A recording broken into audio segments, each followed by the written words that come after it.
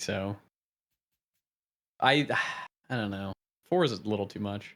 I could get one more monitor technically and put it above this monitor. But fuck it. Oh.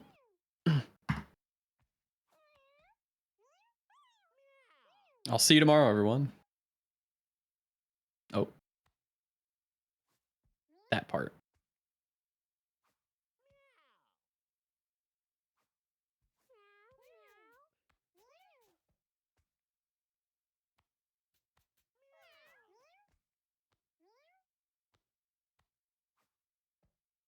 Jesus Christ. And you got them next to each other like that? Yeah, problem, troll face? Problem, troll face? What the fuck's in the middle? Oh, that's where your camera My camera! One goes? sec. That looks actually retarded. You're retarded. You're actually retarded. Hold on, I'll be back. One sec. I'll be right back, too.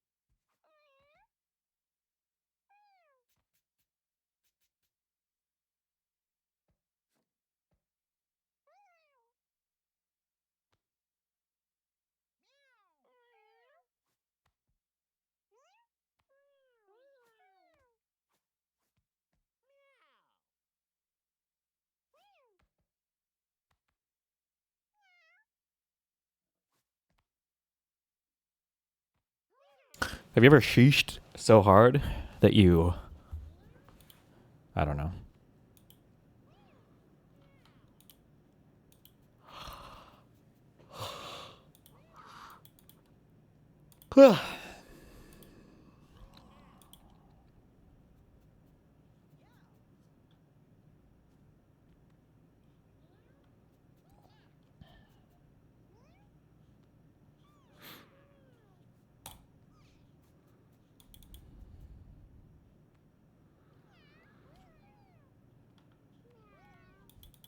Quick, what's 36% of 80? I don't even know how you... it would be 24 plus 48, 28.8? Is that right?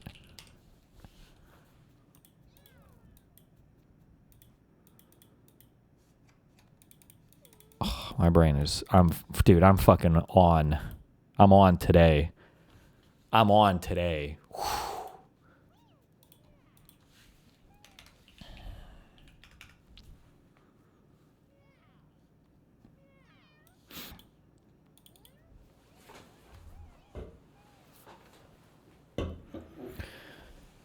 What percentage of 80 is 36?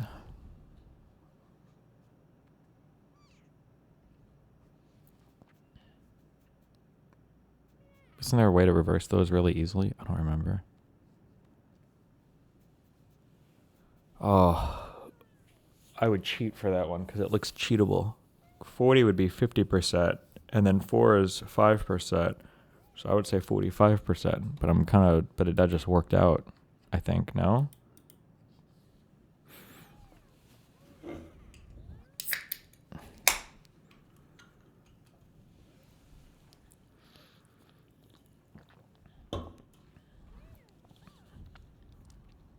Okay. Hold on. I'm on today. I can feel it.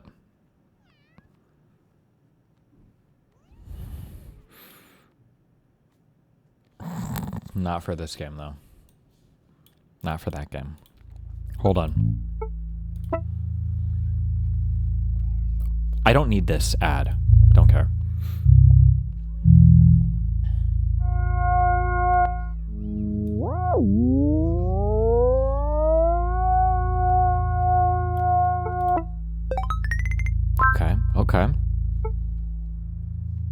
How do I get this thing out of my face? I don't need this. Please, God.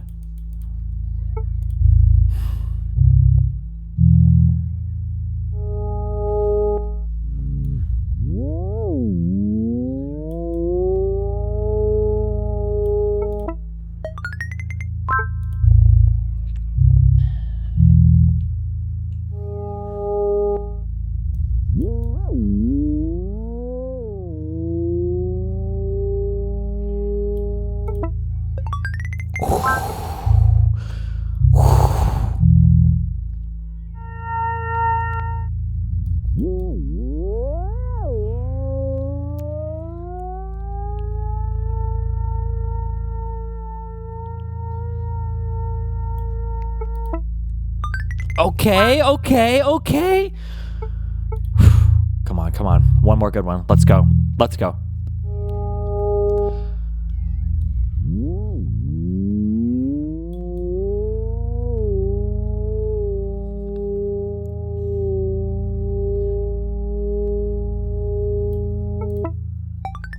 Oh my God. Give me that 49, baby. Give me that 49.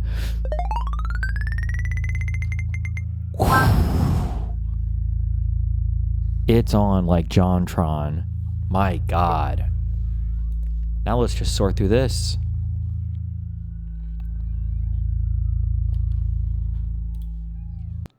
Truck, polish, nice, slug, deck, game, wheel, herb, clay, sock, reading, artist, sticks, glaze, punch, and kiln. This is a bait. That's a bait. We've got some pottery going on here. Clay, wheel, kiln, and polish. Fuck. Sticks? Glaze? What else do you do on the pottery kiln? Is it a stick thing? Oh, no. I don't know. Fuck. Okay, hold on, hold on.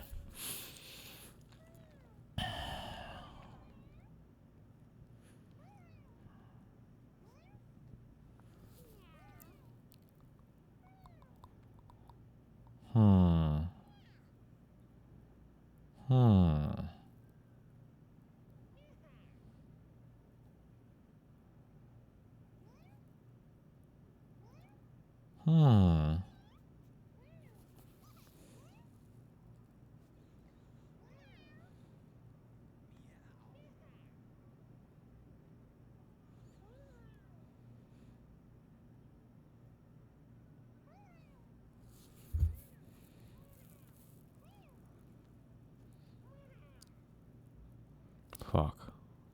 Nope. We lost it. I'm fucked. I'm fucked. I'm fucked. Maybe this wasn't a bait. Maybe this wasn't a bait. Oh, fuck. It wasn't a bait. Oh, I thought it was a bait. Fuck. Okay.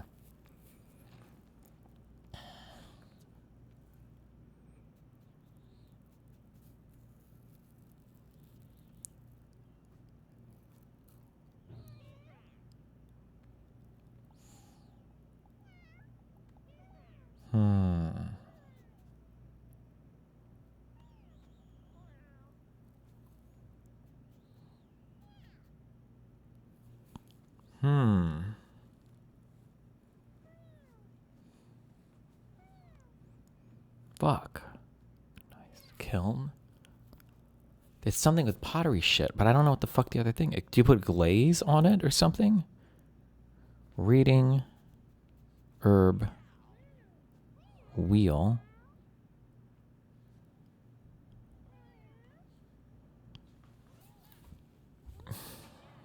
Game.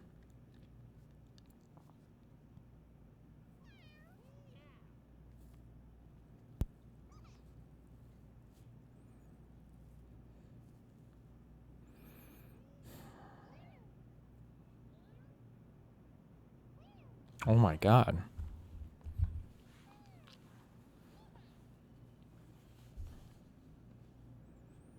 Okay, clay, kiln.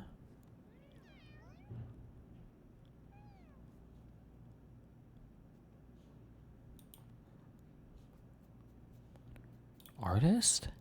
Like a pottery artist? Pottery glaze?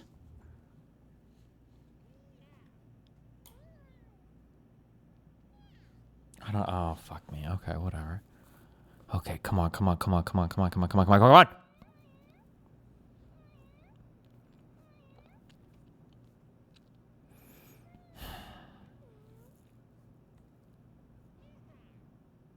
Con artist, con game, a con herb, polish, Polish,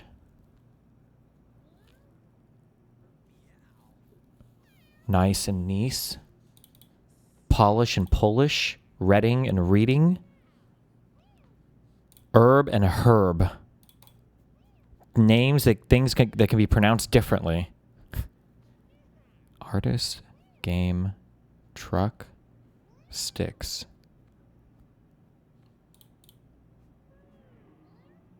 No shot. What the when do you ever say herb? I had an uncle like twice removed or something whose name was Herb. That's the only time I didn't even know that was a real name. I didn't even know that was a real name. I thought I just learned it wrong as a child. What is this big game, big truck, a big artist, big sticks? Pickup. Pickup game, pickup artist, pickup truck, pickup sticks? What? How do you say herbs and spices? Oh, Herb. Uncle Herb. His name was probably Herbert. That's right. Oh, shit. True.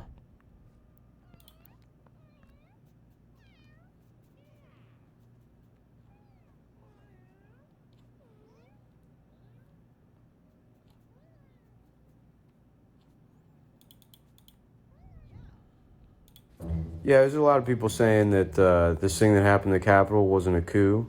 But let me ask you something. What do you think they would have called it if Black Lives Matter had done it? That's right. They would have called it a coup de ville. Thanks. Vaccines cause autism? No. Autism causes vaccines. Let's give it up for all the neuroatypical scientists that made this vaccine possible. Well, the New York Times... What? Is this like... Yeah, there's a lot of people saying that... This guy watched a lot of Nick Mullen? Or is this Nick Mullen? With a lot of facial hair? Or... Oh. The beard era was Nick Mullen's funny... Damn, that was a big old fucking... There's a lot of people... That was a big old beard. Holy shit. What? What the fuck?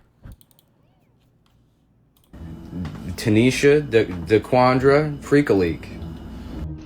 Pick a movie, keep one actor, the rest are played by Muppets. The Muppets go... Muppets have a pirate ship movie.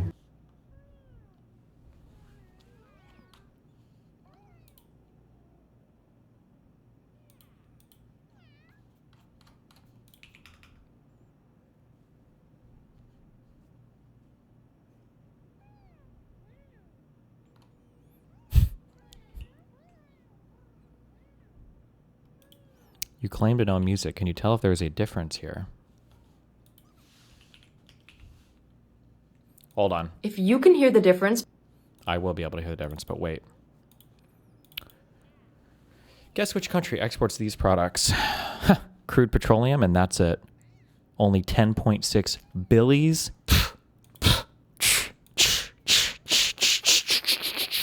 That's an easy one. That, my friends, is going to be Oman. And by that I mean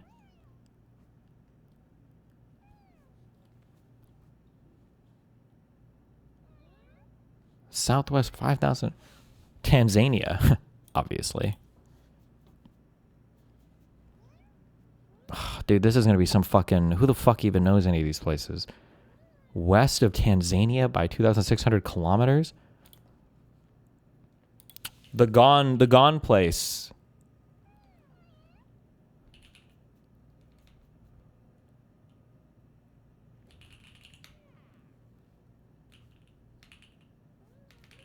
fuck? I forget what the fuck.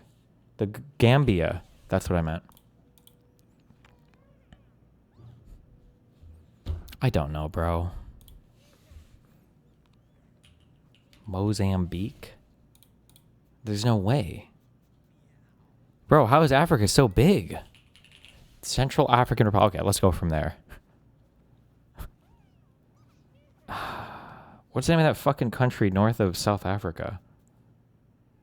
I don't even fucking remember. Is it a TA something? Tangi something? Oh my god, it's not this one. Gabon. Oh, of course, Gabon. Fuck, Gabon, dude.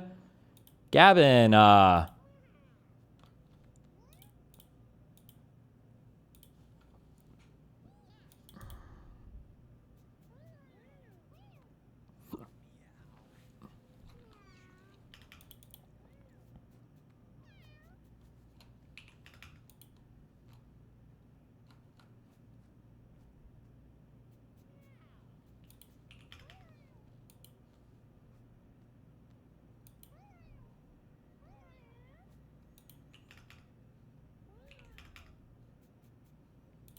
oh no.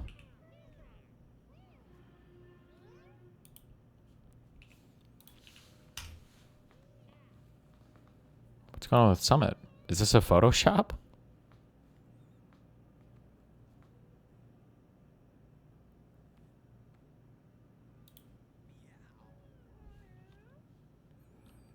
As of early 2025, American Twitch streamer and former professional gamer Jared Summit 1G Laser has an estimated net worth of $967 million. Drew. All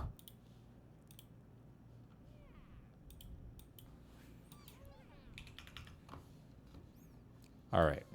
What do I need to hear the difference between? Between these two audios, you have an amazing ear. Okay, here we go. Audio.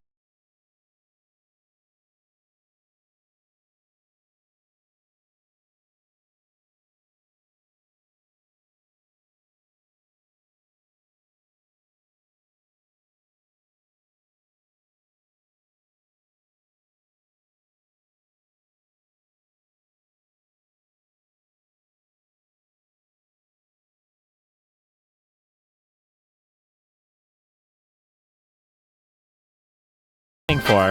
Okay, so what was the difference? Let me know in the comments. Jesus If you can hear the difference Christ. between Hold these two on. audios, you I gotta go have on the an tank for this amazing one. ear. Okay, here we go. Audio 1.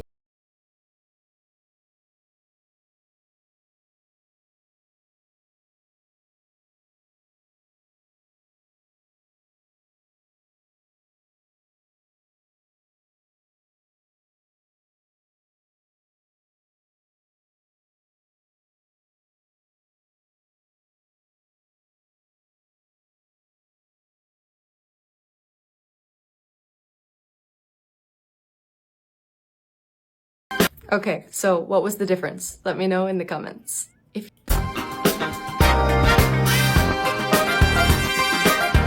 Okay.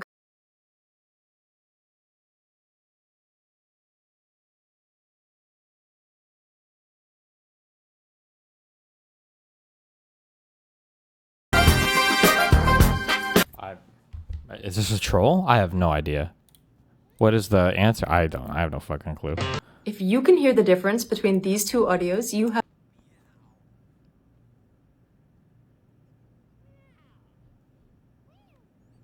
Guitar in 1, no guitar in 2.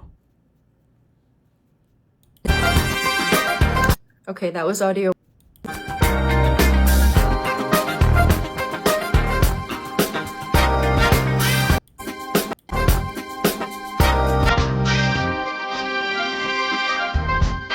Okay.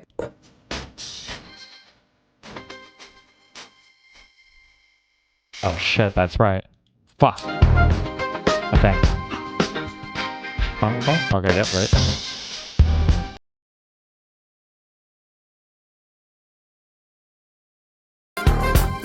There's no rhythm guitar in number 2. Fuck! I quit.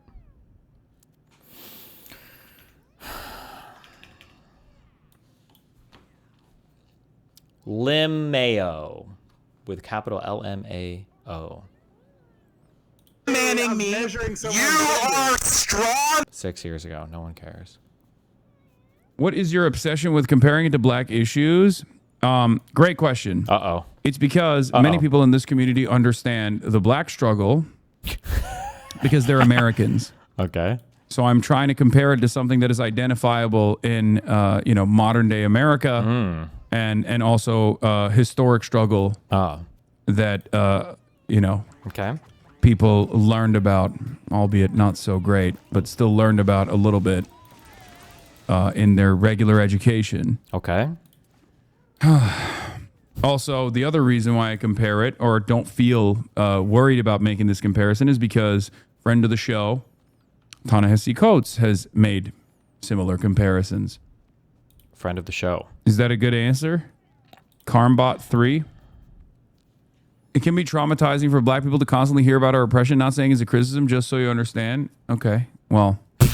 Oh, doesn't care. I just feel like that's why there's 5 black people in this chat. Are you trying to say that black people are incapable of hearing about their own struggles and make adequate comparisons, apt comparisons to the struggles of other oppressed people by similar forces, similar supremacist forces, sometimes the same exact supremacist forces, as a matter of fact? True. I don't have such an opinion about black people. True. Also, this is exactly what I say when I say the N-word all the time. You saying black people are too stupid to be independently minded and they get controlled by a single word like a magic spell? So I can't even say the N-word around them all the time? Exactly. King. there aren't just 5 black people in this chat. If that comparison hurts your feelings, you should think about why. Ooh. You might have some resilient American exceptionalism in your mentality. God damn. Get him, Anyway. Hasan. Get him, King. No, it just belittles our struggles when the narrative is constantly, this was actually worse than Jim Crow, slavery, etc. First of all, I didn't say it's worse than slavery. Secondly, it does not.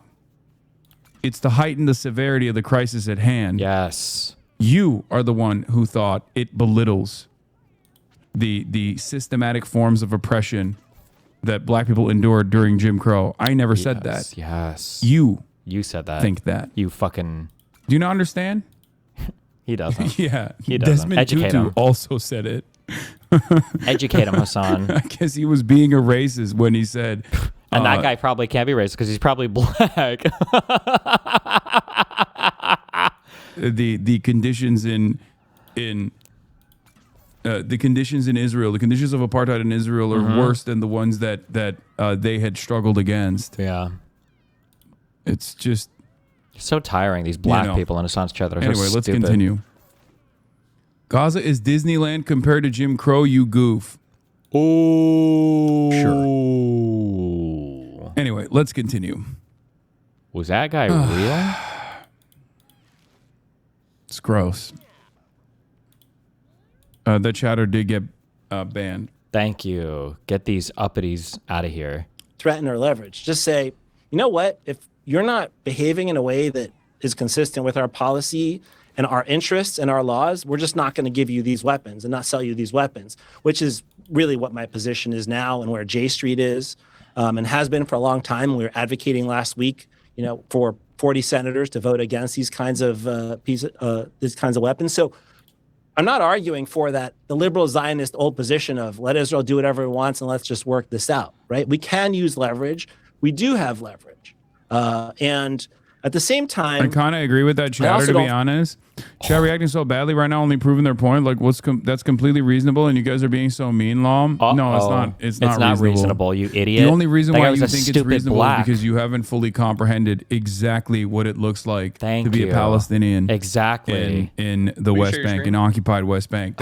What? Thank you. We're listening to Hasan right now, okay? You wouldn't get it, Moon. You don't understand that the Palestinians today, their lives are basically worse than like black people in the U.S. when they had Jim Crow and stuff, right? You know that, right?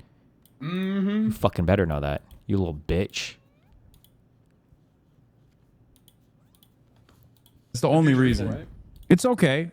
It's understandable. I assume, are American. Yeah. So. And what would an American black know about Jim Crow? Fucking idiot.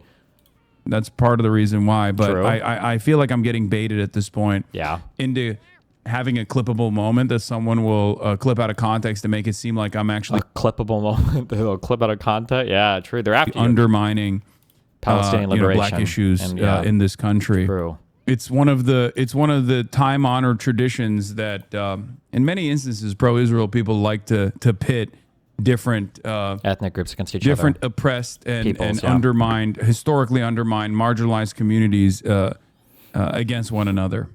True. You should, if you're doing this sincerely and you're not here to just like clip bait, clip farm, you should ask yourself why you're, behaving like a loyal servant of these malignant forces. The demons. Chris Rabb, House Rep of Canada in Philly, who's getting motion, opponent, tried the same talking point, saying don't belittle other people's experience by saying the G word, especially black people's lived experience video. You don't have to speak on it, but it isn't going over well. What is this? It was because for those who have been a victim of a genocide, whose families are still suffering, it's hurtful to them. For Israelis who have been accused of committing it, it's hurtful for them. Oh my God. Okay, I'm good. I don't care. It's dumb.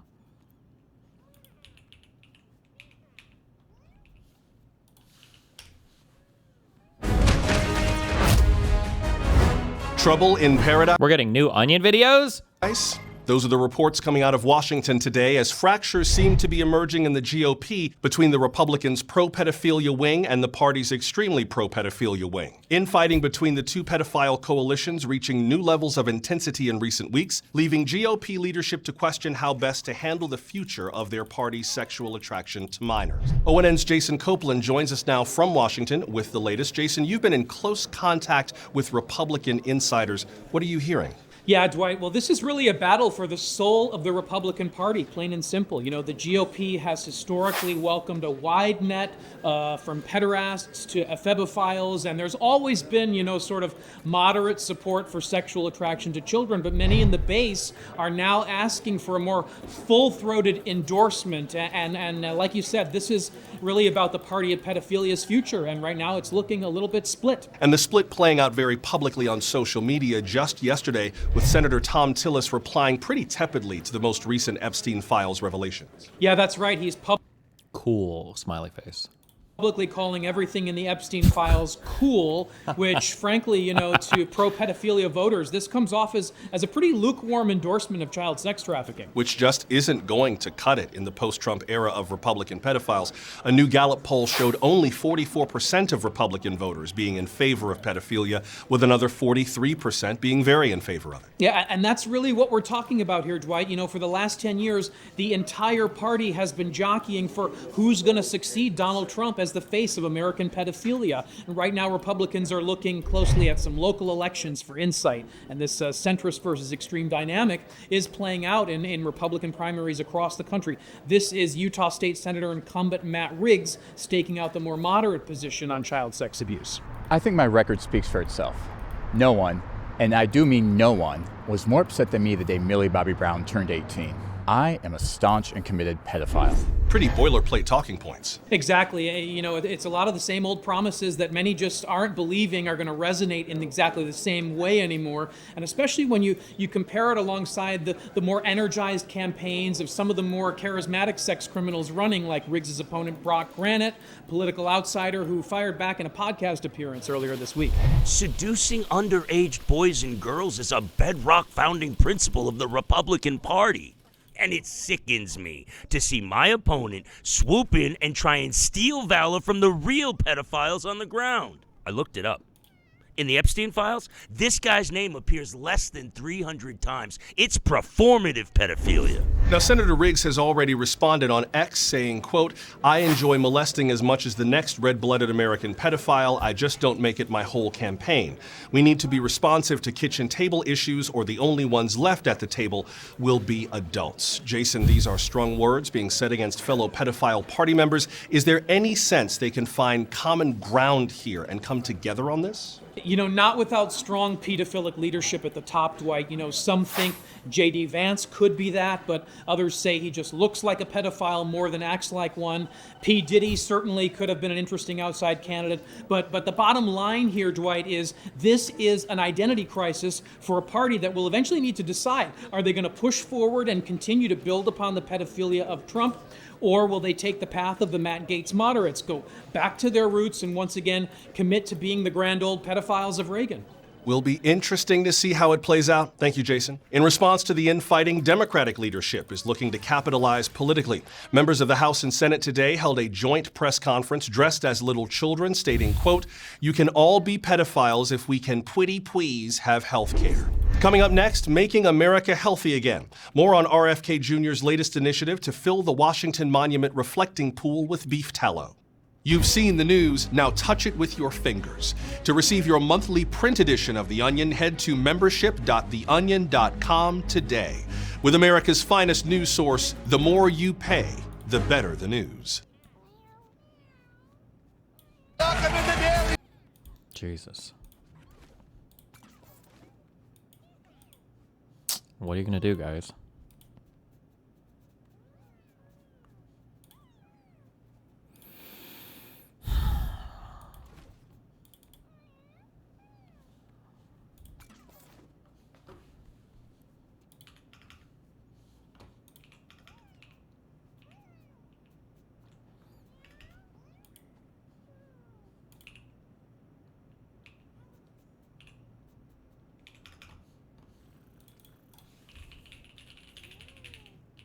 I saw a thread pop up on Voosh subreddit. I didn't watch the video yet, though. Oh, only 37 seconds. Uh-oh. Is there a reason you and Hasan don't interact? Yeah, one time we were walking past each other at TwitchCon, and I shoulder checked him, and he stumbled, and he looked like a bitch. He was super embarrassed about it. Everyone could tell because his Twitch live feed, his like live stream camera, it like shuddered, you know? But ever since then, it's been like, it's, and I understand it, you know? Yeah, I get it. Probably true. I believe that without question. I choose to believe this, yeah? I've never been to TwitchCon. It's true, though. It did happen at TwitchCon. Why don't we like Destiny? I was walking past him at TwitchCon, and I shoulder checked him, and ever since then, things haven't been the same. That's a lie. That one's not true.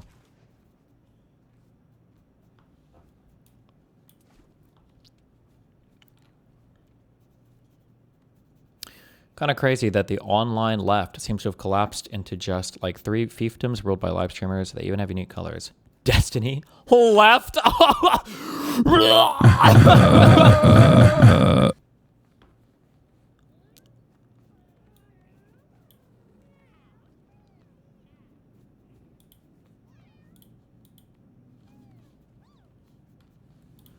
Frickin' epic. Frickin' epic. What's going on in Voosh world? Man, you guys seen the Reddit? I mean, when I have an opinion that's not perfectly liberal. Dana, you saw it. I know you saw it. Boy, have you? Yeah, the two competing threads in the Reddit. Been modding it. How bad has it been, Thana? How many death threats from liberals who are mad that I didn't vote for Clinton in 1996? Where were you when Obama was elected? Did you vote for him? No, I was 14. Yes, Harris would have bombed Iran. Voosh video. Voosh video. I've heard of that guy. I've only been banning the libs who are patronizing and saying shit like he really needs to take a week off. It's really getting to him. It's such a... That's a good ban. Listen, if I was a little bit stronger, I would pretend that it doesn't get to me, but it's actually so annoying how condescending they are because I know how my mental health stacks up against the average person who comments on fucking subreddits for political live streamers, and I feel like I'm probably winning that game. If I could engage in like a direct mental health jutsu with the people writing comments like that, I feel like I would come out on top every time, like without a doubt, you know? So it's a little bit frustrating. Bro, it didn't happen under Biden or Obama. Trump literally immediately escalated against Iran both times. No! He got elected and immediately did maximum pressure against Iran. The first term, he immediately ripped up the nuclear deal, increased sanctions, killed Soleimani, and started striking their proxies. In the second term, he literally started directly hating Iran. I'm sorry, but the Iran war just wouldn't have happened without Trump. He's literally always been the most pro-Israel president and the most hawkish against Iran. Do you think they watched the video? I accidentally clicked in the username of one of the posts and their profile was just 50 billion Destiny subreddit posts. Yeah. I don't mean to. It's not. I'm not trying to name names or drama farm, but that's a known. That's a known pattern. It's been known to happen. Destiny posters on the Reddit and in general, but especially on the Reddit. It was a DGG doctor. I'm not gonna say. No, Harris would not have bombed Iran. Man, Biden's advisor literally said they were looking to do that. You saw that Biden's advisor did say that thing, guys. I don't know. Fucking idiots. Source. And then the follow-up post. The reaction of Voosh saying Kamala would have bombed Iran on the sub is hilarious. A senior Biden administration official says, yeah, we wargamed it. We thought it was something we need to do if the conflict continued. And the subreddit in the typical liberal delusion acts like Kamala wouldn't just be a continuation of the Biden administration policy. She also said Iran was the biggest threat to America, which is a major indicator she would escalate conflict with Iran. Why is the subreddit so delusionally liberal? The cycle of samsara continues. It's not about alienating the liberals or anything, man. It's just like, again, I thought the point of being a liberal was that you believed in liberalism, not that you sucked Democrat dick day in, day out, you know? It's like past the point, you have to wake up and you have to smell the delicious morning omelet and you have to realize the Democrats are really fucking bad at doing Wait. Do you think he watches a lot of Northern Lion? I feel like I'm picking up like a Northern Lion-esque cadence forming. A little? Democrat dick day in, day out, you know? It's like past... Is that a Northern Lion D? Oh, I actually just heard Does Northern it, yeah. Lion have a way of saying, like every day... Dick? Every day, we're gonna look at the dookies and we're gonna do the ding. We're gonna do the I feel like there's a Northern Lion way of saying a D. Was that you believed in liberalism, Vancouver. Not that you sucked Democrat dick day in, day out, you know? It's like Democrat dick day in and day out. I didn't know you were gonna suck Democrat dick day in and day out. Like past the point, you have to wake up and you have to smell the delicious morning omelet and you have to realize the Democrats are really fucking bad at doing liberalism. It doesn't seem to be their priority in a lot of cases. So Kamala running her 2024 campaign, a diplomatic approach to Iran, returning to JCPOA is irrelevant because literal nobody energy advisor? Come on. Why do you think you pick up liberals? Because I'm one of the few leftists who engages in electoralism and is not a tanky or a campist of any kind. Like, I don't defend Russia. When I talk positively about China, it's usually in like an infrastructural sense. I don't pretend they're not authoritarian. So I think that like a lot of many liberals in right now are like really, they feel disenfranchised because the Democrats fucking suck. And they believe that like they want somebody with some fight. But unfortunately, that means dipping their toe in with the lefties. And like a lot of the lefties are at least a little bit crazy. I mean, not that I'm not, Does I Voosh guess, but attack the right a lot or no? Yes. Okay, good. Voosh is like the only leftist. He's still brain broke on Israel-Palestine, but I don't think he ever pretends to suck off like authoritarian regime. Like back in the day, leftists used to say shit like, well, we want to try real socialism and we don't think real socialism has been tried yet. We don't think that like Stalin was good and we don't think Vietnam, you know, is the best country ever and that North Korea is misrepresented. Like those people are all gone except for like Voosh. Voosh is like one of those people. But all those other people now are like, actually, North Korea's fucking awesome. It's a great place. Yeah. Ugh, it's got a permanently slow defect. Fuck, I wouldn't have taken this stupid fucking cat. Wait, if I Alt F4, will it go back? It's yeah, I don't know. It's the liberals want something more, you know? They want somebody to actively fight for their principles rather than, you know, ineptly defend the status quo as they lose ground day after day after day after day after day to the Democrats. Or sorry, not to the Republicans, you know, to the right. They want more. Why do so many other online lefties become tanky or campist? Because it's just easier. It's much easier. Viewing, I think a big part of it is that it's easier to view politics as good guy versus bad guy, no matter what. And another big part of it is that nobody wants to be the leftist who fell for it again. Nobody wants to be the leftist who years down the... He's one step closer, unfortunately, because he's just been fully deep-throating us on lately. It's sad. Maybe. We'll see if he gets there, I guess. But... The line has to go, okay, I thought this was a good cause, but it turns out that it was just a way of backing American interests. You know what I mean? They're so sensitive to the fear that they might have to do that in the future that they will steadfastly refuse to do or say anything that might be potentially construed as a you know, an argument of apologetics because they don't in the future want to have to cede that ground, you know, which I think is a little bit cowardly, right? It's a little cowardly, you know. I was talking about this the other day with somebody who was interviewing me. It was a student. They were interviewing me for a publication or something. I've got a bad memory. I don't remember. But they were asking me about like the ennui of the liberal and why leftists tend towards being campists so often. And I think it's like lefties do not make a positive case for any kind of foreign policy, only a negative one. Like your favorite TikTok economist, the businesswoman. So it seems she owns a business, by the way. It's like people are finally starting to realize that Ukraine is bad. I've been getting a few comments like this lately about Ukraine making it illegal to have left-wing politics. And I just... True. I heard that happened, actually. Anna's been real quiet since this take dropped, by the way. I want to say, yes, that is completely true. That is one of many horrible things the Ukrainian government has done. And the wild thing is, I don't even think that's the worst of what they've done. Since the United States backed a right-wing fascist coup in Ukraine at the end of 2013 and the beginning of 2014, True. The Ukrainian government has also built numerous statues honoring a Nazi. True. Renamed street signs and plazas and squares after the Nazi, Bandera. and issued the Nazi's face as a postage stamp. And the United States brought Nazi paramilitary groups from their army here Azovs, to Virginia, gave them CIA training and U.S. weapons, and sent them back. Zelensky said that he wanted Ukraine to be like the next big Israel, and Israel has been arming Ukraine this whole time. To their credit, Israel did ask for their weapons not to directly go in the hands of the Nazi paramilitary groups in the Ukrainian army, but Ukraine said, that's pretty much impossible for us to administer since there's so many Nazis in our military. True. And Israel was kind of like, okay, fine. There was a reason why I do not support Ukraine, and I have not since the 2013-2014 coup. That is a right-wing fascist government that wants to kill people they think are ethnically not pure enough and kill leftists.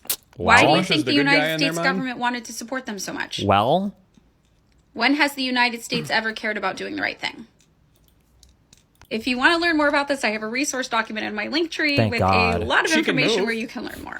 But fair warning, the Ukrainian nationalists are just as horrible to deal with on the internet as the Israelis are. Ooh. I have been getting death threats from them around once a week, going on for 2 or 3 years now. Once a week? So, have fun with that. Damn, that's wild. So it seems like people are finally starting to realize that... Once a week? New Trump tweet. Oh, what is dear leader saying? Oh, it's a good one, man. I linked it. That's a truth, not a tweet, by the way. Sorry. A rigged election took place last night in the great Commonwealth of Virginia. This is just normal, by the way, that the U.S. president just every single day is just talking about everything is rigged and, yeah. All day long, Republicans were winning. The Spirit Airlines was unbelievable until the very end when, of course, there was a massive mail-in ballot drop. Please, God, is he talking about dumps here? Where have I heard that before? And the Democrats eked out another crooked victory. 6-5 goes to 10-1, and yet the presidential election in November was very close to a 50-50 split. In addition to everything else, the language on the referendum was purposefully unintelligible and deceptive. Republicans were too stupid to know what the language was. As everyone knows, I'm an extraordinarily brilliant person, and even I had no idea what the hell they were talking about in the referendum, and neither do they. Let's see if the courts will fix this travesty of justice. President Donald J. Trump. So, what do you think about that one, Mooten? What's your excuse for being rigged? It was rigged. That's all you have to say about that. They should have done better to make it too big to rig. If it's anything close to 50-50, he's going to call it rigged, always, so. Oh, so you're saying he's lying? That the president of the United States is lying? Yeah. Yeah, I am saying that. Okay. Interesting. The U.S. after this needs to rebrand. Whoa. He's done irreparable harm to the fucking... to the brand. Rebrand how, though? Change the name to, like, I don't know, Prime Minister.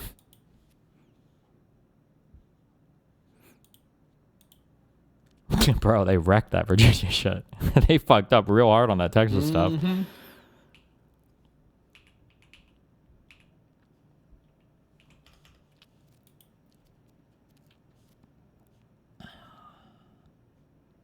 Hold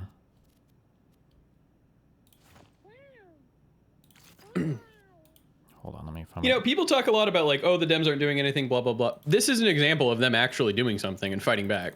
Doesn't matter. No credit. Which I think we should praise it. No credit. No Jews, no. We're in the no credit zone.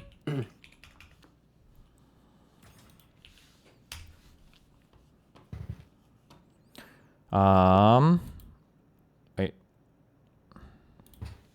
No. No. Yes. They only flipped 4 seats. Why not 5? True. True. How are the conservatives doing today? Well, the straits closed again, so. I like how putting gerrymandering up for a vote is just a, hey, majority, do you want more power or less? Obviously, it's going to pass. I don't know the solution, but gerrymandering needs to end. It is absurd that either side can do this.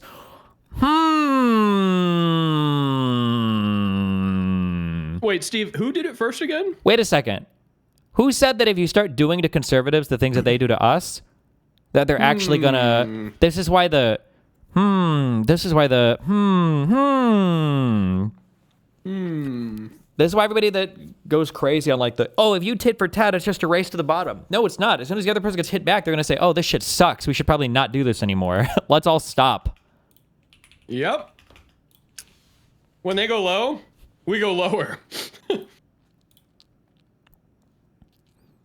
Wow, Indiana, sure glad you didn't gerrymander in the hopes of keeping other states from gerrymandering. Indiana cucked out. It's fucked up because that was the right thing to do. The whole system is fucked.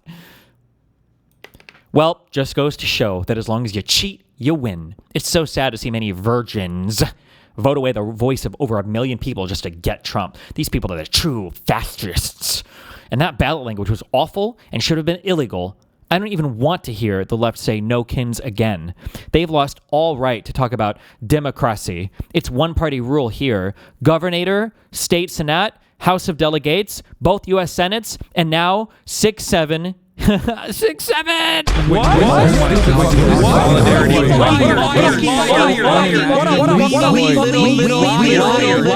Liar, dude.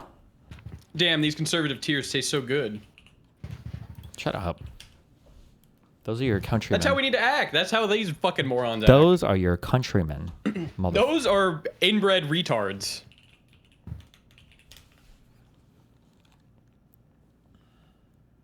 Several Dems, including Obama, stated this is in retaliation for the Texas redistricting.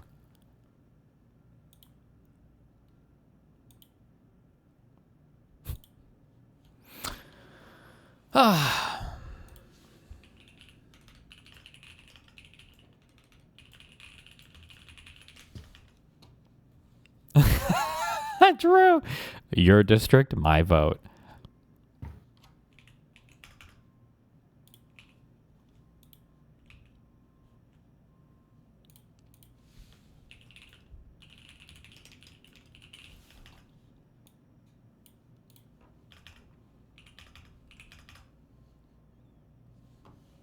Even Mike from PA is on our side. True. If you ask a lefty what they would do foreign policy-wise if they controlled America, they would just say, I'd leave other countries alone. But that's a very unimpressive argument when you actually do control America. You know, the center of global capitalism and so much wealth. I think that people in the developing world might not actually be that impressed by a pledge. True. For America to leave them alone. Like, they might actually want investment. They might want a positive argument. They might want you to, you know, believe in something constructive. To put it a different way, why is it that everyone agrees, liberals, leftists, whatever else, that Elon and Doge cutting US aid was bad? Because it's led to millions of deaths, and it's going to lead to millions more, right? Why is it we all agree that was bad, but before Doge cut it, no one was ever talking about doubling it? Like, if we now agree that the absence of US aid... What? I don't think the average person gives a fuck that people died. I think they were probably more angry that like the United States lost like a ton of soft power, because didn't like China just come in and basically take over what the US was doing? Wait, who doesn't care that a lot of people died? The average American. Oh, the average American doesn't care about anything foreign policy wise, but you should care. If you care about anybody dying, you should care about the US aid stuff. Did people die? Like actually over the USAID stuff? I thought China came in and like kind of took it over. No, I don't think so. No. And then what's worse, a lot of it wasn't even turned over to the citizens. I think a lot of the shit just had to be like destroyed or set on fire or whatever because they couldn't just hand it off. I had at least one person email me talking about how they had like some big like stockpiles of stuff, but they couldn't take it over from the Americans after it was or whatever. There was for some reason they couldn't just transfer the supply, so it all had to be destroyed. So like a lot of like dumb shit. That's retarded. Just leave it. JL and Dima playing CS about 200 meters in the air. Is this real? Timer. Tudo assim? Yeah. This can't be in America, right? Where is this?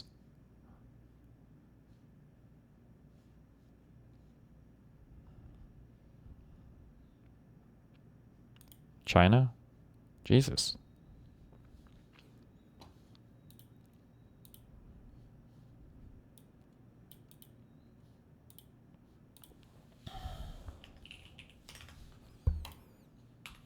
They're bolted to the ground? Their feet are?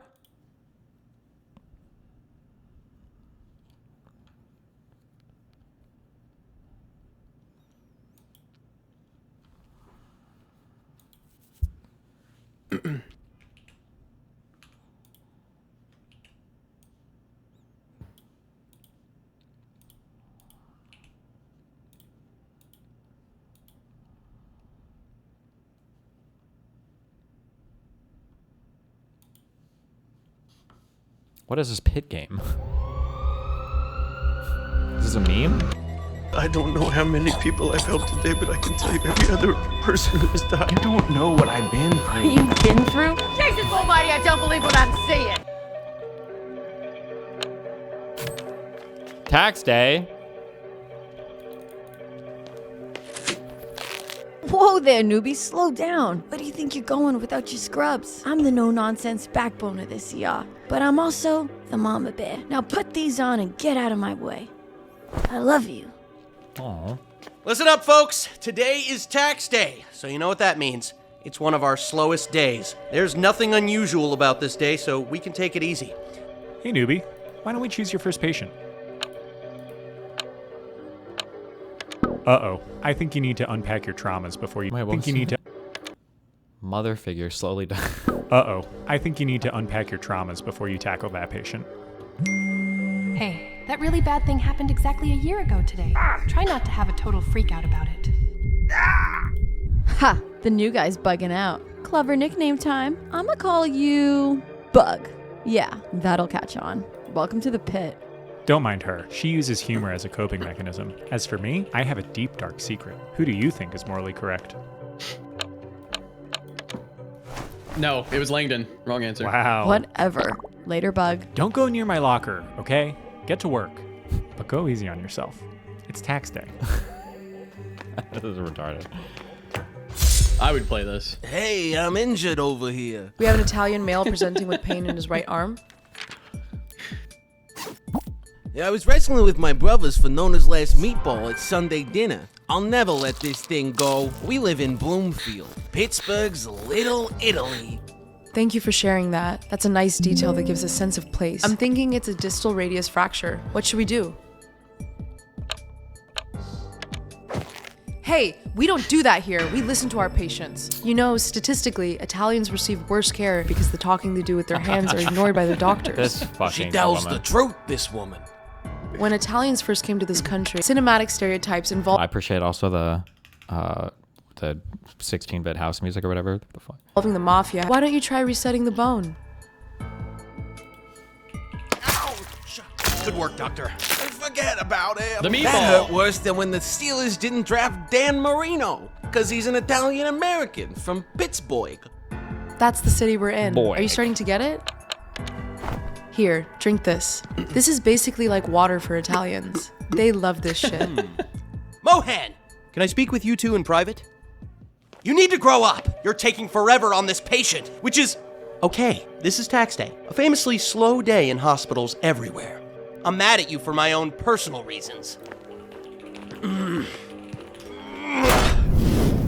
Whoa, looks like I spilled some emotions here. Can you help me bottle them up?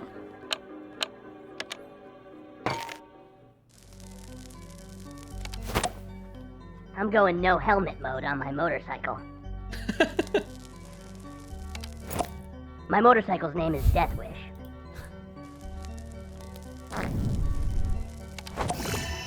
I still haven't patched things up with my biracial stepson. Thank you.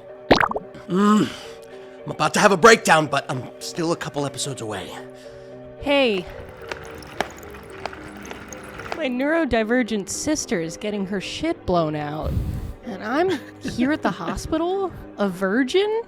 That's a good cliffhanger, right? Hotel art thief! They gotta make that.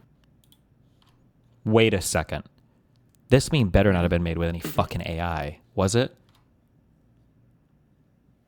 Destiny took time to watch this slop in its entirety. I still won't watch The Sopranos, Curb Your Enthusiasm, or Always Sunny because he doesn't have time. Shake my head. My head. Wow. That guy owned your ass.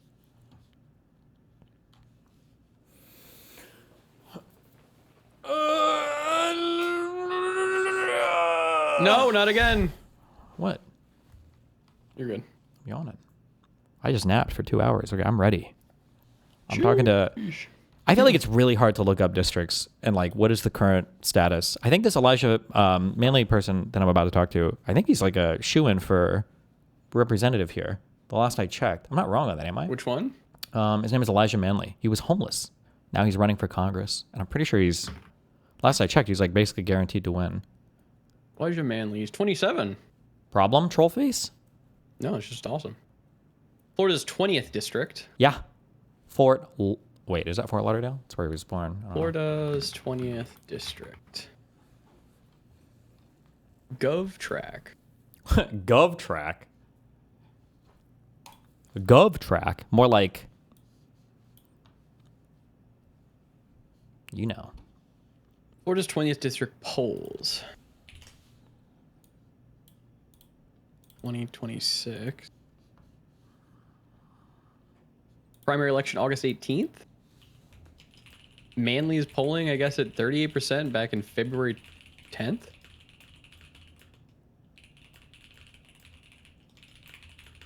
He was polling 3% above the incumbent. Is she running again? It looks like it, yeah. At least back on February 10th when this poll was done.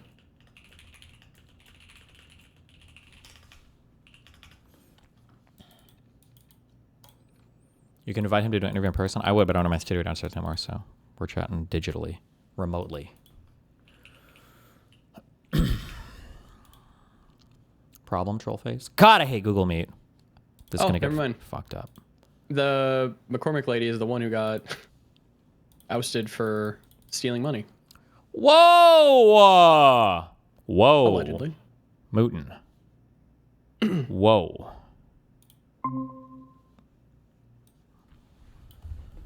Ugh.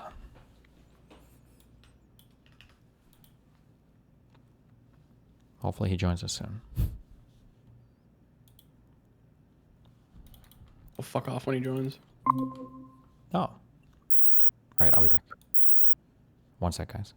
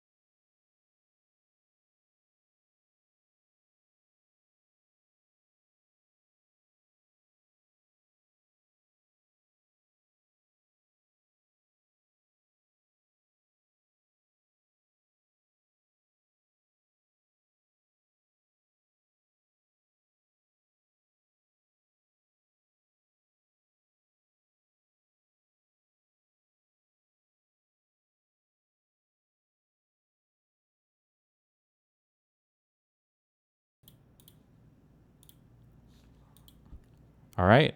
This is the best you guys are getting. It's Google Meet. Okay. Don't hold it against me.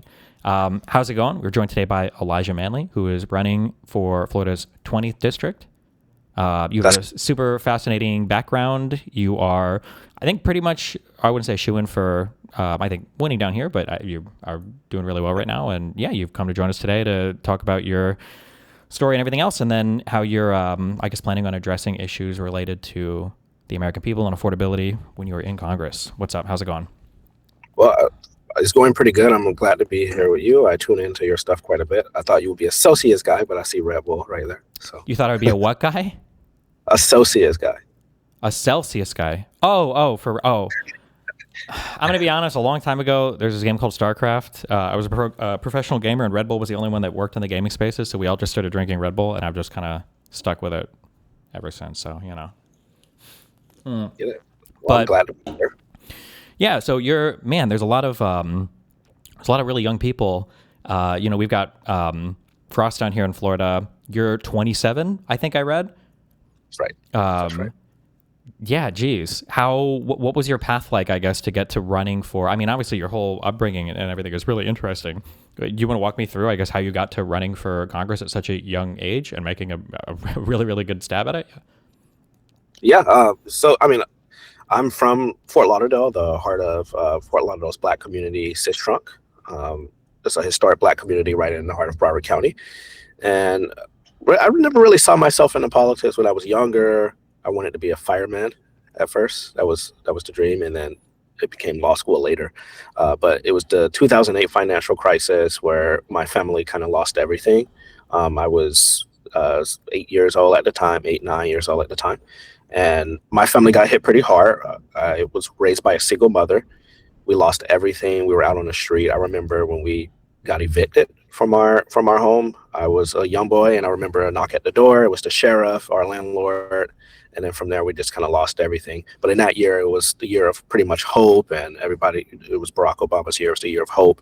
And while that was going on, we were losing everything. So I remember couch surfing. I remember sleeping in my mom's car some nights. Showering at the beach before I went to school in the morning because we really didn't have a shower. Staying in a storage facility, and this happens to a lot of people in South Florida. So at that time, as a kid, I didn't really understand what was happening or why it was happening or what a financial crisis was or like what was going on with Wall Street. So as time went on, I started to kind of think about like, okay, well, why did this happen to my family? Why some of my classmates, they have better shoes and they have better homes and things seem to be working for them, but my family, we're just maybe a few miles over the train tracks. Things just look a little bit different from us. So I started at a young age thinking about these very complex issues and income inequality at a young age, and I decided to go into the politics, first working in politics to get people elected at a young age, the Black Lives Matter Alliance movement down here at the time when I was younger. And I just watched Donald Trump come back into office. I'm a substitute teacher. I watched Donald Trump come back into office and the Democratic Party not really having like an answer to that. I'm a young person. The economy is garbage. It's garbage for me. It's garbage for everyone I know. And we just really didn't have a party leadership or a party having any idea about what to do. And so I, instead of going to law school, which was the original plan, I said, I want to run for Congress and give this district, one of the poorest districts in the country and is in Florida, really give them the voice that they deserve and need and fight for them. What just a couple things. One, it was talked about a bit at the time, but not mentioned too much. Not to make it too much like a racial thing, but after the 2008 financial collapse or whatever, one of the things that was often repeated, we kind of just forget about it, or I say we, I mean, people in the online world kind of forget about, is there were a lot of homes that were lost, a lot of people that were losing, because when you lose your home, you don't just lose where you live, you also lose like all of your wealth as a family, because that's how so many Americans store wealth. And I don't know where it's at now, but it was like 10 years after where a lot of families had recovered in the United States. I think that on average for like Black America, the average recovery just never happened. Like a lot of people just lost their homes, and in terms of rebuilding wealth, their homes, it just didn't happen. So that's a huge tragedy that everybody just kind of like moved on from. And then the second thing, on just like a personal level, I'm not trying to do the pity Olympics with you or anything. You know, for the most part, my life was, I ended up pretty good. But that I also share that experience of getting evicted from your home at an early age. And the I can't imagine the feeling just listening to you say it, and now as I'm older, kind of thinking back on it, like your parents trying to communicate like what exactly is happening while you don't really understand what's happening. And then I don't know if you guys did it, but at least for our path, it wasn't like you go straight to being homeless. You try to rent a place, you try to go to a house, but like you kind of yo-yo in and out of places. And then that whole journey is just really, really not fun. It's very traumatic. And then trying to understand the difference between like your place in the world and then classmates and everything else.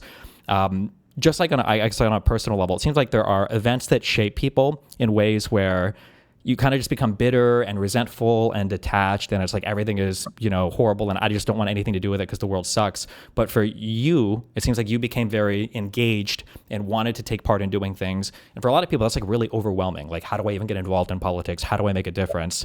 I'm just kind of curious on like a personal level. Did you have like a mentor, or was it like a TV show, or what was it that made you decide that you wanted to actually take an active role and get involved to change things instead of just, you know, saying screw the whole system and detaching yourself completely? Yeah, I mean, for a while, I was screw the whole system guy. And I was younger. I started writing letters to elected officials, and sometimes they would write back. But I don't think it was so strong until like 2016 when I heard Bernie Sanders speak for the first time. And, you know, I was in high school, and I was like, it was chilling first to just hear his speech when he gave his announcement speech. And it was the first time I felt like a politician was really like speaking to like my anger. So I was like, you know, I actually want to run. I don't want to just, you know, talk about it or like volunteer on a campaign. I actually want to run. And I mean, Bernie did give me, kind of help me find my voice like through him. And I'm like just a regular person. I wasn't like groomed for politics and didn't have all these people like mentoring and helping. It was just, you know, a call to action for me personally. And then I think my perspective just been shaped by the stuff that I've been through. Like if I didn't go through that, maybe it would have been a different reality for me, a different world and how I see the world. But, you know, running for Congress now, and like, for example, what happened with my eviction and my story and my homelessness and childhood, I'm looking at housing a little bit differently than like most people would in power. I'm thinking about, you know, how do we prevent evictions? Like, why do you not have an attorney through that process? I mean, as a kid, I didn't understand any of that, but as an adult, I'm looking back at that and saying like, well, there's no protections for anybody going through this. Like, you don't have any protections when you're going through the housing crisis, going through an eviction process. Like, you have to respond within 5 days or your stuff is thrown out on the street.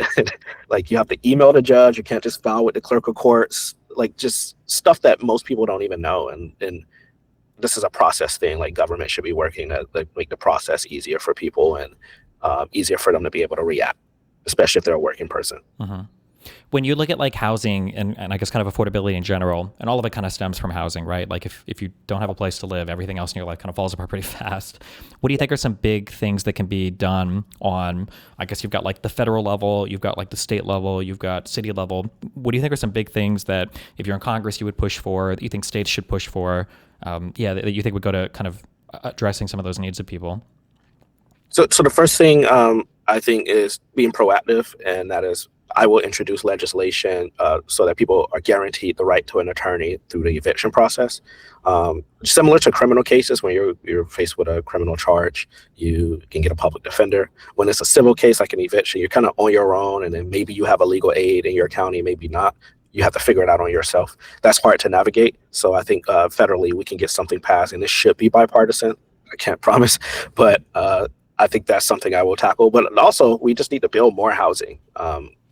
I think in Congress, I will advocate to get the funding that my municipalities need, but we also need to, and I like the legislation I think that Elizabeth Warren introduced, and it got some bipartisan support, banning these private equity firms from just gobbling up all the housing. I think we could be more aggressive, but it was a good start there.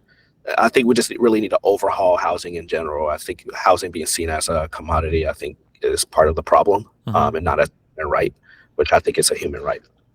What do you think? So I'm definitely warm to the build more housing thing. It seems like one of those things that in the macro everybody kind of supports, but then when it comes time to actually building stuff, you know, you get a lot of the people call it NIMBYism, where they don't want the expanded properties near them. This seems to be an issue that like the entire world, save for Japan, is facing, where it's been really difficult to keep up with housing units. Do you have any kind of, I don't know, like novel ideas or anything that you feel like the United States should be pushing more for getting more housing built that would kind of like manifest well on the actual local level? Or I'm kind of asking you to solve. It's a very difficult problem, obviously, but yeah. I mean, what I've seen here work in like South Florida, the workforce housing, I think it's been a pretty positive push. I know we have Live Local in Florida, which is the state pretty much saying to the municipalities they can't block the construction of new housing. So I think, you know, Live Local, there were good parts and bad parts to it, but I think having workforce housing, I think it's a good way to go. Investing in the public housing too. I think since like Reagan, we haven't really built any more public housing or invested in it. The green apartments in Fort Lauderdale, my mom lived in those when she was a child. They looked the exact same way they did in the 60s and 70s with the AC unit in a window.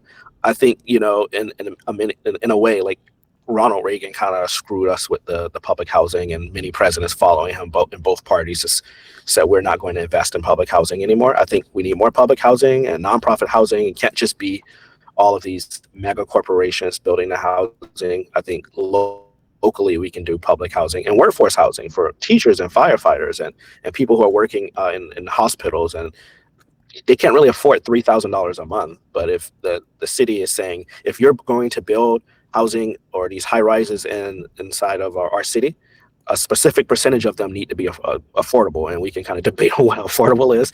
But if, you know, 40-50% of the units that you are building inside of, you know, your development are quote unquote affordable housing, that's a plus. So I know we've done that in Fort Lauderdale. That's happened in Fort Lauderdale, but the rest of the state and the country can benefit from doing something like that, especially with workforce housing. Can you, and then I've actually never heard this phrase before. When you say workforce housing, I'm guessing, does this mean that there are housing units that are specifically allotted to different like classes of workers, like types of workers, like a teacher or a service worker or something like that? Right.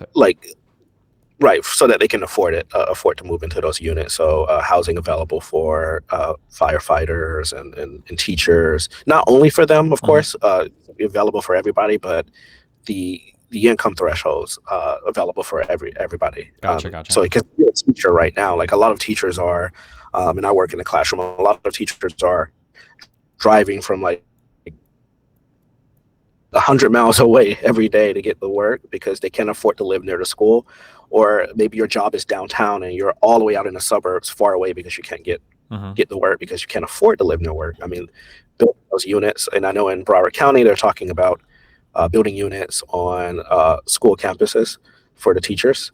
I think we can look into that, but I just think we just need to start building, build, and there's a demand for housing, and we need to build up as well. I'm not a big fan of suburbs, but can I kind of ask, so I'm hearing what you're saying on housing and everything having to do with Florida.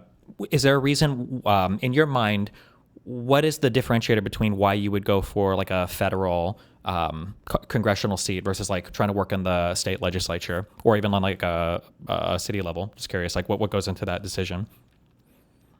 Yeah, I mean, I looked at the options for the seat here federally, and at the time they were miserable. And I think I can enact a lot of change on a federal level. A lot of these problems, I think, come from the federal level as well, like the funding aspect. The states need the funding, the cities and municipalities need the funding. And in Florida, it's just such a, the Republicans kind of control everything here, and it's just, you can't really get anything done in Tallahassee. I do think there's an opening in Washington, especially with the majority we might have next year, to really push the Democratic Party in a different direction. So I wasn't happy with the people and the options that we had in our district, namely Sheila Surface McCormick, who resigned yesterday from office. So I decided, you know, I was the best person for this district. It's a working class district. It's been taken advantage of, and it was just the best opportunity to make an impact, a positive impact. Gotcha. There's a lot of talk in my community and in other communities across the country relating to what the next congressional what the next Congress looks like in terms of there's going to be a lot of Democrats in the House, even more. We just got Virginia's gerrymander done. And there's going to be potentially even a Democratic majority in the Senate, which is looking more and more likely. when you look at like the next 2 years in Congress, assuming you're able to make it to Congress, then you look at the next 4 years as ideally as a Democratic president, how do you think Democrats should prioritize like working through new legislative agendas, trying to rectify mistakes of old, whether that means bringing back, like USAID or the Department of Education, or trying to undo some of the damage of the past administration, or holding like prior administration officials accountable for, I don't even want to use the word rampant corruption. It would be adjectives that haven't been invented yet to describe how insane this administration has been, just shameless. I guess what do you think the congressional agenda should be, assuming the Democrats control, both houses of Congress? What should that look like in your mind? Yeah, I think it needs to be about accountability, and I think we need to go down the route of populism. We can't continue to be the party of Bill Clinton in the 90s. What the Republicans have done has been criminal in this country. I mean, they violated every single law on the books, destroying federal agencies, whether it was with Musk and Doge. The way Trump has just gotten billions and billions of dollars richer since he's become the president last year. I mean, we need to go in there and we need to, I'm going to be a fan of obstruction. I just don't understand how Republicans, when they have power or in the House, they're able to block everything we do or say to hell with it.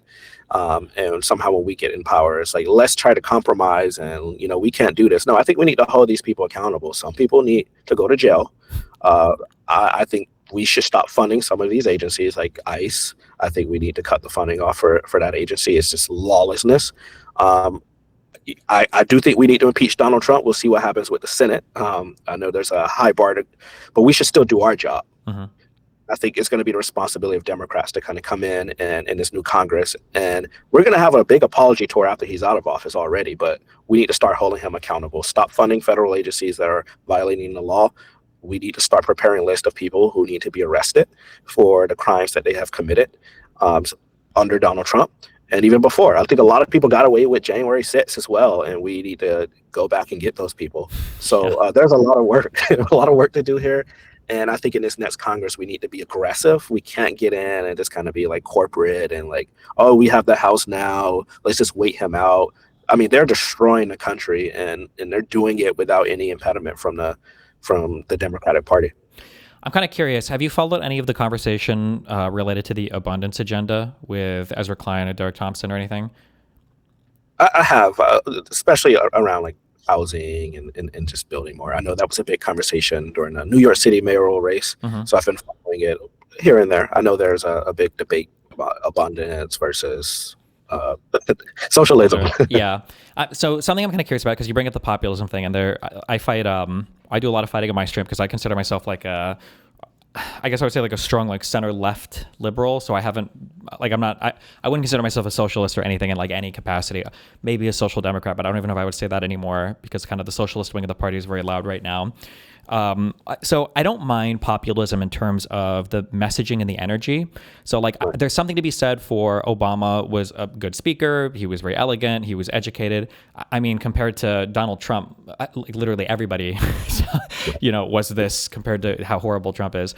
But one of the things that Bernie did that I think even Obama and Clinton and everybody, before him kind of lacked, or it felt like they lacked, was I think that Bernie spoke in such a way that you kind of felt like, oh, this guy like emotionally gets, the plight of certain people in this country. That it seems like Bernie really gets it, and it's not just kind of like political talking points. So I appreciate like the populist bend to the messaging. One thing I kind of worry about is it feels like sometimes populists are kind of like promising the I don't know what the saying is, promising the sky or promising the moon or whatever. They're promising everything, but the policies are a tad too simplistic to actually get there. I'm curious what your general thoughts are on. Like, I feel like when Democrats come in, they have to find a way to deliver on something without over-promising, but not like under-promising, and it can't feel like business as usual. What do you think like balancing those two things looks like?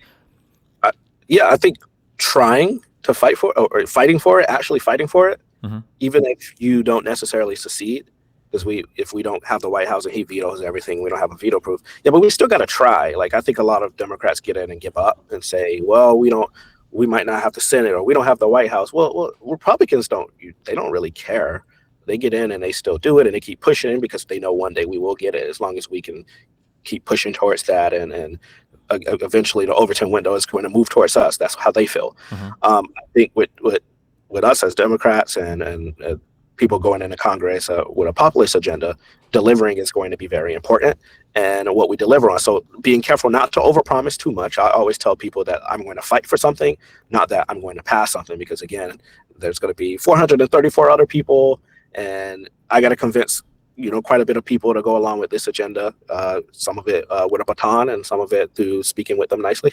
But at the end of the day, we have to try. And example, I'm a big supporter of Medicare for All. I'm going to push for that. I'm going to advocate for that. I'm going to co-sponsor the legislation, and hopefully it gets passed. But at the end of the day, like, I have to try to get it passed. I have to, I'm going to have to bully a couple people. I'm going to have to try to get it put into other legislation, and we have to be tactical about it. But I think Democrats, sometimes we just give up and stop trying to deliver for people, and that's the problem. And that's why people lose interest in the political system, and they lose, they stop supporting the Democratic Party, because they believe, oh, wow, you made all of these promises, you said all of these things, and then you stop fighting for it. And we have to show people that we're fighting.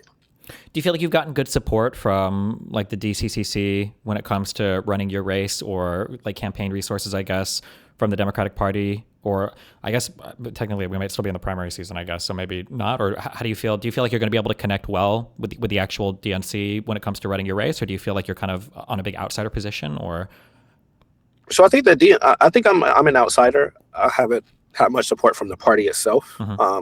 I've had support from people. I mean, I think we've had about 22 or so thousand people from all over the country that donated to the campaign. 100% people, not a single super PAC or corporate PAC money or institution giving me the money. It was all grassroots. So from outside of the party, I think once the primary is over, hopefully the party embraces me, because hopefully I won't be the only one. Hopefully there'll be a lot of other loudmouth people ready to make change in the party. But so far, I'm an outsider. I've been an outsider in this process. We're doing well in the primary, and I'm sure they're trying to find somebody to try to beat me in the primary, but I got in early. I did the work to earn the trust of the people in the district. It took a lot of work in this particular district, and it's going to be very hard to be beaten in this district, especially when people just don't trust the party right now, and I'm coming in as an outsider promising to fight. Do you live, man, I've been down here for 4 years, and I used to visit in the summer, so it sucks. I don't know the geography as well as I should. Is the District 20, does that include Fort Lauderdale, or is that more south? Yes. So it includes Fort Lauderdale, all of West Broward. It includes everything like Plantation, Sunrise, Pompano, Deerfield Beach. And then we go into the Everglades. We take Belglade, Pahokee, West Palm Beach, Riviera Beach, Royal Palm Beach. We're a pretty sprawling district, all the way from Fort Lauderdale up to West Palm Beach. We don't take in Mar-a-Lago, that's across the street, but we take in parts of Broward and Palm Beach County. Okay. Well, in terms of running the race you've ran so far, first of all, is this the first race you've ran for, like, at all, or have you ever tried any other races? Or before, in high school, I tried to go for the Broward County School Board at the time. Okay. Unsuccessful. That was after the Parkland shooting. I made a run there. I wasn't successful.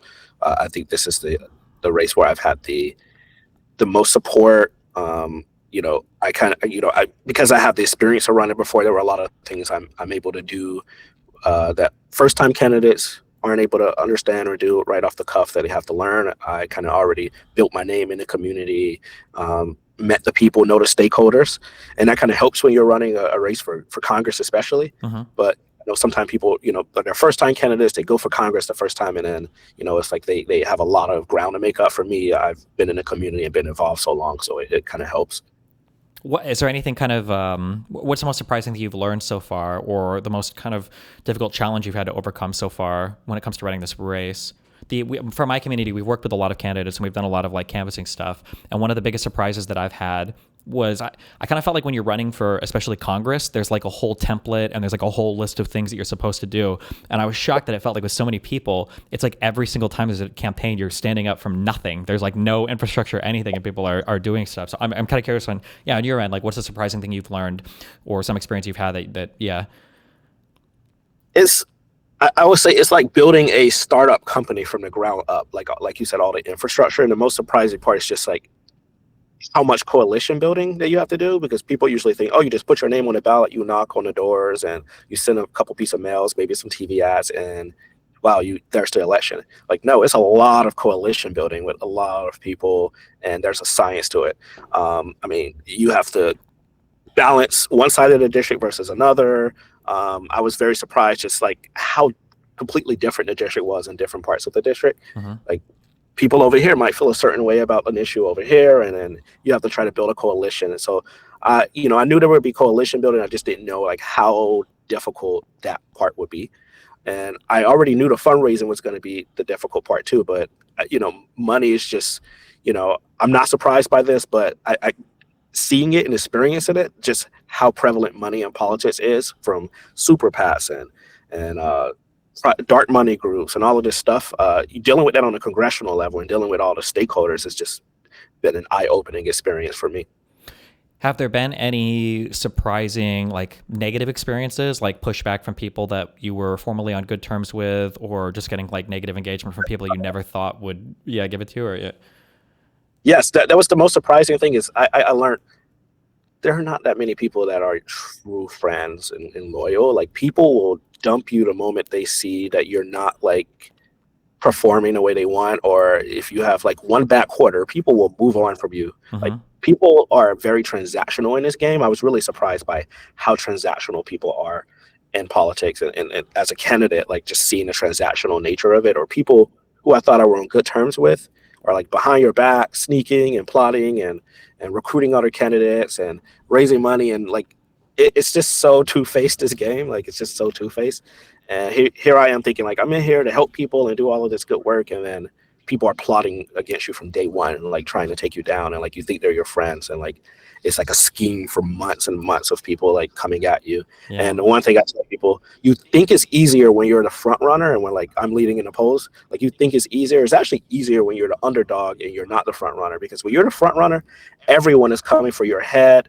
Everyone is coming from you from every direction, scheming and coming at you. It's kind of like they're trying to pull you down, and you have to maintain like your lead. So it's much more difficult when you're already like the leader and the front runner in the race. Like, you have to maintain that, and people are coming at you and trying to destroy you. When you're like the underdog and you're behind, it's like people might not see you coming. Sure. Yeah. I feel like there are pros and cons to both of it too, though, because like I imagine if you're the front runner, there are also more people that want to work with you, or be listed in places with you or whatever, just because you are the front runner. It's funny because obviously there's going to be a lot of overlap with a ton of different popular things, but like popularity contest stuff. So being a celebrity, being a streamer, being a musician or whatever. One of the life lessons that I've kind of learned through my online career is the only way that you can tell if somebody is like actually like a true friend, like a lifelong like ride or die, is this is dark, but it's basically if somebody has the opportunity to backstab you and they would gain a ton from it, and they don't do it, you always have to mark that person in your head as like this is a ride or die. Because like you said, unfortunately, even if it seems like people are cool, 99% of people, given the opportunity to do a thing that greatly advances them to your detriment, 99% of people will jump on that opportunity. And for the very, very few that won't, those are very, very, very rare people, very good people to hold on to. Yeah. That's right. I mean, I have people who are very, very loyal, very true, really into this work, who could have made a lot of money working for someone else or going against me that stay true. And then there are people who the first chance they got, the first opportunity they got, they jump ship. So anybody out there that's thinking about running for office, just like make friends, keep your friends happy, understand that, it might not be anything that you've done wrong. Like, you may have not done anything wrong, but people will stab you in the back in this game. How did you pick your like campaign staff and everything when you decided it was time to run? Did you have people that were recommending these people to you, or were these just friends that you had from other places, or how did you make those decisions? Yeah, my friend Luke, I'll shout out to Luke. He helped me find my first campaign manager at the time. And I had friends, people who I knew in the community, who I said, hey, come work for me. Like Haley, my communications director. She was a friend who lived in the neighborhood. I got coffee with her one day, and I'm like, do you want to be a comms director for a congressional campaign? And she was like, hell no. Like, no. And I was like, I promise you it's not that hard. It is very hard and very difficult work, but I had a lot of friends, and sometimes you have to vet people because people will send people to your campaign to spy on you. It's a very dirty game, I will say. But I've learned a lot in the process, and part of that is how to vet people, how to find people who are great and build their skills as well, because they're learning as well.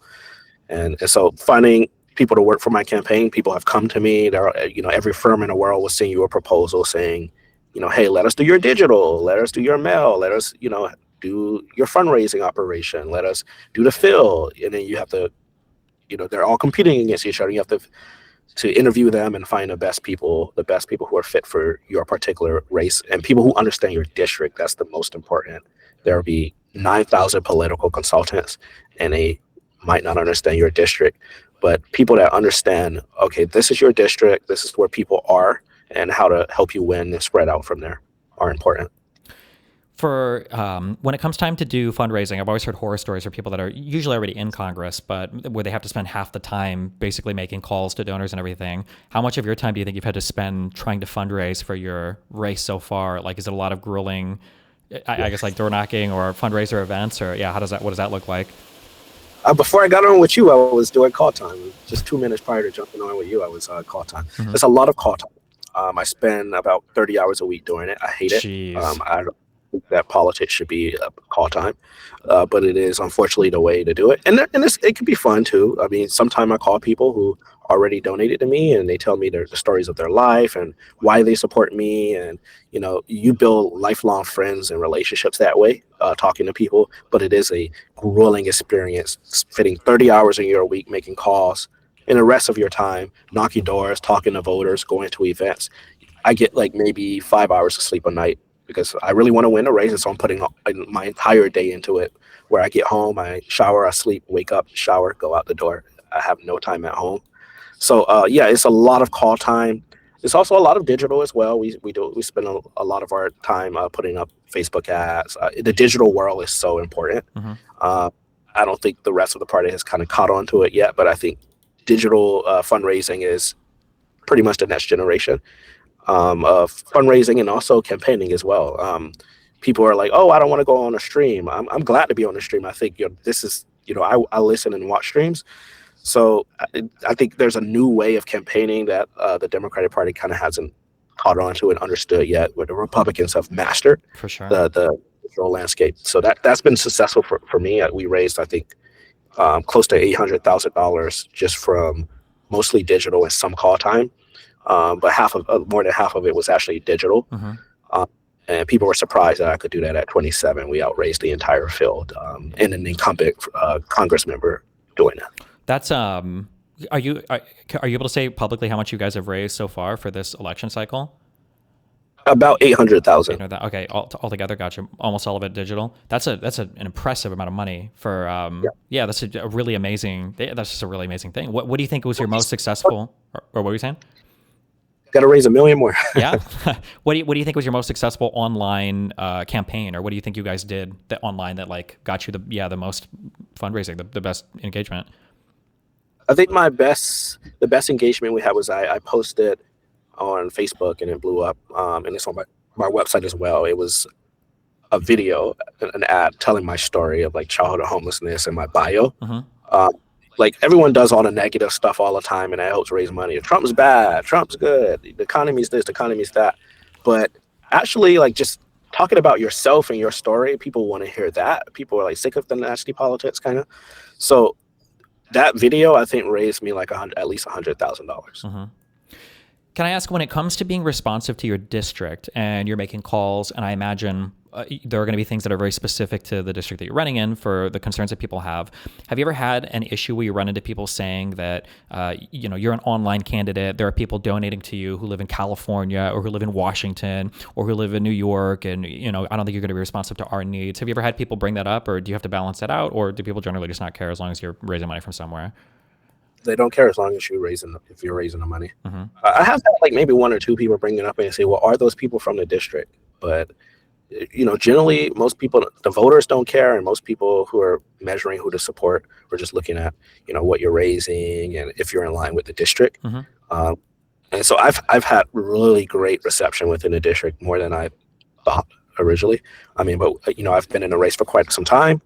But I'm talking to people, they want younger people in Congress. They are fed up with the state of the Democratic Party, and they're really catching on to me.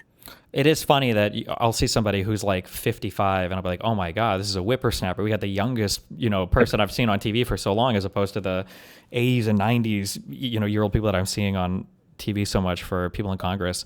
When it comes to talking to voters, do you feel like there are issues that come up a lot on your phone calls or when you're talking to voters that aren't being expressed right now on the national media, or that people aren't talking about? Like, are people saying things in real life where people would be surprised to hear it if they're only plugged into kind of the online conversations?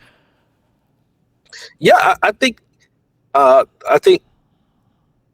I always tell my staff this, that the online world is not necessarily the real world. Like, people like agree with a lot of the stuff they're hearing online, but like most people that I'm talking to are just concerned about like their day to day. Like, I went and I worked 2 jobs today. I don't have the time for politics or even think about this. Like, what are you going to do for me? That is what I hear from most people. Like, they're like, okay, my bills are due. What are you going to do for me? Okay, my premium is high. Like, most people are just, they're not as caught up into it. I mean, I know polls say this, and there's a whole conversation online about this and foreign policy and all of this. Like, most people are just like chugging along day to day, not thinking about any of this, about any of the political discussion. They're distrustful of the government. That is true, and of the Democratic Party being kind of lazy. But most people are just more focused on their day to day life, and that's it. There's so many narratives happening in politics. At least in my district, I know that people are not really like thinking about the national issues so much. They're like worried about the bills, and they only hear about the bills. Something I'm hearing this through line a lot. I want to push back a little bit on this, or I'm kind of curious. We probably agree. One, there's this perception that the Democratic Party is like not doing anything or doesn't fight back enough against the Republicans. I feel like under Biden, there was big legislation that was passed, but I feel like sometimes the movement that the Democratic Party engages in, it's harder for people to see it, or it's harder to feel the effect of it. And then, sometimes the Republicans will come in and they'll say they'll help things, but I don't even know what the Republicans are doing right now. They're just on the wildest tour of doing insane stuff ever. It feels like the Democratic Party sometimes has a big messaging problem that the Republican Party has kind of solved in the worst way possible, to where all of their media figures and all of their cabinet officials and Trump and everybody else are always on this media cycle where they're all giving each other a big pat on the back, I'll say, day in and day out. Do you think on the Democratic side, do you think that they need to try to emulate that kind of media environment, that kind of messaging where it's just like relentless support for all of their politicians? Do you think that we can live in a world where Democrats are still somewhat critical of each other, but they need to be more supportive? Or I do have like a broad take, I guess, on what I would say is the asymmetry of the media environment right now. Yeah, so I think Democrats for sure should be critical of themselves, but it shouldn't be like a circular firing squad all the time of, oh, it's progressive versus moderate versus all of this, which voters don't really care about. I have people supporting me who are far left and who are like Pete Buttigieg type supporters who are giving me money and supporting me because of the message. I think the Democratic Party does have a messaging problem because they're not really like trying to reach people where they are. You have to reach people where they are and like kind of move from there. And I think the digital landscape is just so important. And not just like, oh, we paid a couple of TikTok people to talk about, Joe Biden's wins or whatever, or like, a few people online or on Twitter, and we like started a page or a headquarters or whatever. Like, that's not really translating to people. Like, people are listening to their podcast, right? It's the advertising, it's the subliminal messages, it's like the sports, like the sports broadcasting and the subliminal political messaging being sent through that. Like, the media environment is just controlled by Republicans. That whole environment is controlled by Republicans right now, and not just Republicans, conservative agenda in general. And to push back against that, I kind of think we need to put our money where our mouth is. Don't just spend money on television ads before an election and say, oh, well, we did. Like, no one is watching TV. Like, no one's going to see it. Like, so I think, yes, it's a media environment as well. I really do think that also the type of people we run for office needs to be more reflective of the community as well, because the messaging is not getting through because you have, and I'm not trying to be ageist. I'm not just going to say, oh, someone who's 70 or 80. I mean, I like Bernie Sanders and he's 80, right? The type of people we run for office, regular working people, and not just the lawyer, the doctor, the career politician. But we do need somebody that can kind of emulate, without the fascism, the Donald Trump type personality of combativeness, because people do kind of want to see that as well. Yeah, I always find that's like the difficult thing to balance when I talk about it, because I wish that we had a Democratic Party that was more supportive of our candidates and more supportive of each other, from the media to the government. But I mean, I don't really want to recreate the Trump sycophancy where they're allowed to say whatever they want to the media, and everybody on the right wing just kind of goes with it, where every interview is another Sean Hannity amplification of whatever Trump says, because that just gets crazy.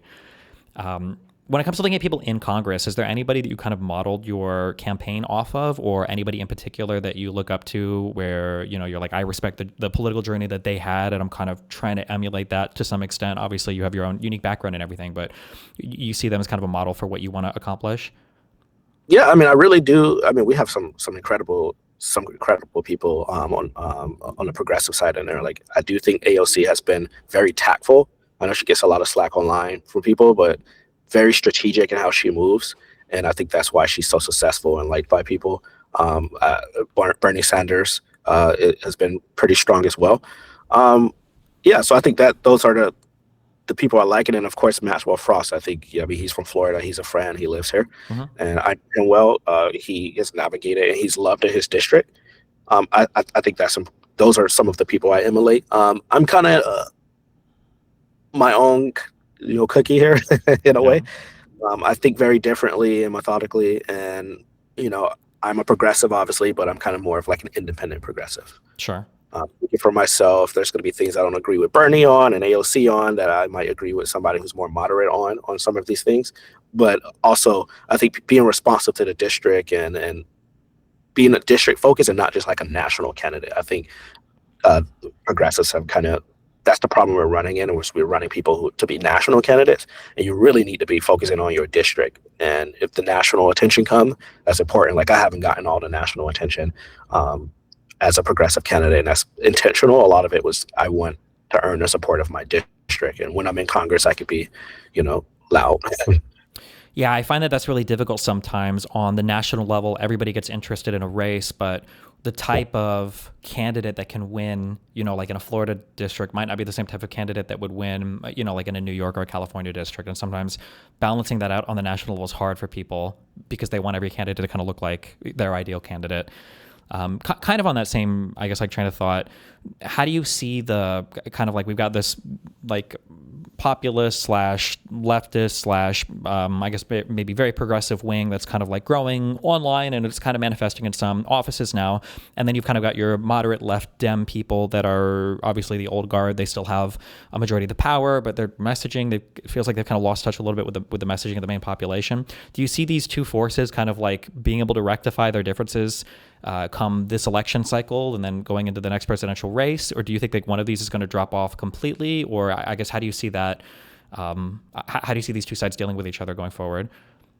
I think they're going to be able to rectify and come together. I think once we have the agenda and we're all going towards the same agenda, it's a lot easier. It's all about coalition building at the end of the day. Like, okay, we all want to hold Donald Trump accountable and the Republicans accountable. How do we do that? I think that's better than everyone bickering about, well, you're too moderate or you're too extreme, and they don't have this problem on the right. They are all lockstep behind it, for better or for worse, definitely for worse. So I think we have to kind of emulate that as well. Like, of course, we need independent thinking. We need people to do what's right for their district. And obviously, everyone's going to be different and have different beliefs. But if we're not marching to the same beat, and we're not lined up behind an agenda, affordability agenda, then I think the voters are going to see that, and we're not going to have the House in the following 2 years, or the Senate, and we may lose the White House again. And God willing, God help us if we do that again. But I think we're in the new House majority. I think we're going to be able to kind of sort some things out. I tell people the online world is so completely different from like the reality, and it's all coalitions. You'll be surprised. The most left-wing person in office might be best friends with like the most, moderate blue dog person you think imaginable, and they are bouncing ideas off of each other and working together on something. what are a couple things that you would tell voters, like, these are the things that I want to deliver on when I'm in Congress, and these are like a couple of the most important things I think for the country right now that you think people should vote for you over? Yeah, so obviously healthcare and housing are going to be the big ones. I think we need some insane healthcare reform as well. Obviously, I support Medicare for all, not just because it's a buzzword, but I'm also, I think the outcomes are important as well. If we can lower prescription drug costs, everything is going to be incremental either way, because that's just the way politics works. If I was a dictator, I would solve all of the problems. But yeah, healthcare, big time healthcare reform. I think we could start doing some prosecution of some of these pharmaceutical executives for how they're price gouging people. And I think that's going to be part of the accountability agenda, at least in a majority. And I think there's going to be a lot of people overlap across ideologies and maybe even parties to do that as well. Canceling medical debt.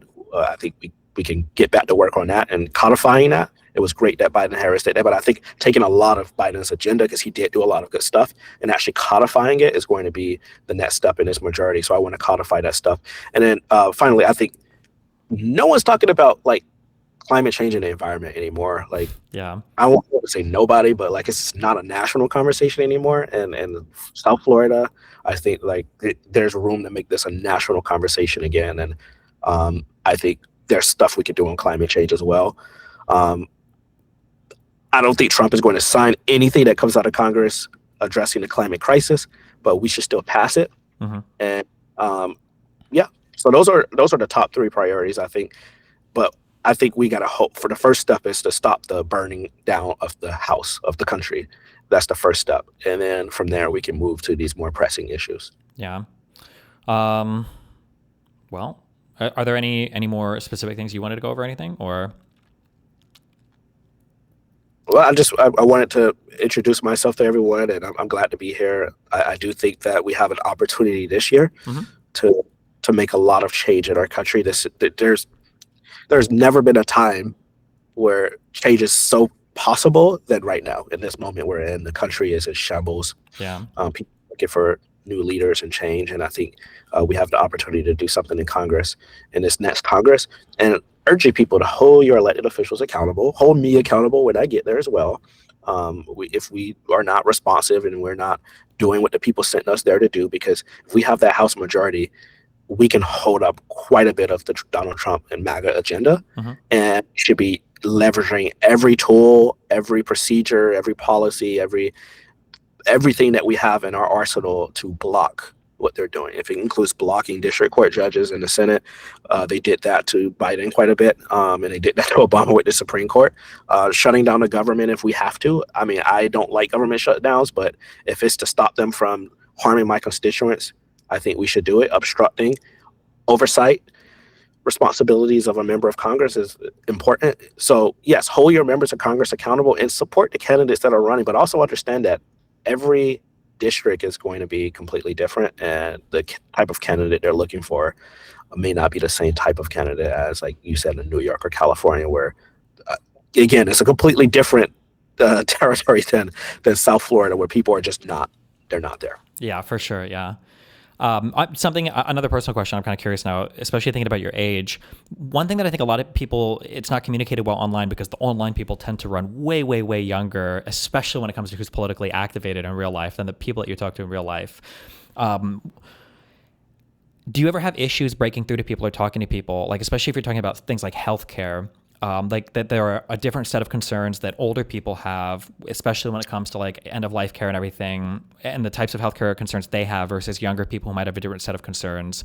Do you run into like a lot of pushback where an older person, I'll say, feels like you can't understand what they're saying, or that you don't connect with them? Or are there other issues besides healthcare where there are these? I know, like for instance, like crime and criminal justice is a big thing that a lot of younger people talk about, and then it feels like older people are not as much like plugged into this issue, or they don't seem to care as much. Yeah, are there a few of these issues where you have that like big chasm on, where I guess like older constituent concerns are so much different than younger people? Definitely a generational divide. I think housing is one of them. A lot of older people do own their homes, not everybody, but they might have property insurance and property taxes they're worried about, and they might not be worried about like rent or rent increase. And younger people are like to hell with them on property insurance and taxes and like all of that stuff that comes with home ownership. And so there's a big divide there, I do think. And so it's hard, like when I'm campaigning, to talk about, the rent increases and stuff like that. And there's a whole segment saying, well, I don't have anything to do. I own my home, or I'm paying a mortgage. Like, I don't care about that. I've had people actually tell me, like, I don't care about that. And then on the flip, people saying, well, I don't own a home. I'm a renter. And so you got to try to balance it out and talk about all of these things at the same time. And, people are kind of selfish, I hate to say it. Oh, yeah. So you got to remind people, like, you got to care about other people. Like, yeah, you may not be affected by it, or you might be a homeowner, but there are a lot of people in our community who are renters, and their issues are entirely different, and vice versa. I think there's when it comes to healthcare, like a lot of seniors who are, talking, it's a whole different conversation from young people. Young people may, say, oh, wow, like I got this big bill in the mail from the hospital. Like, I'm upset. Why can't we just have Medicare for all? Versus an older person who's saying, well, they might say, and I get this pushback a lot as a supporter of Medicare for all. Like, I get pushback. Well, I actually like the healthcare the doctor that I have, or I'm concerned about prescription drugs, the prescription drug cost, or the delivery of it. I'm hearing that mostly from elderly people, is they're less concerned maybe about the cost, and they are concerned about the cost. They're more concerned about the delivery of the medicine and the service itself. And younger people tend to be more concerned about the access to it. Yeah. So we don't have to dive into this whole thing, but something funny, I talk about this a lot online, because the online conversation, it tends to be so much of a different demographic than your strongest voter demographic, right? Where the younger populations, they tend to be a lot more educated, a lot wealthier, a lot whiter, a lot younger, and they are like that disproportionate representation changes their interest, versus the voting population. The people who are the most likely to vote are the people that own the home in the state that they're in, that are much older than the average online person. And that sometimes these issues, when you look at them, like sometimes they can be diametrically opposed in ways that are shocking if you spend a lot of time online. And housing is one of those, to where, like, if you think about it, the people that are hurt the most by high rents are not voters, because they don't even live in your district. They can't move there. They're totally somewhere else. Or it's younger people in apartments who maybe just don't go out and vote as much as people who are in homes that they own and they're paying a mortgage on. And these people just don't care as much about like rent, or they actually don't want you to do things to increase housing access because it would hurt their property value. And then same thing with when it came for the Medicare for All push, like, it's insane looking at the marketplace rates for health insurance. Like, I can't even believe, like, I even asked my chat sometimes, is it really like $400 a month for one person to buy health insurance in the United States on the marketplace? It's just crazy to me. That's like, when I was growing up, that's like a car payment, or like half your rent if you're, roommate with somebody. But then you look at the fact that the polls say, like, and it's almost unbelievable that like most people are happy with their healthcare, and it's because the people that are using it the most are usually older people that, like you said, they have a doctor they like, they've got a hospital they like, they get their stuff, they're just worried about whether or not they can pick up their prescriptions and get it delivered. And yeah, I'm not envious sometimes of the challenge of balancing, the people that are your strongest voters, what are they saying and what are their concerns, versus what is everybody kind of messaging on. And then your younger people that'll be much louder on social media, but maybe not as likely to vote, which is very, very frustrating. Balancing that out seems to be very challenging sometimes. Yeah. And wonder why nothing changes. Like, well, you have to vote and participate. Because I had a elderly voter tell me the other day. She was like, because I was complaining about the housing market and what I wanted to do about that. She said, well, young people don't have any skin in the game. That's what she said. And it was like, well, that was the argument. And that's a lot of voters saying, well, the young people don't have any skin in the game. But not understanding that young people can't afford to buy a home right now or get a mortgage. It's nearly impossible. And same thing with healthcare. And so it's hard to balance it as a candidate, but that's like literally your job, is to try to speak to all of those groups and make them all, you're not going to make everybody happy, but it's how do you do the most good to affect the most amount of people. And, in this political system, unfortunately, like the people that vote right now tend to be the older people that are, that more stable. They have most of what they need. And it is interesting now that they're upset with the political system too. But the young folks, we have to get out there. We got to get registered. We have to vote and use the power that we have. But especially if you're moving around so much too, the districts change. Somebody that might be a young person that's renting an apartment may be moving every 1 or 2 years. And so the district is literally changing as time goes on. And it may not be the same way 2 years from now, the attitudes. And then I guess final question, I'm just kind of curious on a personal level, is there anything politically, like a position that you've had to adopt or messaging that you've had to adopt to where you've had like a family member tell you that like, I think this is dumb, I don't agree with this, or why are you listening to these people instead of me? Or yeah, has that come up personally in your life? Yes, I have a brother who is, I don't want to say MAGA, but he's definitely Trump. And he's crazy on immigration, just insane. But I love him to death. We argue all the time, and we argue about immigration, and he thinks Trump is like the savior of the world. But he doesn't vote that much. He'll go to the ballot and just bubble in the president and leave everything else blank. And then I'll tell him who to vote for down ballot because he doesn't know. It's usually Democrats. But yeah, I would say on immigration with my brother all the time. The only thing we probably agree on the most would probably be the crypto stuff. I tend to, I'm young, so I tend to be a little bit more pro crypto than most people. But outside of that, I have family members that are that might not agree with me on everything. But as long as they vote for me, I tell them, as long as you vote for me, okay, we're good. Cool. All right. Well, hey, if people want to find your website, if they want to find your socials, if they want to donate to your campaign, what's the website that you recommend the most for people? I recommend going to ElijahManley.com. That is my website, ElijahManley.com. You can learn more about me, why I'm running, my issues, and then also you can donate as well on AdBlue. You can find that on my website as well. People power, straight, only taking money from human beings that breathe oxygen, no corporations that can't breathe oxygen. And then you can follow me on social media as well, which is Elijah Manley on everything. Cool. Awesome. Well, hey, thanks a lot. We appreciate you stopping by and chatting, and hopefully we can chat again once you're in Congress, and hopefully we're allowed to vote in 6 months, depending on what Trump's doing with everything. So yeah, I really appreciate you stopping by. Thanks a lot. Same here. Cool. Pleasure to be here. Yeah. Have a good one, man. You too. Okay.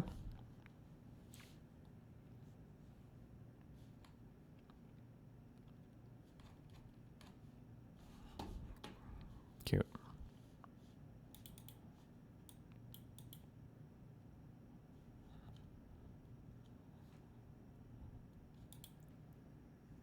What is this? What? Hold on.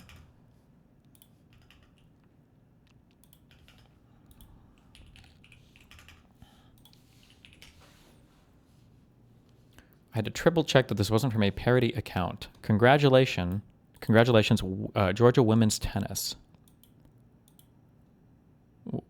Why do they make all the women stand in the back? Is that normal for? Why? They put Trump in the front on the platform too? Is that?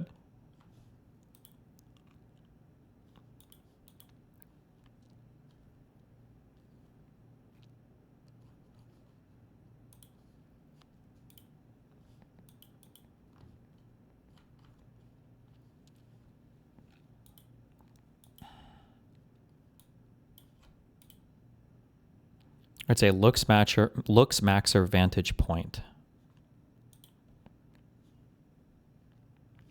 Dustin, does the populism stuff worry you? I think he's cool. Yeah, but listen, I'm just chatting with a guy who's probably gonna be in Congress, so it's a friendly conversation. Not here to debate him. All right.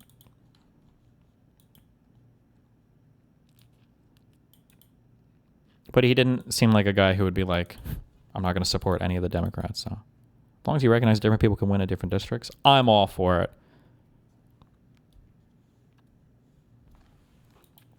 The defamation lawsuit that Kash Patel is filing. Hold on, what is this?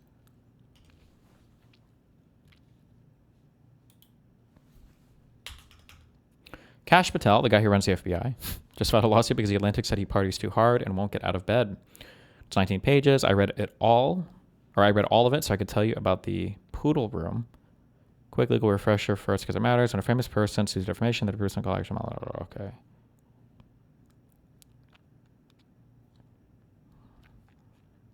The actual allegations from The Atlantic: he gets visibly drunk at a DC club called Ned's. He also gets drunk at the Poodle Room in Las Vegas. Meetings had to be rescheduled because of alcohol-filled nights, and security had trouble waking him up because he seemed drunk.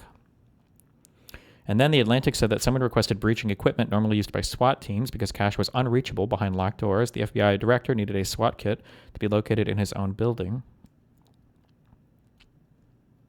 More things that the Atlantic said he's calling false. His drinking made him vulnerable to being manipulated by foreign spies. He complained that FBI merchandise isn't intimidating enough, and he panicked and called everyone to say he'd been fired. Oh, because he couldn't log into his computer or whatever.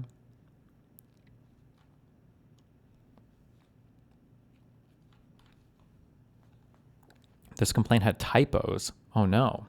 Feeble instead of feeble. Politices instead of policies.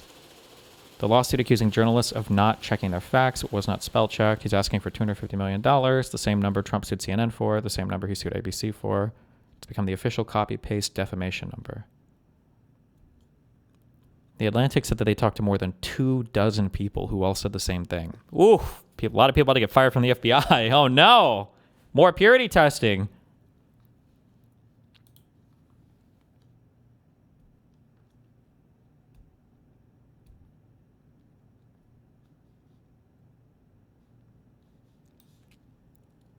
Patel lost just one defamation case right after he filed another one.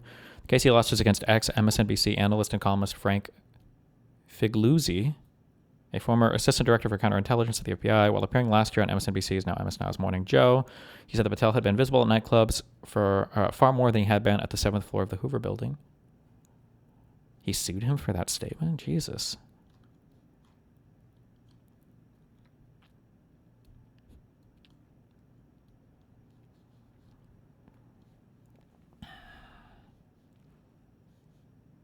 Rip. Do you see leaked memos reveal just how much the Supreme Court has betrayed the Constitution?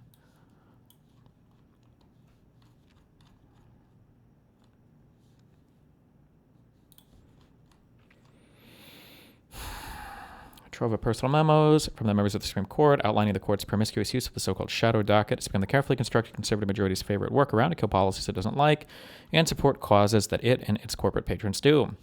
The report is an astonishing leak of private communication between the justices. It bespeaks a court at war with itself, completely out of the control of Chief Justice John Roberts. The best evidence of the latter contention is the fact that Roberts emerges from these memos as a complete hack. The Times traces the invigorated shadow docket back to when Roberts used it to block an environmental program from President Barack Obama.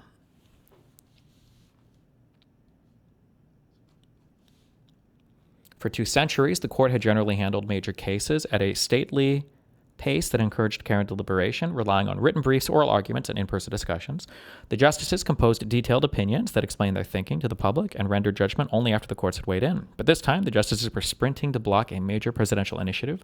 By a 5-4 vote along partisan lines, the order halted President Barack Obama's Clean Power Plan, his signature environmental policy. They acted before any other court had addressed the plan's lawfulness. The decision consisted of only legal boilerplate without a word of reasoning. At the time, the ruling seemed like a curious one-off, but that single paragraph turned out to be a sharp and lasting break. That night marks the birth, many legal experts believe, of the court's modern shadow docket, the secretive track that the Supreme Court has since used to make many major decisions, including granting President Trump more than 20 key victories on issues from immigration to agency power.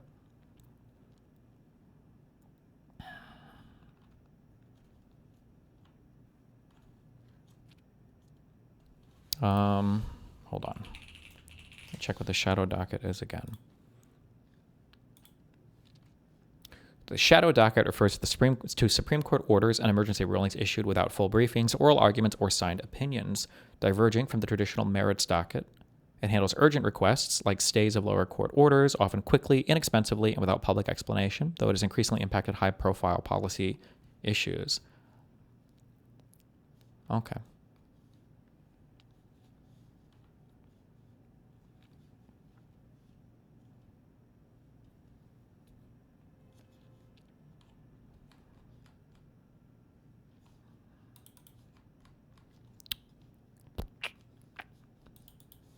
Well, not good. What do you want me to say?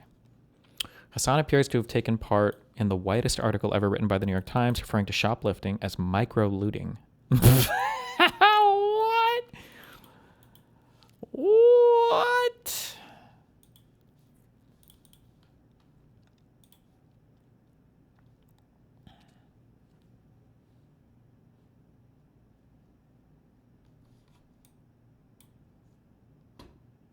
Watch the video. Wait, watch what video?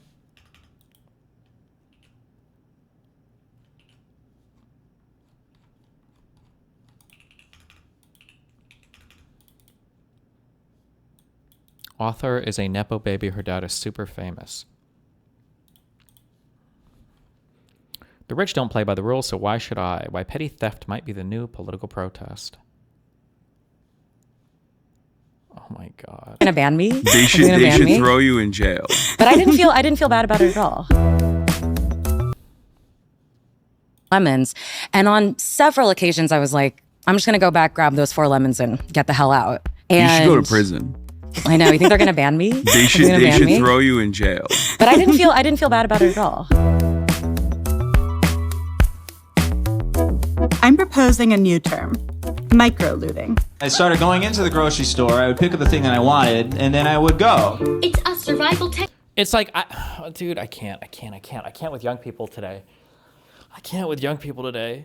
Like, it's one thing if you like can't afford food or something, but when it's all these like decently wealthy yuppies that are like, it's like their form of protest. Like, I'm gonna shoplift? Why? What are you doing? Like, it's so cringe and performative and hollow. Like when Philosophy Tube, Abigail now, when she was talking about how like, I'm not going to pay rent to my landlord because I'm going to protest rent increase or whatever. It's like, motherfucker, you probably make 10x whatever your fucking landlord makes. Like, what the fuck are you protesting? They're misdemeanor maxing. Why is pirating movies any different? I'll leave that to you to figure out, okay? Using all of your genius. Hold on, let me use this for 1 sec.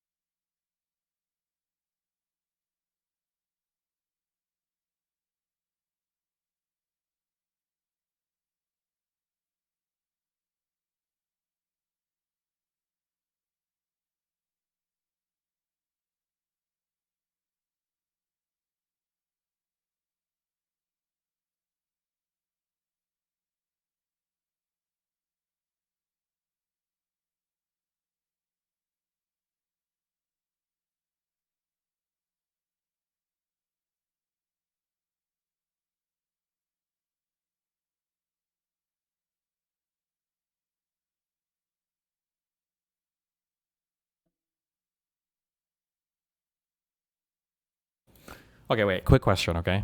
Because I imagine I want to get my things dry cleaned, right? Because I feel like dry cleaning is just what you're supposed to do for my suits and everything. Do I take my dress shirts to the same place? Should I get all of it dry cleaned? And how do I know that it's a good dry clean place that's not going to fuck my shit up? Is there like a special like master dry cleaner license, or is there some shit?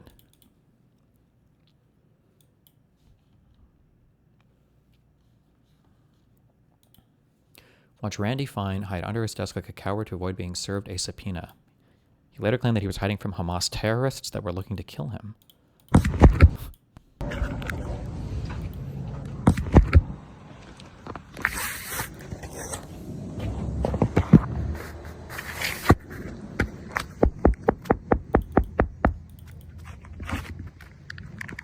You should take shirt, jacket, pants to a dry cleaner. If it goes well once, they bring all your shit.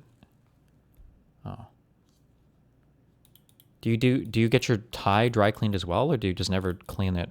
And then the suspenders as well, or?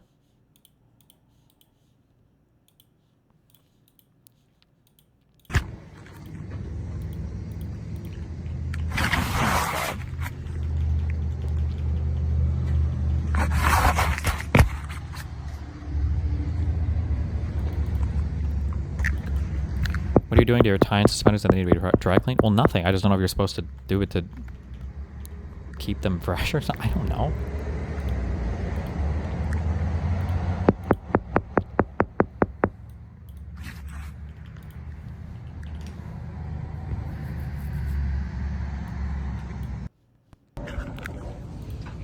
Okay, wait. I'm not watching. I'm sorry. Hold on. Is he under this desk over here, or is that?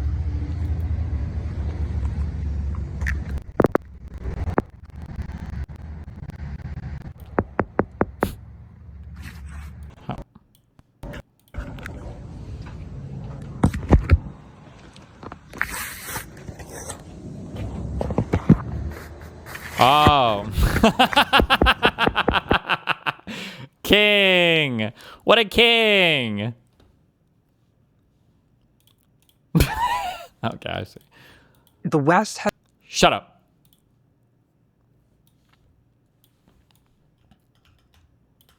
I think we should have more Jewish actors on TV playing Jewish characters about their awesome Jewish faith. I love the Shema and have had it memorized since I was a child. What is Shema? Is that some Jewish religious thing? Not sure why Israel has to play a role in any of this. Let's not conflate Israel with Judaism, please. True. What do they have to do with? Oh my God. It's a prayer.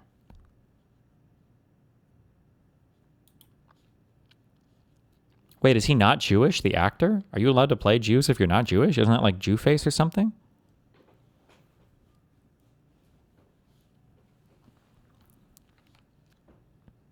Or maybe he's Jewish, but this is the first Jewish character he's played.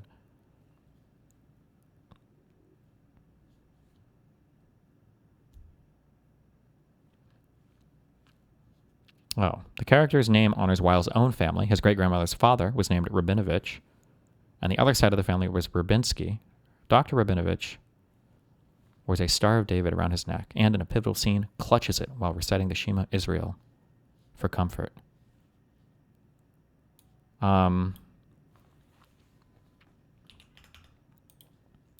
Israel means something in fucking, I don't know what it, fuck, I don't remember. What is this? Is this just the central foundational declaration of Jewish faith? Okay.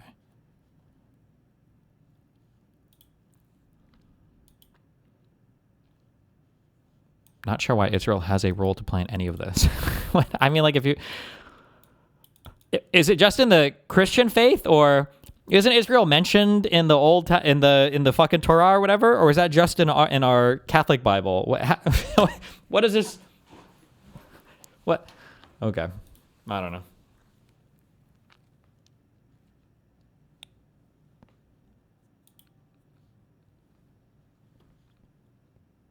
If you read the Shema on stream right now, it will summon Dan, and then you can ask him.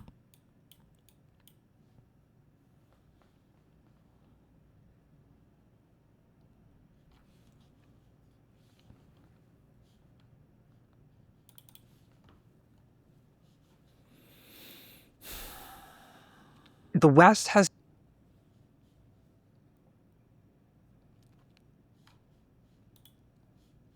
Oh, God. Is this... How painful is this going to be? This is going to be painful. Technique. Gotta eat to live, gotta steal to eat. You're paying. I'm proposing a new term. Micro-looting. I started going into the grocery store, I would pick up the thing that I wanted, and then I would go. It's a survival technique. Gotta eat to live, gotta steal to eat. You're paying for that, right? No, babe. Food is a human right. People are taking small things from big corporations, and they're feeling justified. Like, look, everyone's shoplifting from Whole Foods when you're shopping there. You're not gonna steal. Okay, that's the most. I can't abide that. That's got to be the most. Like, I shoplift from Whole Foods. I only shoplift from the finest upper middle class to upper class cuisines. Like, From a deli like that. But Whole Foods, fuck Whole Foods. Fuck Bezos, fuck Amazon. Then don't go. I don't know. We should be rioting, but we're tired, so I'm gonna take these bagels. But is it a slippery slope? No, you've already sloped down the slope. You've already fallen down the slope. You slid down the slope. What do you mean? What's going on with our moral code? To find out, I'm talking to political commentator. Thank God we brought the expert shoplifter, the expert on the wealth redistribution that black people do to their neighborhoods when they steal a bunch of shoes. Somebody play the clip. Give me the clip. Oh my God. Hassan Piker and New Yorker writer Gia Tolentino. Thank you both so much for being here with me today to talk about this. Hi, Gia. Hi. Hi, Hassan. Hi. I want to start with a little exercise just about our own morals. Would you share your Netflix password? I do. I also do. Well, With anyone. For the longest time, I actually had someone else's Netflix password. That was my primary access to Netflix. And now you share your own? Yeah. Would you get around a paywall on an article you're trying to read? This is like the most bougie fucking, like, also, God, the Riz. I wonder if he actually tries to time, like, I'll wake up 20 minutes before this interview so my voice can be as low as possible. Do it every day on my stream. Yes, Every and day. I support it when people do it for my own work. I say, go off. Use the Wayback Machine. Would you pirate music from an indie band? Is it 2005 and I'm using LimeWire? Because yes. I feel like every millennial has at some point done this. I feel like fundamentally Spotify is kind of like deleterious to the musician livelihood, and I use that. But then I go to the shows. Yeah, no, I'm pro piracy all the way. Like across the board. Would you pirate a car? Yes. You know, if you could, if one could pirate a car. Like, this is like just such a brain dead. God, the political engagement is just so non-existent. Like, yeah, every single thing should be free. Everything should be free. And the only things that aren't free in society are things that people are stealing from the fucking human worker. And I don't even... Just the classic thing back in the day where they'd be like, the government-funded anti-piracy initiatives would be like, dude, would you steal a car? I'm like, yeah, sure. If I could get away with it, if it was as easy as, you know, pirating IP, I would do it. Yeah. Would you dine and dash from your local diner? Never. Never. Tip 35%. Mike's, come on. No, I wouldn't do that. And if I saw somebody doing that, I'd probably pay for their meal. Yeah. Wait, why would you steal from a grocery store but not dine and dash? What?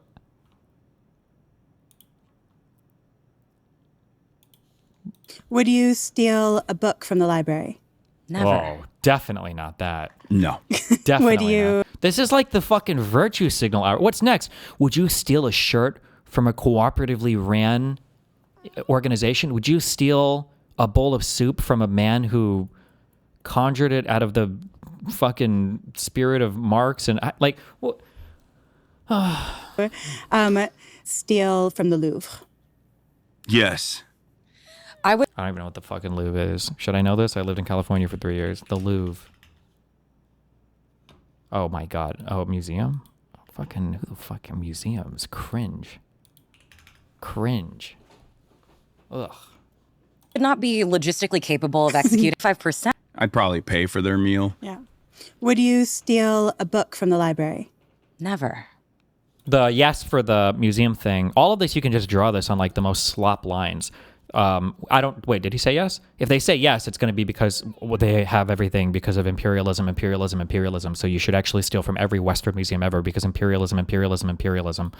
No. Would you steal from the Louvre? Yes.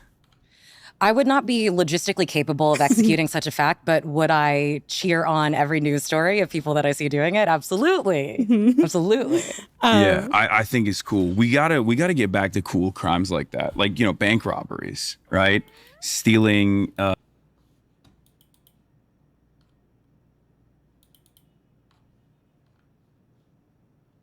in his Ralph Lauren shirt. Oh my God, bro. Kill me. Like, all the people's money is insured anyway, bro. Like, it's... stealing priceless artifacts, things of that nature. I feel like that's way cooler than the 7,000th new cryptocurrency scheme that people are engaging in. Would you steal from Whole Foods? You want to go first? It has to be, yes, right? These are chains. These are major chains, no? Yes. And I have, under very specific circumstances. I think that stealing from a big box store, I'll just state my platform. It's always good. It's neither very significant as a moral wrong, nor is it significant in any way as protest or direct action. But I did steal from Whole Foods on several occasions, like... I've been involved in like a neighborhood mutual aid group since 2021. And so every week I would go get groceries for Miss Nancy, my now family friend who lived nearby.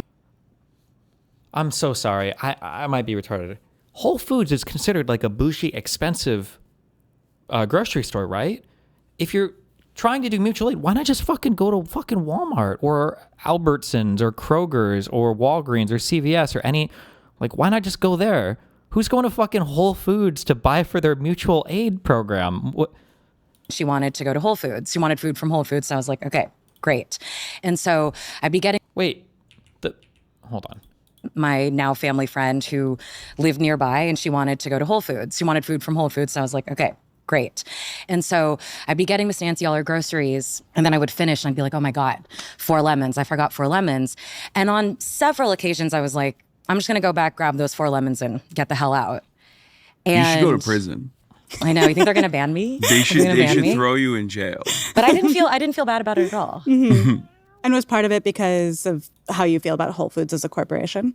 Yeah, it already felt like a bit of a compromise. Like at the time, I was like, I had not been to Whole Foods. I had a bit more sort of consumer discipline about where I was spending my money then. Consumer discipline. Does that mean you're only buying from like ethically sourced places, or does she mean poor there? Was that the rich way of saying you were poor, or? And I already felt like I was in the hole even by shopping there. And it certainly felt in a utilitarian sense. I was like, this is not a big deal. In a utilitarian sense? What the fuck does that even fucking mean? Like, if a woman has been abused like 50 times, can you slap her since the marginal slap isn't going to be that much given all the other slaps she's like? What? This is the most retarded talking point I've ever heard in my entire fucking life.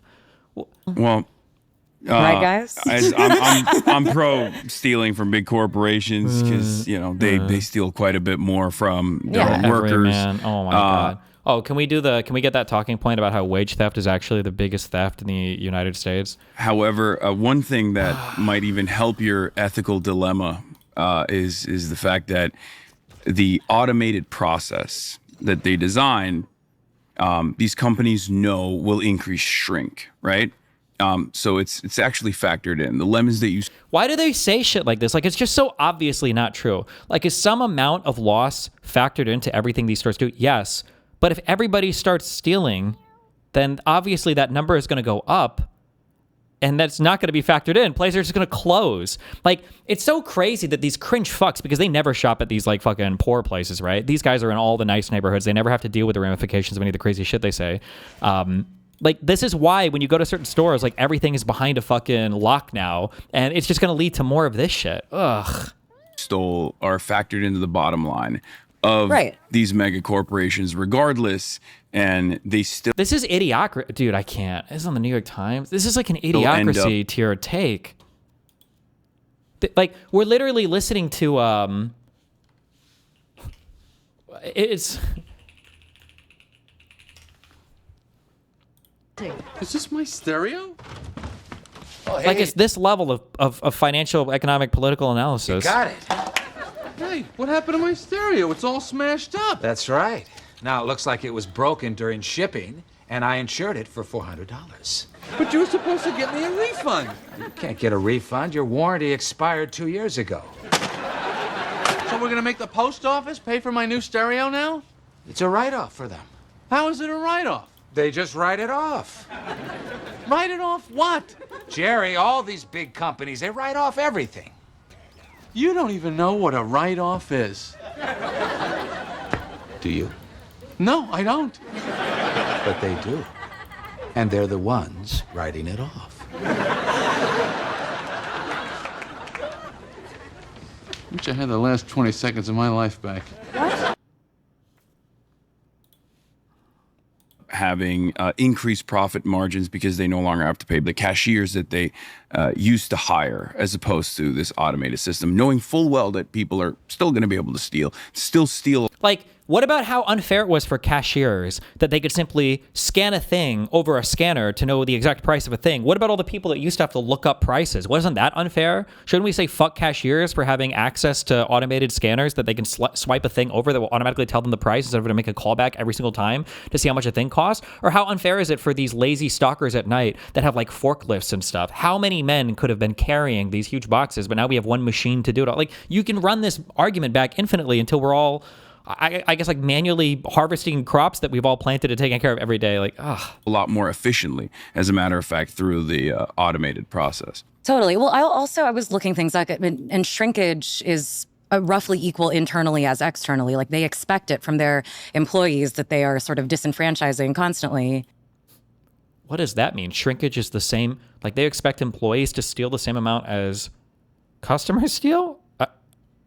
Yeah. But what about the argument that if everyone just starts stealing wantonly from the self-checkout machines, Whole Foods will eventually raise the prices? Which is what will happen, or they'll close it down. Yeah. Yeah, chaos, full chaos. Let's go. I mean, look, I'm in favor of fast and free buses and also government-owned storefronts. And, two of those policies, the mayor of this beautiful city is currently working on. Would you what she should ask is, would you ever move to New York City where your taxes will be, however much higher? encourage stealing in the same way from a... from a Madani store? No, not from the government-owned store. Oh. I'm sorry. Maybe he'll surprise me and say, yes, you should steal from everything. Donnie-run city-owned grocery store with lower prices.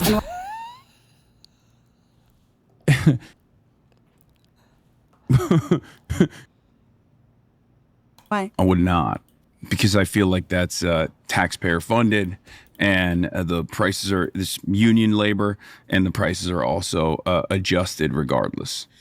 The prices are adjusted at the Mamdani stores, which I don't think are open yet, right? Is it going to be cheaper if you're poor? Or what does that mean? I think that hypothetical is interesting, right? Because if you look at it from a categorical imperative type thing. Oh, my face when I've never, ever, ever read any Kant in my life, and I'm throwing this term around. I've never read any Kant, by the way. Oh my God, kill me. What is the faux philosophy from a utilitarian perspective, from a categorical imperative perspective? Actually, what if everybody did this? You know, the converse is like, oh, what if every major grocery chain stole from workers and consumers, and that is basically true, right? Like, it's interesting. Like, I think it speaks to the thing where a kind of harm committed by the individual strangely continually draws more ire than the same harm being committed by a structure.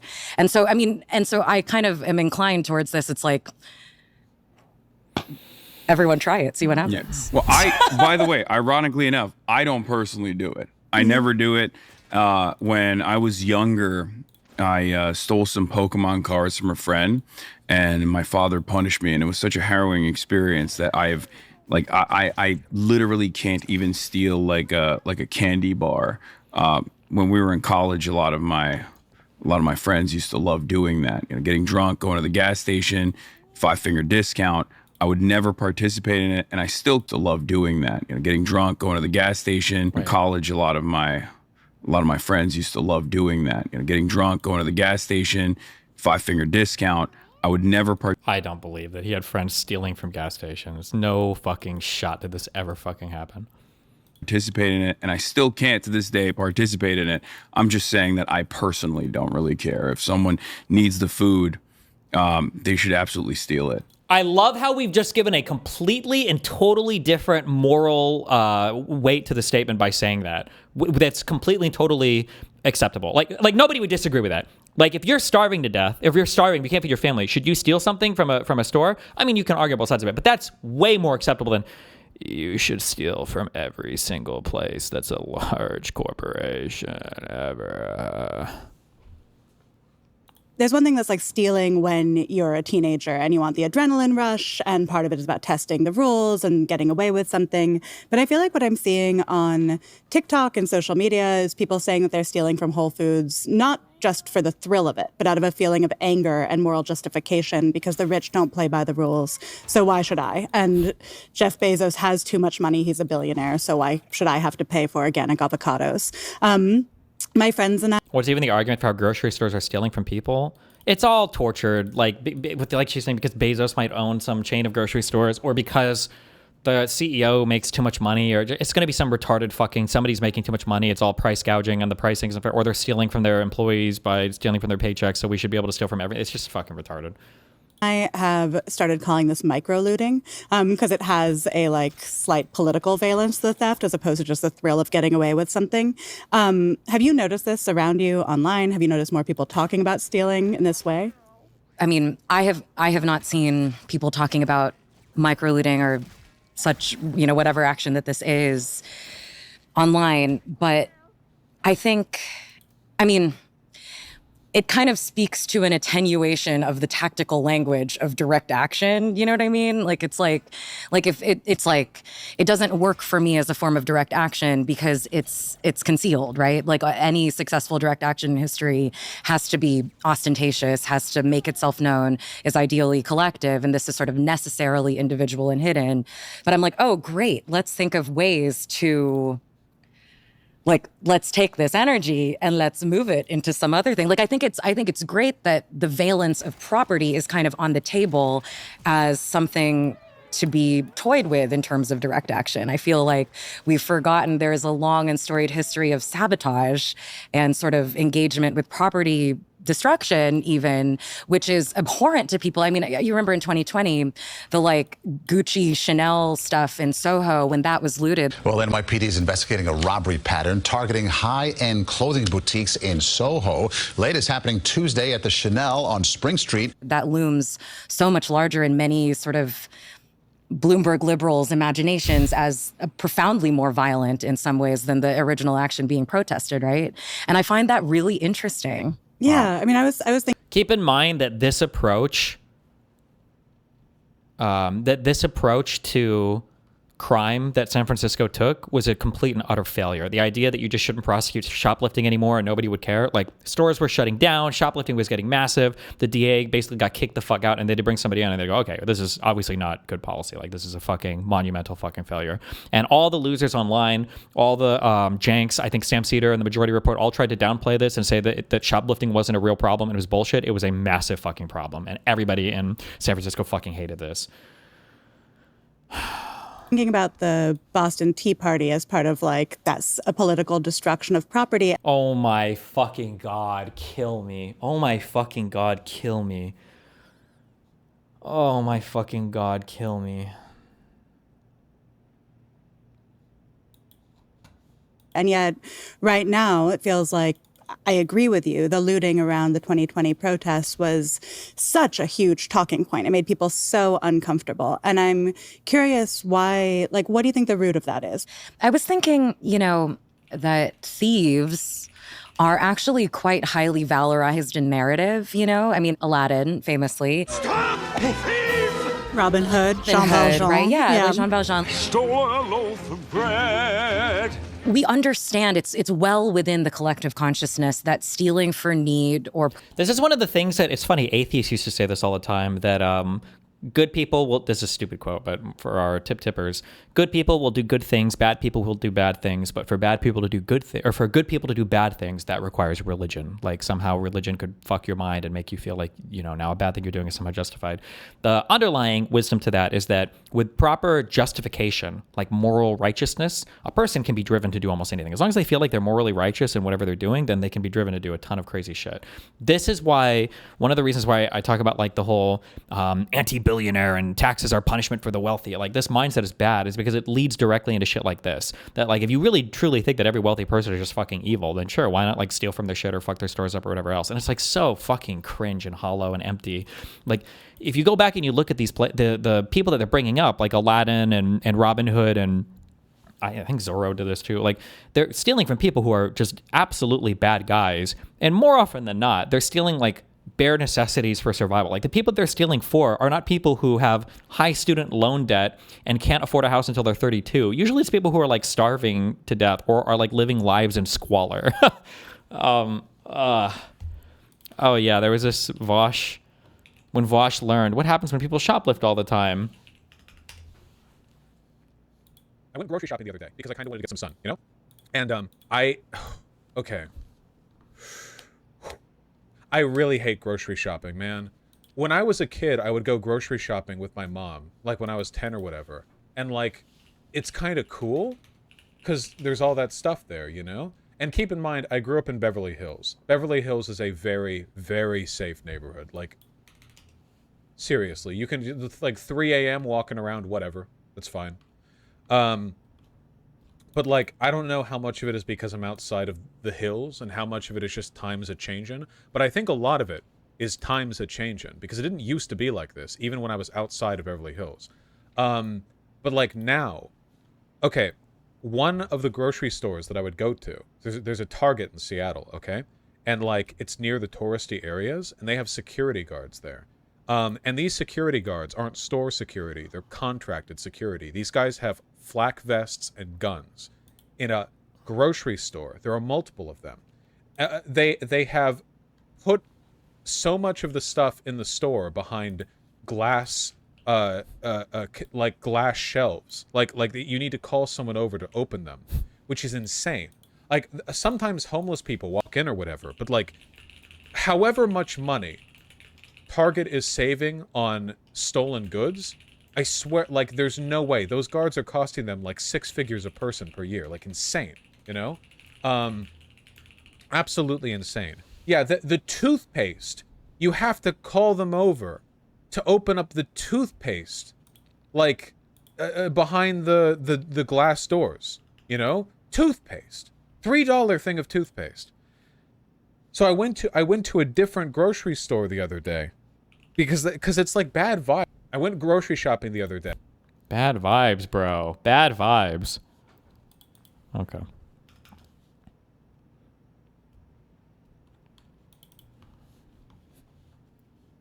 Purpose, you know, it's something that we understand and feel quite friendly towards. And I think if someone were, let's say, walking out of Whole Foods with an IKEA bag of whatever and giving it to the people, you know, sheltering underneath the scaffolding at the jail going up in Brooklyn next door, you know, like, I think most people would agree that, you know, like if someone were to be stealing with a purpose, we love that in America. We do. We can love it again. Not really. No, it's kind of like a tragic thing that you are weighing something against something else, and you're accepting like some lesser of two evils because of the dire necessity from a person and living in conditions that we would consider unacceptable, such that they have to commit what we would call a moral wrong in order to survive, right? Like, the idea that you're celebrating the stealing is that's just crazy. This is like such a Disney like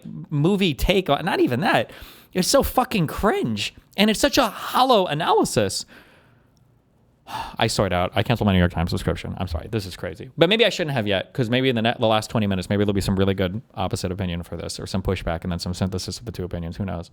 In America, we we do. We can love it again. We just have to do it with a purpose. I was reading a Pew Research poll about Americans' morality, and it basically was just like, well, we didn't even ask about the obviously immoral things like theft. We only asked about like having an affair.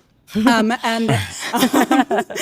I was like, but I feel like part of what I'm seeing around me is that people feel like the laws are immoral. The rich don't play by the rules. We live in a society where there are billionaires, where the top 1% holds 32% of the net worth and the bottom 50% holds 2.5%. Like, bruh, Hasan, you are that 0.001%. Like, does he not realize this? Like, how is he sitting here having this conversation? Jesus Christ. You are the rich, bro. Your family is the rich, bro. So at some point, if the laws don't feel moral, do you start to question? Like, what law do you want to change that's so unfair here that we're justifying just fucking stealing from and taking from everything we don't like? In the United States, imagine in the US of A too. There are people living in the craziest fucking countries who don't steal. And then they see like these US guys who are like, I have $50,000 of student loan debt. I gotta steal the fucking apple, bro. I gotta steal the apple from Whole Foods. Your own sense of having to abide by them. Of course. Yeah. I wanted to work off of a point that you were making. This was also something that was addressed in a previous New York Times podcast that I did with Ross Douthat, where I brought up the concept of adventurism. In the Marxist tradition, adventurism is the action that is oftentimes decentralized. Oftentimes anarchists will say this is the propaganda of the deed. The action itself, no matter how violent or how disruptive it is justifiable because the disruption is the point. I believe in the power of organized labor and labor militancy and building these structures of power so that we can actually make more effective change, more long-standing change. So concepts such as micro-looting indicate that there is an energy there, just like you said, and yet many Americans, I think, are totally oblivious to this political language. They lack the political education. They lack the class consciousness to recognize their position in society, and lack the capacity, unfortunately, to. And then it's just also similar to the Trump stuff.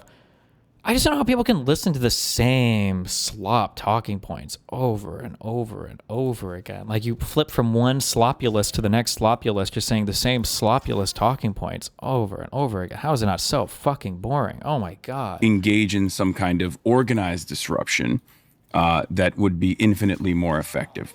I think what you were saying about people lack the language and the organizing structure to engage in, like, the obvious thing to do if you want to chip into the Whole Foods / Amazon mega structure of exploitation is to unionize, like to work at a Whole Foods and form a union. And I think the first one was formed recently in Philly, I think.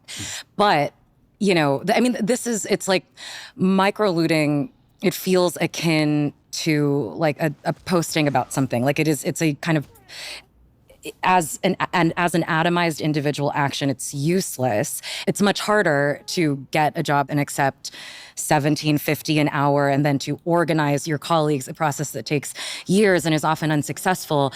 I mean, that's really, the thing about actual collective direct action. It's so much harder, and it often doesn't profit you whatsoever, such as, me getting an extra $10 by grabbing my extra loaf of bread from Miss Nancy. Like, it's like, I do think we are also lazy as humans. We're also selfish. We also, we've lost not only the language and the union density and the structure to engage in things like this, but we have also lost the sort of muscle that is built up to be able to engage in these sort of things. We've lost the rooms in which these things are planned, Mm-hmm. Yeah. And the confidence. I think we've lost the confidence within ourselves because there is not a lot of action like this.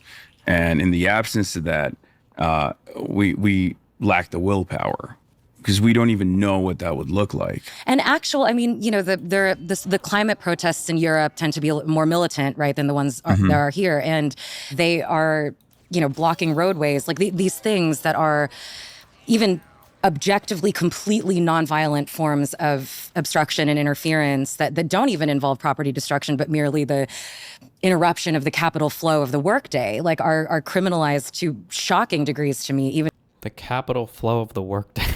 in Europe, you know? And I guess I'm saying, like, maybe we're getting the lack of courage is maybe a rational response to the kind of the way. Can you believe that stealing is illegal? Oh my God, that's just crazy. These actions are treated in the popular consciousness as well as by the criminal justice system, but they shouldn't be. I want to get back a little bit to the anger underneath this. Like in 1965, CEOs were paid 21 times. Now it's 181 times. The average worker. In 2024, CEOs are paid 281 times the average worker. I feel like some of this is coming from a feeling of... Like, what does that even have to do with stealing from stores? If the CEO pay got reduced, would people feel like the system is way better? Like the social contract is broken. And then there's also the slippery slope of what happens if we completely break the social contract and no one plays by the rules anymore. And I wonder where you two see the interplay of those two ideas. Well, the rules are already designed in a way where if you steal from the poor, you become rich. If you steal from the wealthy, you go to prison. So there's only one. That was so deep, dude. Oh my God, that was so fucking deep. Direction where you can do unlimited theft and erode the social contract for the 99%. There's an invisibility baked into the system that allows the wealthy to engage in this sort of behavior. Because I mean, it's a cliche at this point, but like wage theft is the most consequential amount of theft that takes place in the United States of America. A similar invisibility exists in structural violence as opposed to individual acts of violence as well. If it's a police officer engaging someone violently, the automatic assumption from the average person is, oh, that's probably a criminal, they probably deserved it. But if there's any circumstance where someone else is fighting back against police. What even is wage theft taxes? No, I mean, there's... I think there have been studies on the past, but it's basically like when companies will shortchange you on overtime or other bullshit that corporations do, or any job will do when they're trying to fuck you out of things in your paycheck. It is a real thing. It's not good. Like in a normal protest environment, for example, ultimately, most people assume that that is chaotic. There's a chaotic situation, and that it is born out of the escalations from the protesters themselves, even if as regular citizens, we're infinitely closer to those exercising their First Amendment rights than those with the power stamping out people exercising their free speech rights. We never look at systemic forms of violence, and we don't look at systemic forms of theft in the same way that we do as individuals breaking that social contract. I think there is, you know, in my ideal world, what we are talking about, the one kind of theft being inescapable and hegemonic and, you know, completely oppressive, and then people trying to get a little bit of it back through stealing from Whole Foods or whatever, right? From Whole Foods, bro. In the ideal world is not one in which this continues and this increases to somehow even it out, right? The ideal world is one in which the theft from above is broken by regulatory means and or bottom up means like unionization, right? You were just talking about wanting, not being like we should encourage wanton theft across the board, but we should try and fight against the theft that comes from the top. It feels difficult right now in a moment when to like hope for regulatory change, yes, when that would come from the government. Please shit on Democrats next. That'll just make the perfect triumvirate of just stupid fucking takes, please. Let's say. And that's all I need to... a lot of the billionaires like Bezos and Cook and Elon Musk are given a seat at the table in terms of the government itself, when billionaires themselves pay much lower tax rates than most Americans. My producer was just giving me this fact that she saw today. Did you know that billionaires pay 1.38% because of this ProPublica article I saw?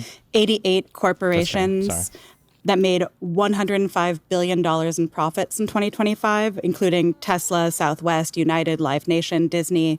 They made $105 billion in profits, and they collectively paid income taxes of $0. Right. I mean, but like, it's always like, if you want to talk about our tax code, I think that's fine. But like, why? Why do they pay no taxes, right? Because we allow people to write stuff off. We allow people to reinvest without that being taxed. We don't tax revenues. We tax we tax profits that aren't. When she said profit here, wait, she did say profit though, not just revenue. I wonder if these were like carry forward losses or something as well. Like there are reasons why sometimes you don't have a tax liability as a corporation, and it's very rarely, it's never the case that because they're big and evil, they don't have to pay taxes. Again, if you want to talk about changing the system or getting rid of some particular write-off or whatever, that's fine.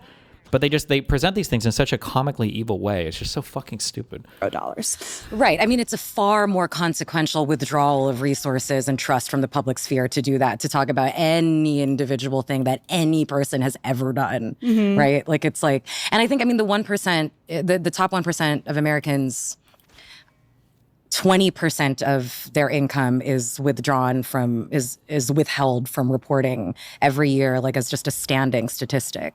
And that's not even what is that in reference to? A corporate structure. That's not even, I mean, that's just ordinary rich people, you know?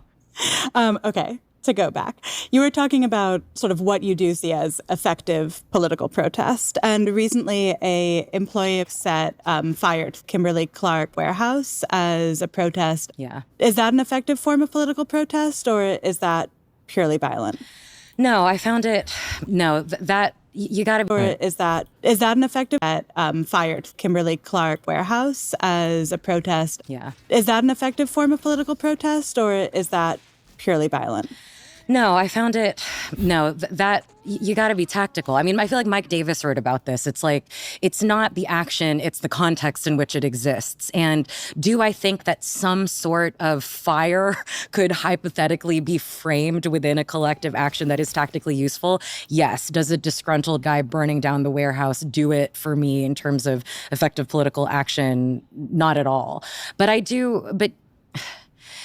Sabotage has played a formative role in labor union. Everything. Yeah, labor unions as well. But if it's conducted unilaterally, then it's entirely different. And that's an individual action. And if he Yeah. could have gotten away with it without being caught, I bet I mean, I didn't follow this case very closely, but it seemed like, yeah, like anything done by an individual on an emotional, you know, on a kind of primarily emotional whim, that's not the point. That's not the point. But then I don't even know what the fuck the point was there. Should he have not gotten caught, or was it because he was emotional, or what? Like the moral philosophy here is just so painfully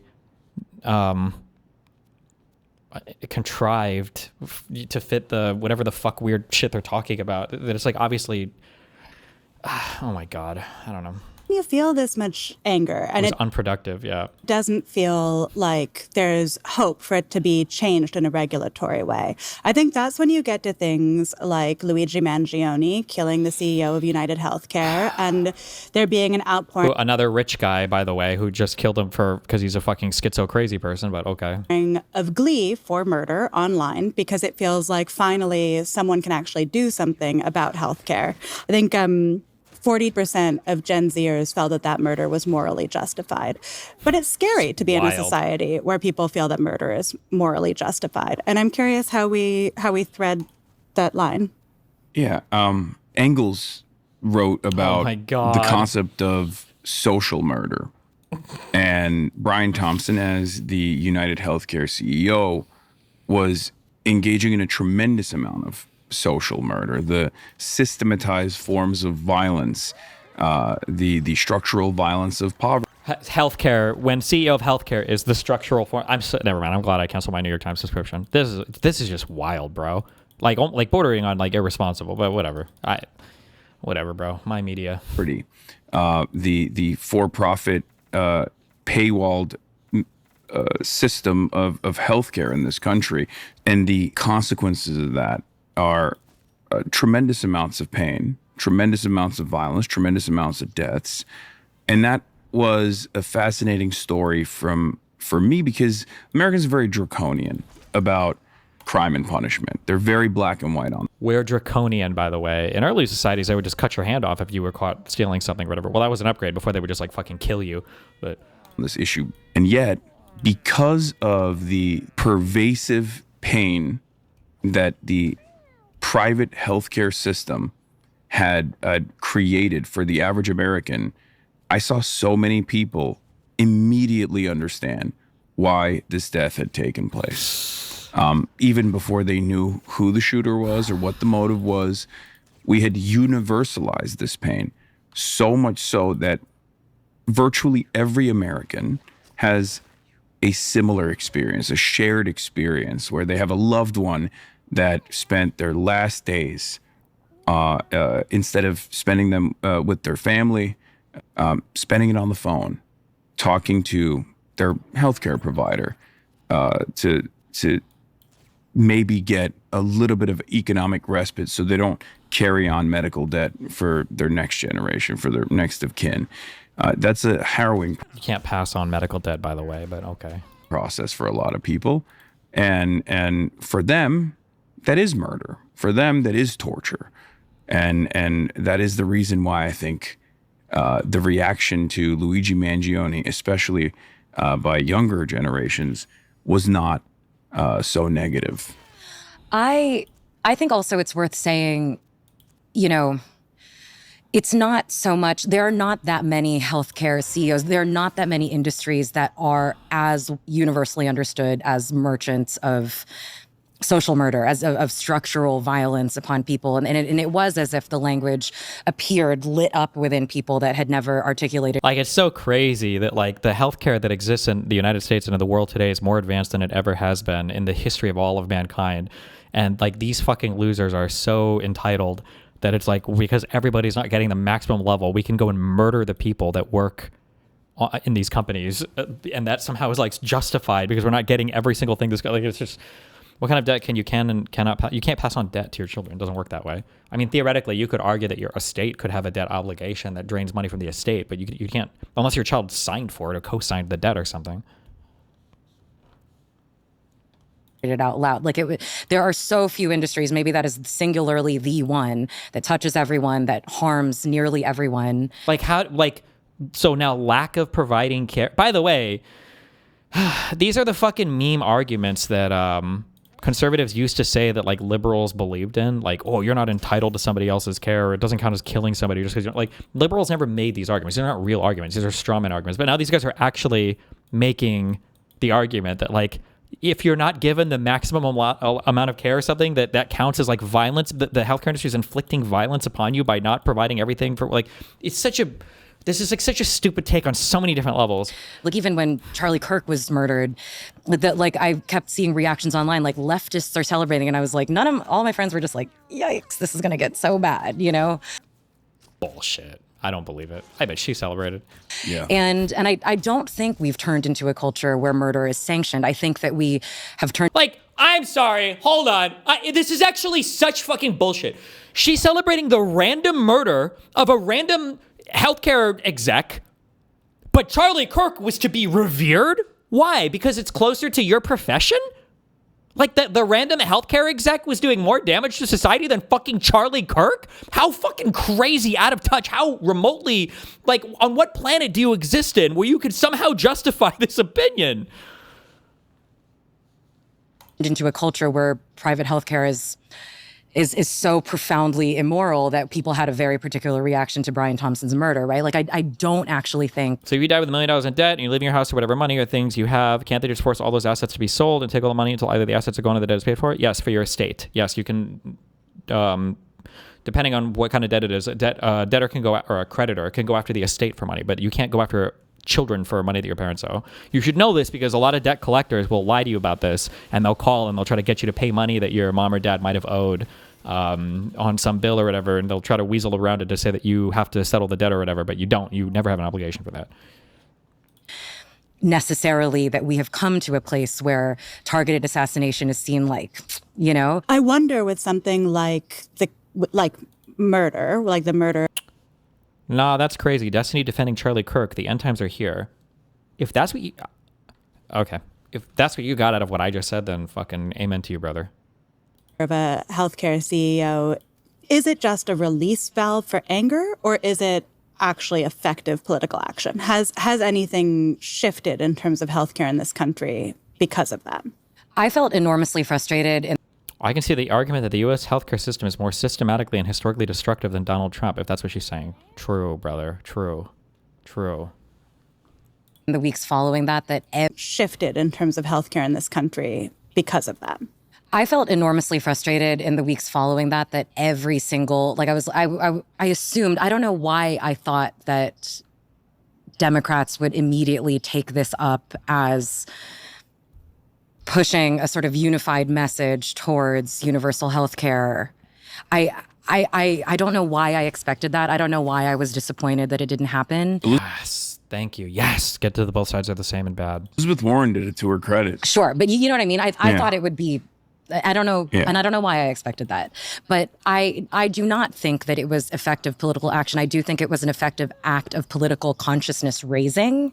Wait, what? I don't even know what the fuck. I need to listen again, sorry. Enormously frustrated in the political action. Has anything shifted in terms of healthcare in this country because of that? I felt enormously frustrated in the weeks following that. Release valve for murder, like the murder of a healthcare CEO. Is it just a release valve for anger, or is it actually effective political action? Has anything shifted in terms of healthcare in this country because of that? I felt enormously frustrated in the weeks following that every single, I assumed, I don't know why I thought that Democrats would immediately take this up as pushing a sort of unified message towards universal health care.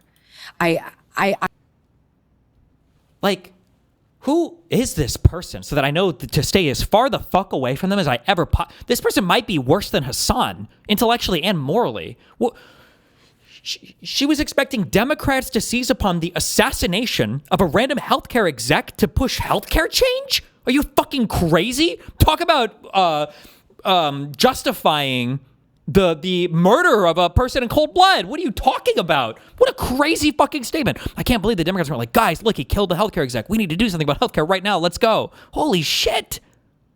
I don't know why I expected that. I don't know why I was disappointed that it didn't happen. Elizabeth Warren did it to her credit. Sure, but you know what I mean? I thought it would be, I don't know, and I don't know why I expected that.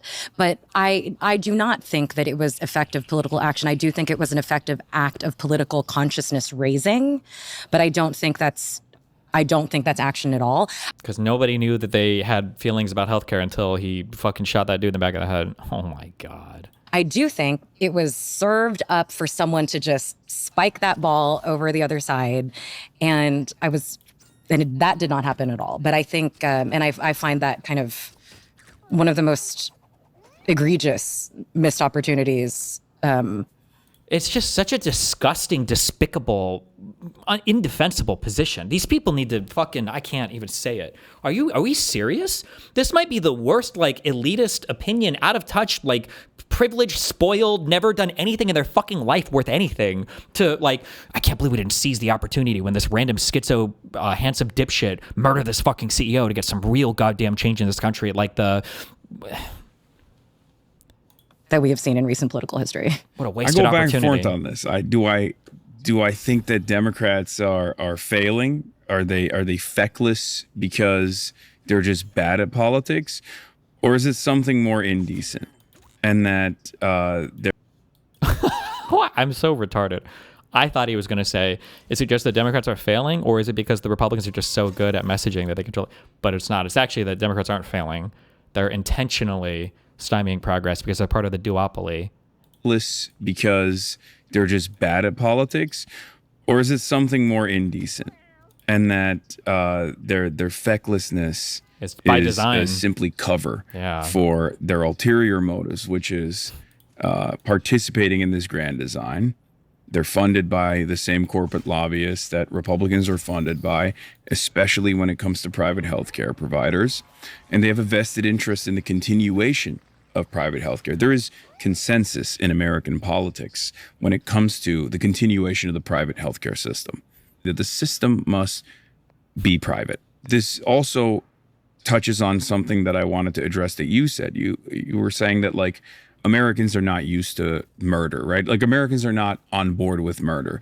I kind of wanted to push back on that at the moment because we're on board when it comes to murdering brown people and Palestinians. I do think we are a profoundly violent culture. In some ways, Charlie Kirk's assassination was not unique. School shootings are happening all the time. And we have actually decided almost collectively that it's just another byproduct of American existence. I mean, I know part of the issue is that Americans have lost a lot of trust in their government. I have this other statistic here that in 1964, 77% of Americans trusted the government. In 2025, 17% of Americans trust the government. And yet it feels like the jaw girl was the former deputy editor for Jezebel. There's some political action that feels hopeful, like Mamdani's policies for New York. Is this kind of change achievable through the mechanism? Will Hasan bring up that he's spoken to Mamdani recently, that he talks to him all the time about these issues? Of politics. Does it line up with Mamdani's politics? Absolutely. I think that this global design of capital that we have seems like a behemoth that is impossible to defeat. And that obviously discourages a lot of people from taking action. One of the immediate reflections is the fact that we don't really have a democratic process any longer, and people don't even have that confidence in the democratic process because the wishes of the masses are rarely ever represented by our elected representatives. There are many different instances where this has become reality. There was an election cycle that just took place only 2 years ago where there was a genocide that was happening alongside that. And that was the perfect opportunity to show Americans that your voices do matter, right? And yet the Democratic Party chose not to lean into that real mobilization. 3,500 college campus protesters were arrested in the process. And now we write think pieces about why there aren't any college campus protesters. Where are the anti-war protesters over and over again? Well, it's like, we did it. The government succeeded.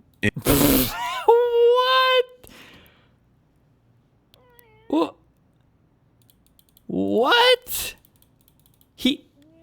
In undermine your voices do matter, right? And yet the Democratic Party chose not to lean into that real mobilization. 3,500 college campus protesters were arrested in the process. And now we write think pieces about why there aren't any college campus protesters. Where are the anti-war protesters over and over again? Well, it's like, we did it.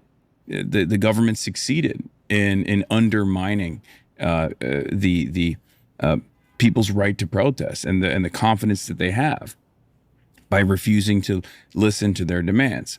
So they succeeded in that way. The Democrats lost the election, and you guys were only protesting them. Why not protest the main government to get them to listen to your demands? Are you saying they arrested all the protesters? Do we only protest? You're protesting to stop a genocide, and you stop protesting when you get arrested? However, while this system of global capital seems like a giant that is impossible to tackle, it's also very fragile. Part of this too is like, part of the way that this feels weighted on both sides to me is that if the material conditions of an average person's life are ameliorated by a oh my God, bro. Oh my God, kill me. Oh, sorry, Jesus. All the Marxist buzzwords. Part of the way that this feels weighted on both sides to me is that if the material conditions of an average person's life are ameliorated by a redistribution of wealth, then the conditions become more possible to take time and take risks and organize, right? Like, I think one of the reasons, obviously, that these things that people don't have time to attend multiple weekday meetings, weeknight meetings, organizing something in their community is because they have to work too long. They have to pick up their kids. They pay so much for childcare. There's no margin for anything. And I think, when you're talking about Mamdani, when there's a political program that is about improving, about giving people margin for individual pro-social, civic action, then a whole realm of possibilities and energy and ability and interest will begin to regrow. That won't be redirected into okay, here's my 7 minutes of downtime. Yeah. I'm going to use it scrolling or whatever, not to Not that I would know anything about that myself. Not that any of us have used our 7 minutes of downtime to scroll. And the thing with Zohran is that he does instill confidence in governance all of a sudden, because people for the first time ever see someone actually making that positive change, and it brings more confidence, and it creates an environment where people can demand more Zohrans. That's why I always say I want to let 1,000 Zohrans bloom all around the country. You know, because there are people like Zohran out there. And they're just waiting to be elected and waiting to come into a position of power and show the rest of the country that no, you can actually do things. You can do good governance. Yeah. I love that. So a lot of what we've been talking about is taking what little power we have and trying to make it bigger, trying to take back some of the power for ourselves. And so I just wanted to end by asking you, what's one thing that you think should be okay, but currently isn't okay? I mean, IP theft, stealing movies, things like that. Okay. One thing that should be legal that isn't. It's interesting because I have to regularly explain this stuff to a small child, and have so thoroughly explained to her that some things are against the rules, but they're okay. And depending on who you are. And some things are not against the rules, but they're not okay. Like there's so many perfectly legal things I do regularly that I find mildly immoral, right? Like getting iced coffee in a plastic cup. Like I find that to be a profoundly selfish. I can't, bro, I can't. Immoral, collectively destructive action. You know, I think a lot of I have taken so many planes for so many pleasure reasons I have acted in so many selfish ways that are not only legal, but they're sanctioned and they're unbelievably valorized culturally. And unbelievable. And I think, I guess I don't really think of any laws. Maybe like things like blowing up a pipeline. Let's say that. I really relate to what you were saying, Gia, of it is so hard to live ethically in an unethical society. And also there are so many moral compromises I make every day. I do so many immoral things. I am constantly acting in ways that don't align with my belief system and constantly having to justify that from ordering in food when it's raining out. There are just so many moments when I'm my comfort is more important than someone bringing me food through the rain, and it doesn't feel good. But it is part of living. I mean, no one's making me do that, but it is part of the way in which we live. What is this? Woke people on social media. Oh, absolutely. And I do believe there is something to be said about this sort of, how do I put this?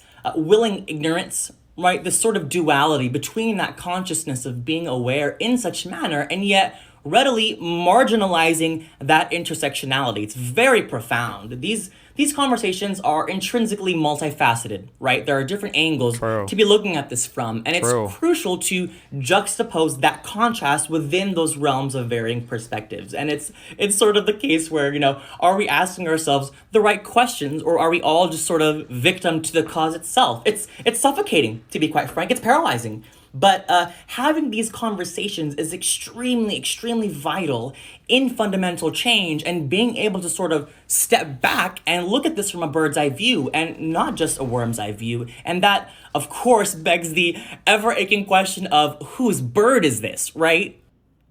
Who is this guy? How did he do that? Wait, what? That was perfect. Whoops. In our society. And it's so incentivized. I mean, it's splashed all over the subway ads. It's just ladies, be selfish tonight, you know?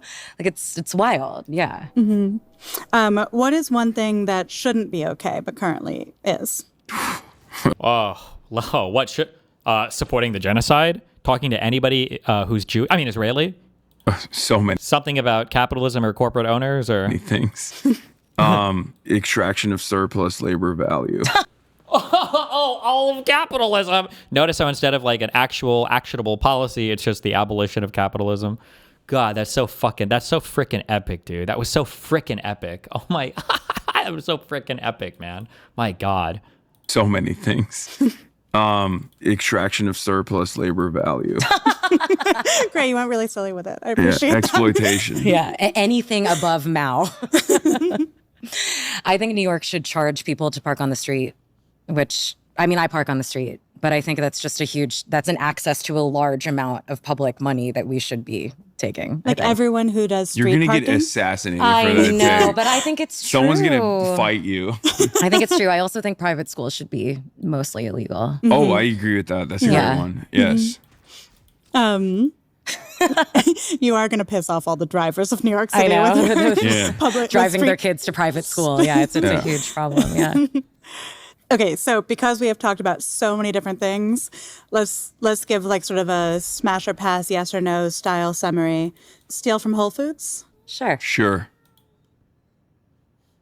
Whatever. Oh, the summary. Okay. Burn down your employer's warehouse? No. My lawyers are telling me to answer in the negative. That was freaking epic. Murder the CEO of a healthcare company? Also, no. No. So They have to really think about that one. But if it was like murder somebody who's pro-Zionist, I wonder what they'd say. we have a yes on steal from Whole Foods, micro-looting. And But the real yes is get a job there, spend 3 years being a SALT and organize the union. which I think is a true better answer than justify your wheel of brie for yourself. But that's fine too.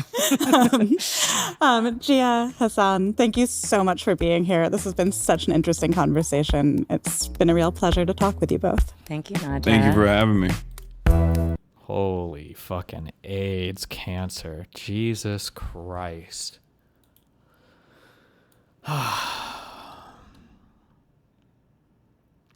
Ross Duthought, ironically from New York Times, effectively made Hasan squirm on his radicalism. Yeah, this was like a year ago, though, wasn't it? How long ago was this? 6 months ago? You have a lot of content. Yeah, I think we might have watched it on stream. The West has fallen. Why? Because of like degeneracy. And the evidence of that is often like look at modern architecture compared to a cathedral. Right. You know, how did Jesus, banger from Queen. I don't know how to pronounce her name, but thank you, McDonald's, for hiring those facing federal job losses. Every family deserves to earn a living, and that's why we raised our minimum wage in Virginia to $15 an hour.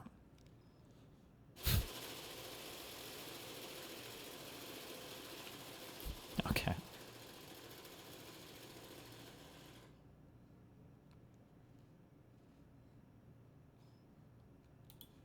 did this happen, Yes. Western man? Right? Ridiculous meme posts. We used to be a proper country. Like, and the image attached to that caption is a 7. If I was a real socialist revolutionary type, I think that video would make me feel insane. This is exactly the type of people that my society would make illegal. Yeah, but you have to consider, like, this is kind of what all socialism turned into. It's why one of the reasons why these societies fucking failed so much. For every one Che Guevara you'd have, 100 million LARPer socialist people that as soon as they would get into power would just enrich themselves, kill everybody else, and basically just sit on their laurels and be little dictators to enrich themselves and their friends. 11 ad from the 1970s. So it's like, really? Yeah. It's Wow. like, look at this advertising image from 3 decades ago. Yeah. Wouldn't it be better if we were still like that? Welcome to Doomscroll. I'm your host, Joshua Citarella. My guest is Natalie Wynn, a video essayist and content creator. I have to talk at the EU Parliament later this month. Really? About how the left can compete with the online right. What should I tell them? What were Che Guevara's politics? He was this hardcore socialist, no? Fighting against the capitalist, fascist, evil people or whatever, who was in his mind or whatever. I mean, for a lot of the regimes he fought against, I imagine that probably was true. Nope, somebody said not really. Well, I don't know that much about Che Guevara, so. The reason I have a difficult time answering this question is that a lot of the reasons why the online right has the reach it does are things we would not want to emulate. Mm-hmm. For example, a lot of online right commentators are frankly backed by money. Yep. Like not like crowdfunding money, Yep. like institutional money. Yeah. And Big money, deep pockets. Yeah, exactly. So sometimes it's like, do we want that? Mm-hmm. I think that for a lot of people on the left, the idea of having like oligarchs backing you would be kind of defeat the purpose. Well, the right? NGOs. Yeah. Those No, that's exist. true. Liberal That's NGOs. True. That's true. For a couple years now, people have been talking about like what if we had a leftist Joe Rogan? Like, wouldn't like, do we want a leftist I've never heard Joe that one Rogan? Do we before. want a leftist Joe Rogan? I don't know. Like, I mean, I don't. But would it be useful to have one? Maybe. I'm sure I would hate it. But so what? I mean, I think the reality, you know, like if I will lecture men for not wanting to be in a coalition with their mother. Well, I also think I'm gonna have to deal with being in a coalition with some kind of leftist manosphere. Right. And I'm prepared to just deal with that. Right. Right. Like I think that part of my like realistic electoralist idea about politics is accepting that I'm gonna have to be in a coalition with a bunch of people I don't like. Because that's what a coalition is. At a national election in the United States means having the support of a very wide group of people. You're telling me that 77 million people can't belong to the same subculture? Yeah, 77 million people are probably not going to look into the camera and say, I'm the same kind of communist you are. Like, it's never going to happen. Which means accepting, like, vote with them. It means accepting, like, a wide amount of ideological diversity. And I think that, I think the reason that Joe Rogan is so successful is there's this kind of, like, front of, like, I'll just talk to anyone and everyone is welcome. In practice, that's not really true because he doesn't really have very much in the way of, like, I don't think there's ever been a trans person, for example, on Joe Rogan, except maybe Blair White, a conservative, reactionary trans person. There's an ideological strain to the particular type of guest. That you for sure. Say like libertarian to... I think Joe Rogan would talk to anybody. I think, like I said, I think what happened was, I think Joe Rogan, people are looking at this very complex analysis of like, how does the conservative party create like a figure like this? Joe Rogan just got mind fucked by what was online. The Conservative Party is good at messaging because they have all their media figures and all their political figures in a row, so they all say the exact same message. Joe Rogan saw it online, got captivated by it, brainwashed by it, and then from there he slowly became an unwitting conservative operative. But not because it was like some deliberate like mind control over Joe Rogan from conservatives. It's just it was just that. It was just him getting brainwashed by online shit. You know, whatever kind of skeptic. But I also think that like the right is so talented, it kind of, in a soft kind of way, they love bomb, right? I mean, I've experienced it myself. When in periods, this has happened on a recurrent basis for 10 years. Every few months, like some large faction of the online left decides that I am like the villain of the month, right? And it will just be a mass. It doesn't bother me that much anymore because it's kind of become like, well, there's only so many times it can happen before you start like taking it less seriously. But I think that it used to really upset me, as it upsets most people when it happens initially, because it's kind of not. I mean, the normal when a bunch of people are screaming at you and telling you you're a horrible person. I mean, the ego's instinct is to defend itself, right?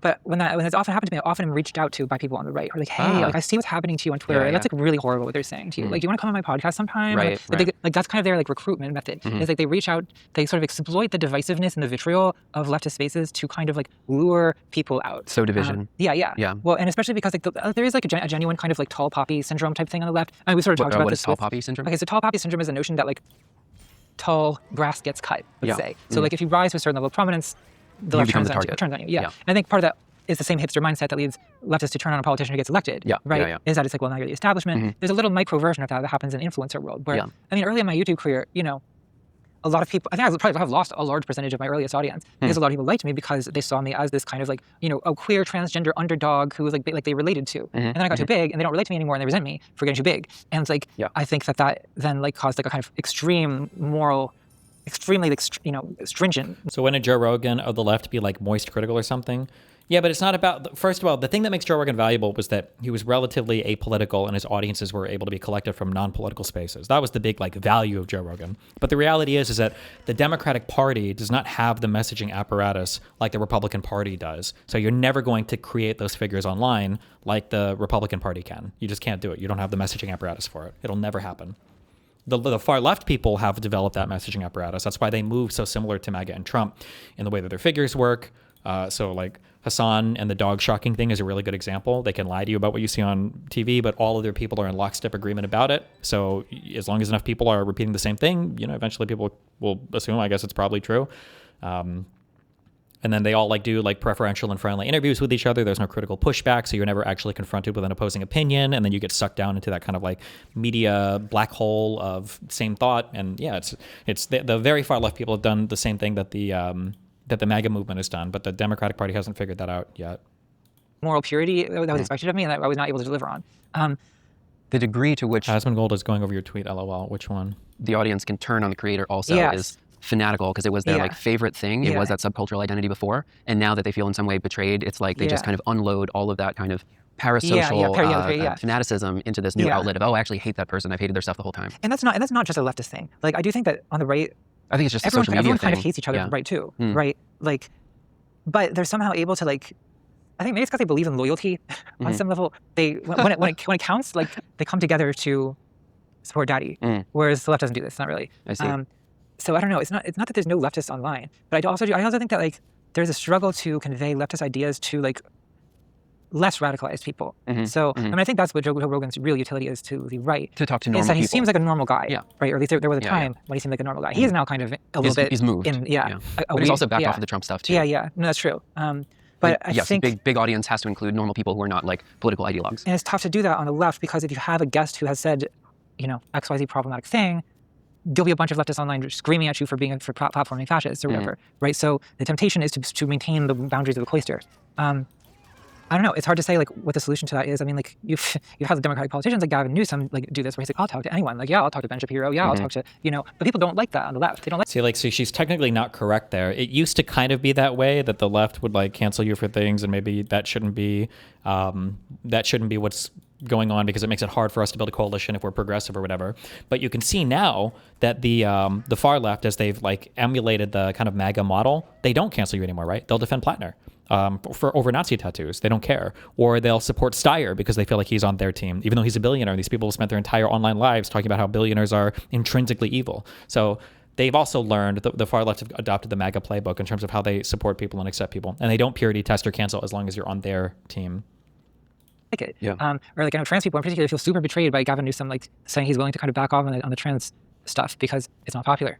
It's not popular. Well, that's so I'm getting a little bit ahead of myself here, but just to kind of recap, there's trying to diagnose this is actually it's a pretty big situation. Like famous Media Matters study, I think 25 says that 90% of alt media is conservative leaning, right? So the temptation is to look at that as a reflection of where the political sentiments of most people in the country are. Obviously, social media is a very distorted mirror. Not 90% of the country is conservative, obviously.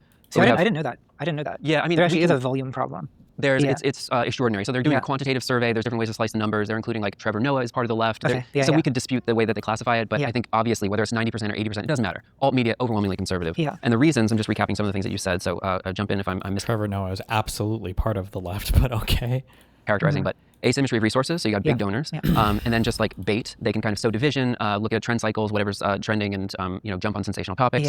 And then the third is that some of the positions on the left are unpopular in a majoritarian democracy. So we can fix 1 and 2. How do we deal with 3? Well, I actually think people aren't going to like this. I mean, I think there's certain issues on the left that the most high-profile spokespeople are actually like warranted in avoiding. Like I personally think that at this point, like the Democratic Party should not talk about trans people. And I think that because, I mean, it's frustrating for a lot of reasons, right? Because so much of what the general public thinks the Democratic thinks about trans people is completely information that they've gotten from right-wing propaganda. Because it's over, like the Democratic Party already... I think this is I think it's a morally losing strategy. I understand what Contra is thinking here in terms of like it's just become such a bad position for Democrats, but like what you need Democrats who can talk about trans issues but have like a limiting principle. Like they genuinely believe in the topic and they know like where they stand on it, rather than you are quote unquote pro-trans and then you just have to endlessly capitulate to this far left lunacy that exists on social media, right? Like I think rather than abandoning trans issues entirely, Democrats should be able to present it as a healthcare issue, which it is, and then say that, parents have a right to do, their healthcare options for their children, and also be able to say, when it comes to NCAA sports and above, trans people and cis people shouldn't compete together. That should be a very easy position to occupy without having to go so far left that you lose 99% of people, and without but without actually abandoning trans people that they need to have in this country. I don't know. I think you can have that position. It's just Democrats, as soon as they give in a little bit to the trans stuff, they have to go as far left as possible because there's just no limiting on any of the online activist shit. They hardly ever talk about trans people to begin with. Like I've seen so many people suggest, for example, that like, oh, Kamala Harris, like, she pushed everyone away with all that trans ideology. And I'm like, what trans ideology? How many times on the campaign trail did Kamala Harris even mention trans people? Not a lot of times. I heard a lot about black men's crypto assets, but not trans people. Right. Like, I mean, it's so I think that people have like really been convinced what the left talks about by right media, and in part because like, well, I think right-wing media, they've also kind of mastered rage bait, right? And that you can just like churn out this content that's just designed to like irritate people. Look at what's happening in your daughter's sports. They're letting grown men beat girls up, right? Okay, is that true? Doesn't matter. It makes people angry. Gets attention, right? So I think that you say that, a lot of right-wing media says that, and they say this is what the Democrats are doing. And it's like, how much are the Democrats talking about trans sports? Basically not at all. There's a real answer to that question. But the right has really succeeded in convincing the public that that's what the left talks about. Yeah. So and they do it 90% louder. 90% louder, yeah, as you say. Well, the question of how to respond to that, is it to publicly start arguing on the topic of trans sports? I don't think so. Because I think that one is so losing that it's like, I think deflection is kind of the answer. It's to say like, what is deflection? When they like, I don't know, in a debate situation, for example, if they want to go on and on about men and women's sports, observe that they are the one who keeps bringing this up. We're not talking about this. This is not part of our agenda. You are obsessed with this, right? In other words, Grim Flatner does this a little bit. Yeah. But to flip the obsession, to flip the obsession accusation. Oh, I see. Right? I see. Because it is like, I see, people try to find these strategies, but the reality is it doesn't work because the Republicans are good at getting people to panic about it. They're good. It's good. It works because all of them are lockstep in messaging. So you can try to flip it around, and it might work for an individual debate. But then, as soon as a person who's a conservative who is in that media world goes back to watching that media world, it's just going to be them seeing a million times over like how obsessed Democrats are with the issue and all the horrible, evil things that Democrats, blah blah blah blah blah, whatever the fuck they're seeing on social media. Like they just go right back to it. I think back to like the sort of gay marriage debate in the Bush administration. I think one effective, or even like going back to like the 70s and the like. What was going on in the 1970s with the origin of the gay rights movement? With Anita Bryant, who was a big anti-gay, she'd originally been like a musician and who became sort of an anti-gay celebrity spokeswoman. Her credibility, I think, was destroyed in pop culture in part by characterizing her as this sort of priggish moralist who was obsessed with what other people are doing in bed, right? I think that the way, here's a more positive and likable way I can say my point. Like, I think that one mistake that I genuinely think that trans people have made in our political messaging is that it's always better to, especially in America, where the national character is kind of averse to being told what to do. Like there's this kind of individualist cowboy thing where it's like we resent the government saying how to live our lives. So I think that the posture of the trans activist should be, don't tell me what I can do. Don't tell me what hormones I'm allowed to take. Don't tell me, the mistake that goes the other direction is to lecture everyone about how they need to put pronouns in their email. Because now you're not telling them not to tell you what to do. You're telling them what to do. People don't like being told what to do. So don't tell them what to do. Don't tell them what to say. Tell them to leave you alone. Right? And I think that's the kind of more convincing line, is that my temptation is to kind of argue from the kind of triviality. Like, really, you're expending this much resources on preventing essentially 10 people from competing in professional athletics. Why is this a major part of your platform? Don't you want to talk about the economy? How about the price of gas? I notice that's happening increasingly lately. Maybe that has something to do with the war that your party started. I think that could be a pretty effective, like, whataboutism kind of retort to this transgender sports thing. It's like, why are you talking about transgender sports when the price of gas is well, we'll see how it is in a couple months, but I imagine you need $5. Yeah. There's, I picked this phrase up from you, but in your conspiracy video, Randolini's Law, that the amount of energy needed to refute bullshit, meaning conspiracy theories in that context, is an order of magnitude bigger than that needed to produce it. So, if you're trying to argue a point that is maybe not winnable, it's a useless expenditure of energy you should be talking about. I think Graham Plattner literally does this, where someone was trying to bring up trans issues in Maine, and he was like, well, what about this healthcare thing that we're not able to talk about? So I totally agree with this. I'm not going to leave you hanging out on a limb by yourself, but I think that is actually, while it may be unpopular for people who have, political sentiments or share the same ideas that we do, this is what we need to advance in a majoritarian democracy, which is an uncomfortable but necessary conversation. You mentioned the leftist Joe Rogan before. I'm going to take us down a little bit of a path here because I want to hear your thoughts on this. This is maybe like the meat of what I'd like to discuss today. So post 2016, there's all of this right-wing content on YouTube. Yeah. I think the premier example of this was the Kill Stream with Richard Spencer as a guest. This is like 2015-16. We're going back here. I don't fully remember the history. It's at that time the most quantitatively or unprecedented amount of viewers on YouTube. They're like, oh shit, there's a really big problem here. And so the solution we came up with at that time was, if the right is dominating alt media or social media platforms. Was that the Kill Stream? Was that always Ethan Ralph with Richard Spencer? Was that one of the bigger streams back then? Maybe it was. I don't remember. Maybe. The left needs to have a role in that. And I was one of the people who argued vigorously for this in The Guardian and mainstream publications. The thing that we came up with was the leftist video essay, because our arguments were less mimetic. They needed to be explained in long form. And then you were one of the premier, most celebrated creators in that. I have immense admiration for your work. Fast forward 8 years, 2024. The podcast election, so to speak, we're talking about Joe Rogan and the Manosphere and the Nelk Boys and who else? All these other guys are named and thanked in the inauguration or Trump's victory speech by the campaign. So our solution now is to make left-wing podcasts, right? I think Adam Friedland is doing a great job at this. There's many different examples to look at. But I see pretty much a direct analogy where this was the strategy before. Now the left needs to participate in social media. And the right is winning in the influence base, and so now we need to participate. When do we get to the point where we admit that the platforms themselves are the problem? They definitely that's a good question, because if the platform's platform's a problem, then what? Not good. I mean, Yeah. I have a few ideas Okay. of then well, what, but I'll just say that. Oh no! What? Twitter communities will be deprecated on May 6th. What? Our community? No! Is gone? Rip.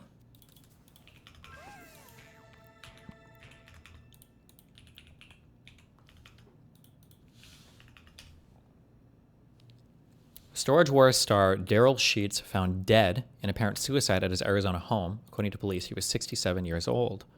What? They located a male subject who suffered from what appeared to be a self-inflicted gunshot wound to the head. Daryl, why?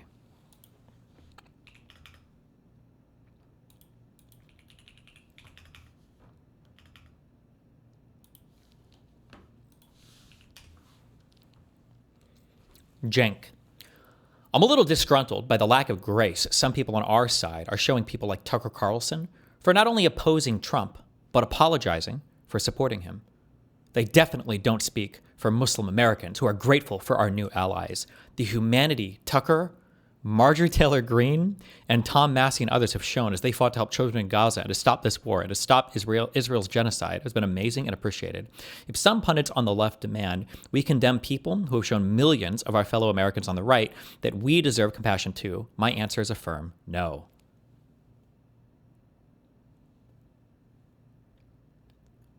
I love how none of this grace was shown for Liz Cheney, but for like the worst of the worst that humanity has to offer, these people are somehow willing to welcome them in. But okay.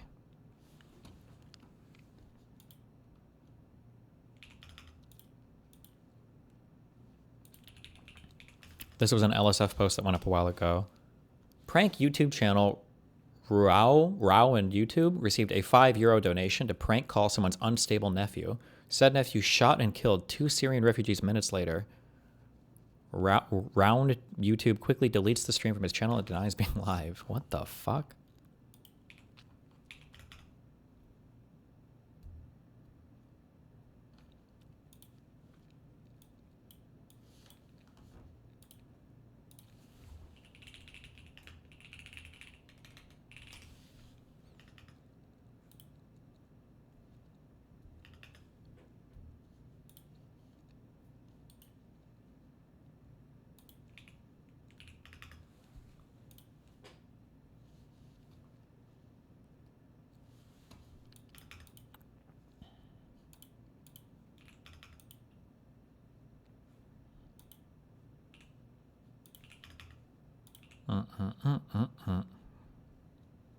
Hold on.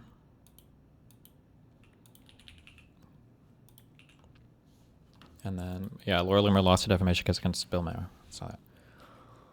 Commentary YouTuber Quinthio discovers that all the mods on PirateSLOPware's mod team have quit, including Kronos, the mod that Pirate would use as an intimidation tactic. It's speculated that Pirate was dramatic towards his mods.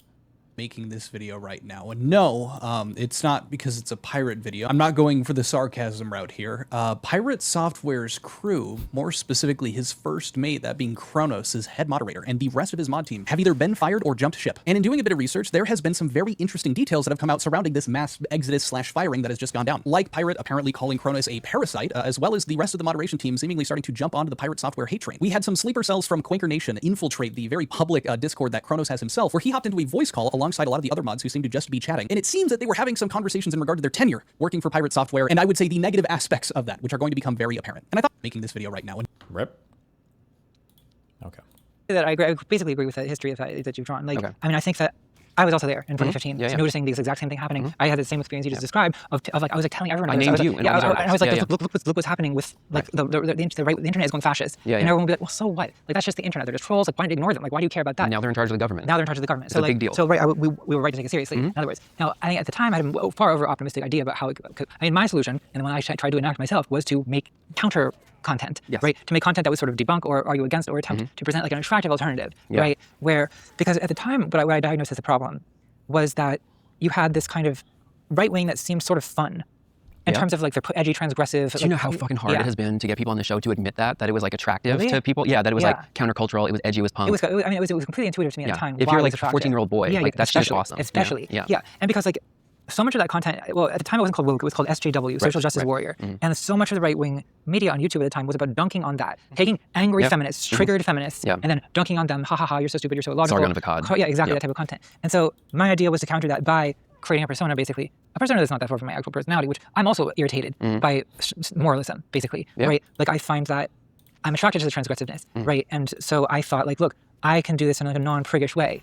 And I got somewhere with that, but the thing is like ultimately, I think partly it is Brandolini's law type stuff, and partly it's my own artistic ambition in a way that impeded the ability of me to mass produce content in the way that the right wingers do. It was also people in like our role is that we're in media, and journalists would say this too, but indirectly they were saying that people like me are the answer, that we can make better narratives, and that was also allowing them upward mobility and opportunity. But you've anticipated exactly where I'm bringing this. Brandolini's law, I recognized at a certain point that whatever kind of downward mobility, post-neoliberalism, whatever we're in now, this was producing more right-wingers than we could recruit and educate by using alternative media. Do you feel like the DRAD project was a success in that period, or how do you look back on it now? I don't think I would say it was a success. No, not the de-radicalization aspect of it, and that's for a couple of reasons. One is I just don't think the leftist video essay is not a solution to the problem of overwhelming right-wing propaganda. It's just too niche, and it has an audience that it appeals to, certainly, right? Which makes it a viable career. But is it a solution to right-wing radicalization? No. I think part of the reason is that here's a way I've really changed how I do de-radicalization. I actually don't think anyone gets de-radicalized on the internet. I think that the internet is where you get radicalized. I think what de-radicalizes people is being offline, is having community, is having meaningful work, is having connections to other people. Not being socially atomized. Not being socially atomized. Yeah, that's what de-radicalizes people. So I think that everyone on social media tends to get radicalized. A worry that I have about the leftist podcasts as a solution to the right-wing podcast is that it also kind of becomes a new form of radicalization that I question the utility of. In other words, a lot of political podcasts, in one way or another, end up having a kind of like Fox News-like function, or like Rush Limbaugh-like function, where like I do think that in some ways the political podcast is kind of like Fox News for millennials, where like okay, you're listening to an angry man talk to you all day about what to be angry about. That's obvious. I mean, that has been a winning formula for decades for media. And are you still allies with ContraPoints? Allies? I guess, sure. People keep posting your tweets on the subs. So I watched some of your old comments with them. They were pretty good. Is there a reason y'all stopped talking? I think my shit just got too hot online, basically. But we've never had any personal problems or anything. I think that would I prefer them to be listening to a leftist angry man? Absolutely. But I also think that, I don't know, sometimes I just look at the state of it and it's like, okay, well, we've gone from like Fox News screaming about the Democrats all day to Marxist podcasters screaming about the Democrats all day. Bro. I know that I'm regarded as a Democratic shill in many of these spaces, and I'm certainly not being that allegation at the moment. But like the reason that we view the right-wing media as so damaging is that it costs people to vote for Donald Trump. Don't we want people to vote for more liberal candidates? Like to me, that's the goal. And I worry that the kind of left-wing radicalization, it lures the audience into a kind of impotent radical chic or something, where it's like, okay, subcultural. You're in an oppositional counterculture that views non-participation in politics as basically the pragmatic outcome of, because posting isn't participation, it doesn't count. Can I give an example here, just to kind of like codify what we're talking about? So, the thing that I think was missed in the Joe Rogan analogy is that it's a mainstream podcast that's not about politics. That's why normal people like it, because they're talking about all sorts of stuff and it's fun or lighthearted. Politics is happening, and so that's the thing to comment on if you're in like a weekly news cycle. Here's what's happening today is my take on it. That kind of naturally happens. But the problem with the kind of political media first, or like left-wing Joe Rogan or leftist video essay thing, was that the buyers of political media. Voosh harassed Contra. Why? I don't remember why, but I remember something. It was an unhinged tweet. I feel like Contra tweeted something that wasn't that controversial. And then I think Voosh, like, he either tweeted this or he told his audience, like, every single one of you has a moral obligation to harass the fuck out of ContraPoints until she's deleting these tweets or something like that. I don't remember what it was about, but it was pretty unhinged. Are not the median or modal voter in the US. And so if you look at these quantitative analytics from subcultural communities, I'm going to give a weird example here, so bear with me. In furry community, there's a staggering statistic that 70% of the people who participate in that subculture have purchased an original piece of art, meaning they have like spent their money to consume something from that subculture. It might have been Voosh's sexism art, because Voosh, and Hasan too, I guess men in general, listen, what are we going to do? We just hate women. Probably feels a little sexist sometimes, I think. And that definitely came across in the It was either with that Cat Black person that he fought with, or it was with J.K. Rowling. Yeah. If you're publishing, let's say Not like a good. Substack that's about tennis or whatever kind Yeah. of mainstream thing, you could expect to monetize about 7% of your following. So if you look at the fringes or subcultural interests that are not mainstream, there's an order of magnitude increase in people's willingness to pay and contribute towards that. And when you lead with the politics, kind of just as we described before, the asymmetry of resources, the distortion of the attention economy, all of these things, that is an additional multiplier on how distorted the landscape is of people's actual sentiments. So it becomes really, really difficult to advance the necessary broad coalition of 77 million people that are all going to make a shared decision and have a coherent narrative if we're starting from the like vanguard political leftist position. Right, which is not going to attract 77 million people, which is not. It's not. No, it is necessarily a vanguard. It is not the popular vote. Right. Yeah, well, I do think that some of them, I mean, even in the video essay, peak left video essay era, like a lot of the people who were doing that most effectively helped build an audience in part also by talking about some other thing, video games, movies. Yes. Right. Yes. And then politics was Video kind games of are fascist a also, by the way. ways. Yeah. Well, video like Steve Bannon figured this out in 2014, like that way that he noticed that online gaming spaces were basically a huge resource of frustrated young men without much political direction, and he just saw that this was exploitable. And so that they are, however, in functioning economic socialist models, like the internal guild organization is a workers' co-op. So there's Wash's comments about the person wearing stockings. Yeah, Jesus Christ, that was too much. incredible irony here. But I feel like that has not been as effectively used by the left as it has by the right. Yes. Before we get too sidetracked on the side quest of video games, I want to refocus us on how do we make online discourse work? I think it's in the conspiracy video, but you talk about we need good conversations to do democracy. I'm paraphrasing here, but what are the kind of preconditions for this Habermasian public square? How do we have good conversations for deliberative democracy? It's harder than ever, is my feeling. Like I used to think this was possible. I mean, I used to go on these like debates even with right. So there's two problems with it, with debating right-wing people. One is that the right-wing people they're not interested in participating in a Habermasian public square. They're interested in owning you for clicks, right? This is true of everybody, by the way. It's not unique to the right wing, but damn it. The second and then the second problem is that your own leftist audience feels betrayed that you dared talk to someone on the right because they suggest that maybe means you're betraying them and you're maybe thinking of going over to the right because why would you talk to someone on the right if you weren't on the right? Right. It's very hard to overcome this guilt by association thing. So it's like a pincer. Like you're discouraged from doing it both by the way you're treated by the right, which is as an exploitable resource for them to create attention moments, and you're criticized on moral grounds by the left for associating with the enemy, which kind of made it to me just not worth doing at all. Right. Now I'm sure some people are able to do this. Like men have to do this. I'll just say it. I can't do it. Like debate. Yeah, debate favors men. Yeah. Because probably true. It Unfortunately, favors assertiveness, aggression, owning the enemy with facts and logic. Yeah. It's not that women can't do that; they can. It's just that when women do it, it's perceived as like bitchy and cunty and bossy. Unfeminine aggression. Did you ever see that movie, Town Bloody Hall? No. Jermaine Greer and who was the, I forget the name of the writer. Do you remember the writer?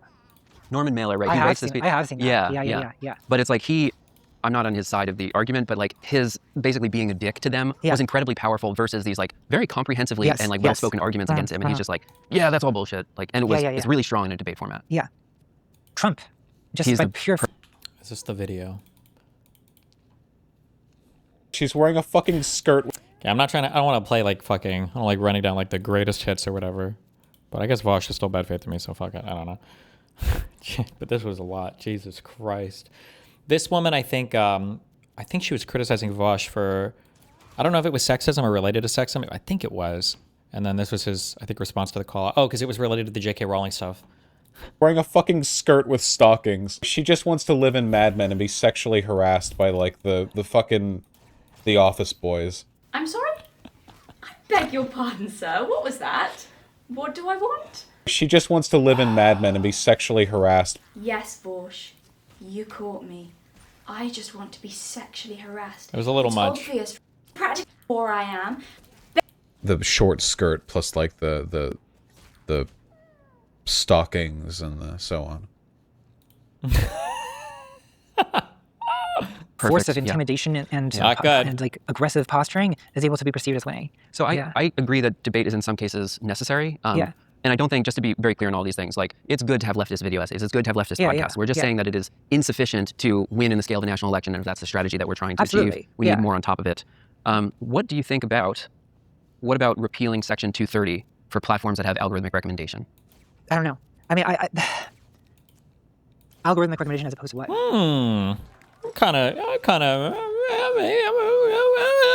I can answer that one. As opposed to like Substack, Patreon, you voluntarily Okay. opt Yeah, yeah, into yeah. a thing, it's Yeah. not recommended to you. And so that Yeah. reduces proportionally the sensationalism and the That you get on Twitter, advertising the revenue YouTube engine. algorithm, yeah, It doesn't necessarily eliminate extremism, Yeah. but it means you have to like Seek it click out in. almost, Yeah, yeah. you gotta opt in. It's hard not to think that that would be good at this point for me. I think it's, I don't know how I don't know, I think that's going to be fought very intensely by the most powerful people in the country because that's how they make a lot of money from it.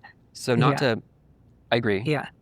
But we are watching with this takeover of TikTok. Yeah. Right. I'm trying to chip away at this because I agree. These are the libertarian, like techno-capitalist class is Yeah, basically yeah. the most powerful people that have existed in human history. Right. How are we going to like force a law Yeah, yeah, against them? yeah. But they're kind of doing it already with TikTok. Yeah, Like no, they that's may true. actually put parameters around political speech on social media anyway. Yeah. And so there Although may be a TikTok, few does avenues TikTok of have attack. like American, I mean, because I feel like with TikTok, they're able to sort of frame it as like foreign interference with American media, whereas, you know, we have like our own domestic oligarchs who are going to defend Facebook and Twitter and Instagram and YouTube, right? But I do think that, well, I don't know, I mean, Twitter's kind of a fascinating situation because I feel like Elon Musk took that thing over and basically they trust busted themselves, basically, right? Like they completely unforced, like created all these other Twitters that you can join, Threads, Blue Sky, you know. I mean, I don't think those have the... Not yet. Yeah. I mean, the other problem is that like the thing about that algorithm is it's they like, don't have anything. They really are. They're selling us crack. They really are. Yeah. Like yeah. I'm hopelessly addicted to the thing. Like, to be honest, Twitter anyway. Okay. And it's partly because of the chaos and the. I mean, I find Blue Sky boring. It is boring. It's yeah. boring. Yeah. I also don't believe that if a platform is predominantly leaning in one political direction, that like we should just send all of the liberals and leftists over to Blue Sky. Like I think you actually need to have those voices in the right-wing dominated platform like Twitter. One more Voosh clip. Still the capital, Virginia. Destiny. This one. Planning on Voosh's accent slip up. Yes. I think my favorite Voosh clip of all time This was a good one. was when Voosh debates black people. He gets possessed by his Gusano slave-owning ancestors. Oh, man. Actually politically represent my interests. I'm not. My point here ain't about criticizing your vote. It's that only 2 people were going to be president, and there are Right, only but- 2 real paths to FBI. No. But those are 2 different. But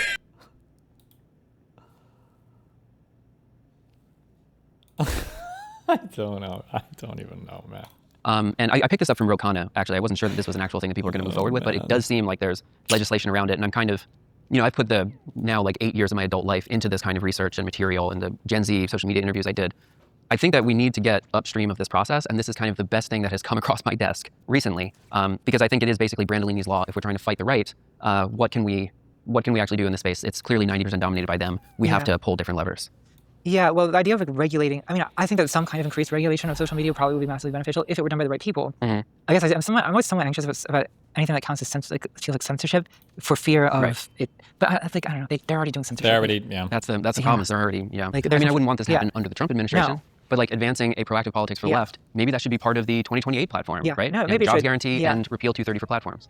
The trick would be to find a way to sell this to the public in a way that doesn't seem like, they can't be so easily framed as like authoritarian leftist takeover of free speech. I got a suggestion. Yeah? You flip the trans thing. They're coming for your kids. The platform. Yes, no, that's actually a good idea. That's a good idea. Focus on like, I don't know. Did you see that the Yeah. lawsuit where this girl, I should know the details of this if I'm bringing it up on the podcast. She was like 16 years old and they're suing for anxiety and emotional damages, the big platforms. Yeah. And this is now setting a precedent where Rial's the producer of the show, but he was telling me Yeah. there's now class action lawsuits opening Yeah. up against the platforms.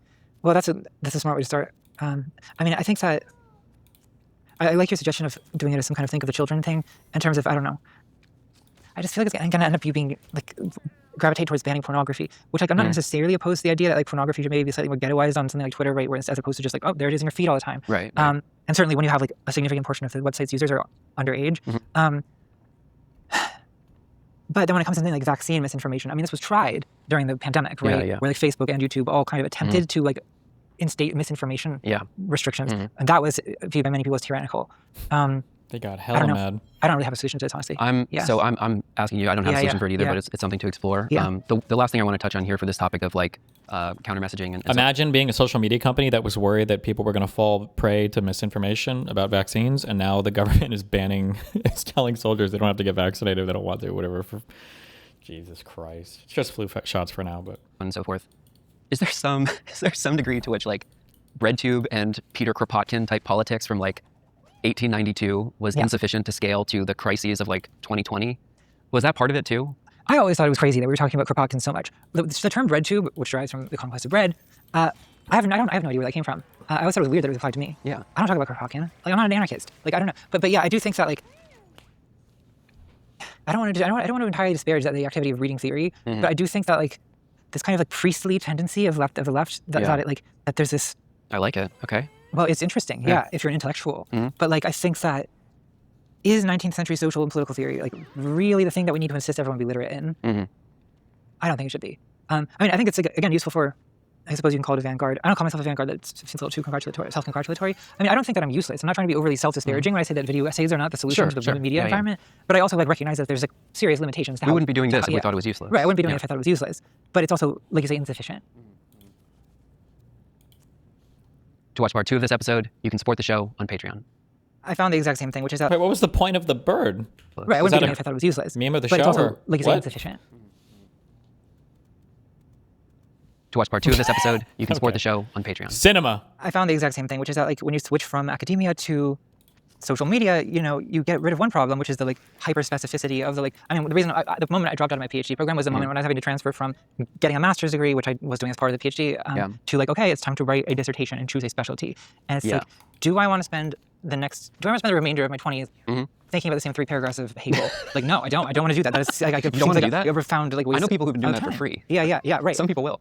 So it seemed, I mean, because like what I liked about philosophy, like as an undergrad, is like how it's this like sweeping tour from like Plato to like Foucault or whatever. And it's you know you're doing like a different thing every week, and it's like really exciting to encounter all this new stuff. Sure. And so I thought like social media might be a better place to do that, but you end up having the opposite problem, which is everything's so superficial. No one's there's not very much depth. You can do research, but if you do a lot of research, it takes forever to make the video. Yeah. I'm not on about a 1 main channel video per year schedule, which is not. I mean, it's certainly not sustainable for someone who's trying to get big on social media. That will never get you there. Yeah. I can do it because I spent 10 years getting to the point so I can get away with it. Yeah, you can take basically a research sabbatical, and then you produce and that's like basically the what book I do. or the video. Yeah, that's basically what I do. But yeah, that is not. Sabbatical? So she is a pro-Zionist shill. I knew it. That's not going to make you a TikTok star. Yeah. Like that's not, you know. Yeah. And I used to do much smaller, lower ambition videos, which is how I kind of built the following in the first place. Yeah, but you have to kind of like mature in your creative practice, and then also just the world changed a lot. It changed a lot in that time. Yeah, completely. Yeah, I had this like, we've got, so in addition to the podcast, I run an arts nonprofit, and we have an education wing for that. And Tommy, who runs the courses over there, was saying that, you know, this whole syllabus, like all this material is kind of like around the Mark Fisher, slow cancellation of the future, like capitalist realism, and like that, like we're in the new world now. Like Trump broke neoliberalism. Like we actually know what comes after, and it's like something worse. It's multipolar, it's imperial, whatever, mercantilism. But yeah, the way that the world transformed and your maturation in your creative career, you have to kind of like tackle this new thing in a different way. Yeah. And I don't think that there's, at least in my survey of the space, I haven't seen someone who's producing like short 20-minute kind of interesting, useful commentary on it. It's more like this long form, almost documentary video essay format that you're doing at the stage. Yeah. Well, no, that's really true. I think a lot of the way that I feel like my content has changed over the last 6 years in particular has to do with. Queen alert. Hold on. What do you make of Republicans saying that Virginia, you guys getting Democrats wow. It's totally unconstitutional Listen, and wrong. Democrats have attempted and asked Republicans for 10 years to ban partisan gerrymandering. And for 10 years, Republicans have said no. Republicans have fought for partisan gerrymanders across the United States of America, and these are the rules that they have set. And so if the Republican Party wanted to start this, they did this in North Carolina. They drew out 3 Democratic members of Congress in North Carolina. They drew out in Texas. They redid Texas. What they're just mad at is that they have been accustomed to a Democratic Party that rolls over, doesn't fight, and takes everything sitting down. And what they're mad at right now is that we are here in a new day. And we have been asking the Democratic Party to stand up and fight, and now they did, and now the Republican Party doesn't like the fact that they are fighting against someone who actually will stand up for the American people. So if Republicans decide that they would like to revisit a ban on partisan gerrymandering, I welcome them. We have the bill right here to end this all today, but they don't want to because they like pursuing and continuing to enact an unfair electoral landscape. And so we have an obligation to defend ourselves. Thank you. What were you talking about around ethical campaign?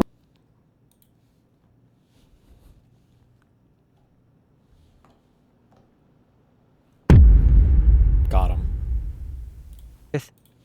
Well, I used to have a very like progressive idea of the arc of history, and I think that's the product of the first election I voted in was 2008. Okay. Obama winning that year. Yeah, yeah. I mean, now like Obama has lost so much reputation among people on the left that it's like hard to explain how it felt in 2008. I remember that. Yeah. But it was like 15 Zohran Mamdanis. People were partying in the street. They were partying in the street, yeah. And it felt like, I mean, I think of that like Conrad S. Thompson line about how it felt to be in the summer of 68 or whatever. And it was like this inevitable sense of like good triumphing over evil, and that like racism was over, and now like we were just gonna live. That worked out great. Yeah, yeah. And then 2016 happened, and it was possible to sort of I think I had all kinds of cope for that and all kinds of explanations of why it wasn't actually that bad. And like, well, there's all kinds of reasons I can imagine people voting for Donald Trump. Like maybe they just uniquely hated Hillary, as many people said they did. Maybe they just wanted to try something new and anti-establishment and like, all this. But then when they reelected him last 2 years ago, that was something different. That kind of crushed my idea that things were going to get better. And I now have a more like, well. So when you say the progressive arc to history, you're not talking about like a multiple centuries teleological development or arc of, feudalism, capitalism, socialism. You're talking about the recent social history of generally people are becoming more progressive, and we'll get Obama and then we'll get someone else who's like more socially progressive. Yeah, I think that's what I was thinking, right? I assumed the same thing. I think that was a plausible, reasonable thing to think at that time. And it was kind of an unconscious assumption, I think. Like, I don't think I would explicitly have stated, oh yeah, we're definitely getting more progressive, politics from here on out. But I think I felt it, that this like Trump thing was a kind of like bizarre aberration. It was going to go away, and it's not. So that has kind of forced me to reconsider things. I mean, it also reconsiders the content I kind of make. Like, I don't really do a de-radicalization so much anymore. I got a whole like page on this. We're gonna do Okay, I've got a good one to throw at you. Okay, so we were talking about a general like kind of social progressivism that's happening over the last few decades, and when we're younger, Obama gets elected, and we think it's going to be this way forever on this kind of like constant arc of general social progress. Trump happens, that's a big interruption. However, we have this very weird postmodern conservatism now where Kristi Noem's husband is hyper-conservative, but also dabbling in some, shall we say, unusual habits and behaviors in private. Well, Republican cross-dressing scandals are not like the most novel thing. Like, I mean, I don't know, in the Bush era, I can remember like Larry Flynt and like the wide stance in the bathroom. Like, he was cruising in airport bathrooms, basically. So that's not necessarily a novelty. I mean, I think there is like, somehow the absurdity of the cosmos seems to have like a... I appreciated the energy between you and Vadim on election night in 2024. Generally helped to cope with the results. No problem, buddy. Like the kind of... The notion that it wasn't just like he wasn't just cruising, like there's like ridiculous details like balloon breasts and bimboification and hypnosis and like God knows what else we already know about. But like, oh yeah, what don't we know? Yeah, I'm sure there's an oceanic depth to like the. I was thinking, where would you hide a pair of fake tits that big in your house? Like, she's got to know about it. Maybe inflates them. Well, I think that, yeah. I mean, I think that probably she probably knows. Like, I think that if you're married to someone for decades and they are habitual cross-dresser, there are usually indications that that's going on. And so I'm a little skeptical. But also, like, fascinatingly, I mean, that scandal in particular kind of like fascinatingly makes you think on like the right's relationship to bimboification in general. Like, a lot of people have observed that, like, well, people call it Mar-a-Lago face. Yeah. But there is a kind of fixation on this particular type of presentation of femininity, of like a very topiary approach to like female, gender expression. That, I mean, people always used to talk about this like Fox News bombshells or whatever. Sure. I think how much work has Kristi Noem had done? People comment on this a lot. This that she's a grandma and she's like kind of like turned herself into a Barbie. I've heard from people that one of the reasons why fascism is so fixated on aesthetics, like I think of that image of her with this $50,000 watch in front of this backdrop of like all of these prisoners. Yes. It's an incredibly powerful image, right? And also these like giant breasts are a really striking image. But fascism is so focused on aesthetics because that's all that they have to offer. Like, they don't have a comprehensive, like, compelling offer for political economy, so they can just give you these like incredibly potent images. Well, they sort of don't believe in. I'm trying to say they almost don't believe in reality. Like, yes, they don't. Yeah. Like we should explain what we mean. Believe in material reality, but they also sort of think that like the problem. I mean, a lot of the right wing or the fascist, particularly, diagnosis of what is wrong with the world is aesthetic, right? Yeah. The West has fallen. Why? Because of like degeneracy, and the evidence of that is often like look at modern architecture compared to a cathedral. Right. How did this happen, Western man? Right. But I do think that what they're interested in is, there's like these like famous ridiculous meme posts. We used to be a proper country. Like, and the image attached to that caption is a 7-Eleven ad from the 1970s. So it's like, really? Yeah. It's like we used to be like.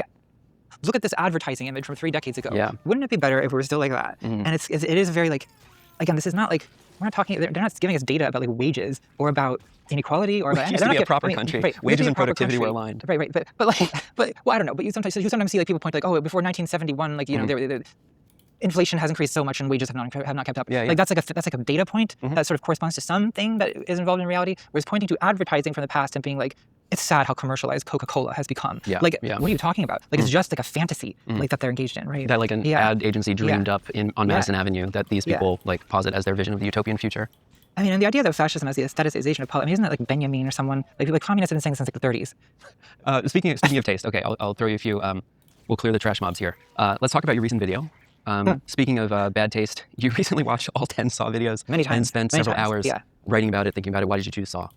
Well, I was procrastinating a few years Because it's the best franchise of all time. ago on another video, and I procrastinated by watching the Saw movies, and it struck me as like really. I was like, there's ideas here that I have not really seen, like been given like the philosophical escalation treatment, and I think it was that combined with the fact that this movie had once traumatized me that I think interested me. Right. Is that.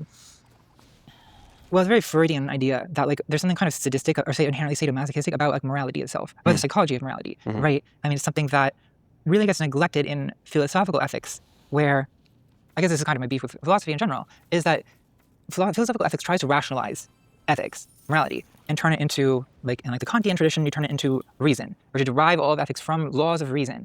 And I think this is like very clever, it's very smart, it's very impressive. I could not have come up with it.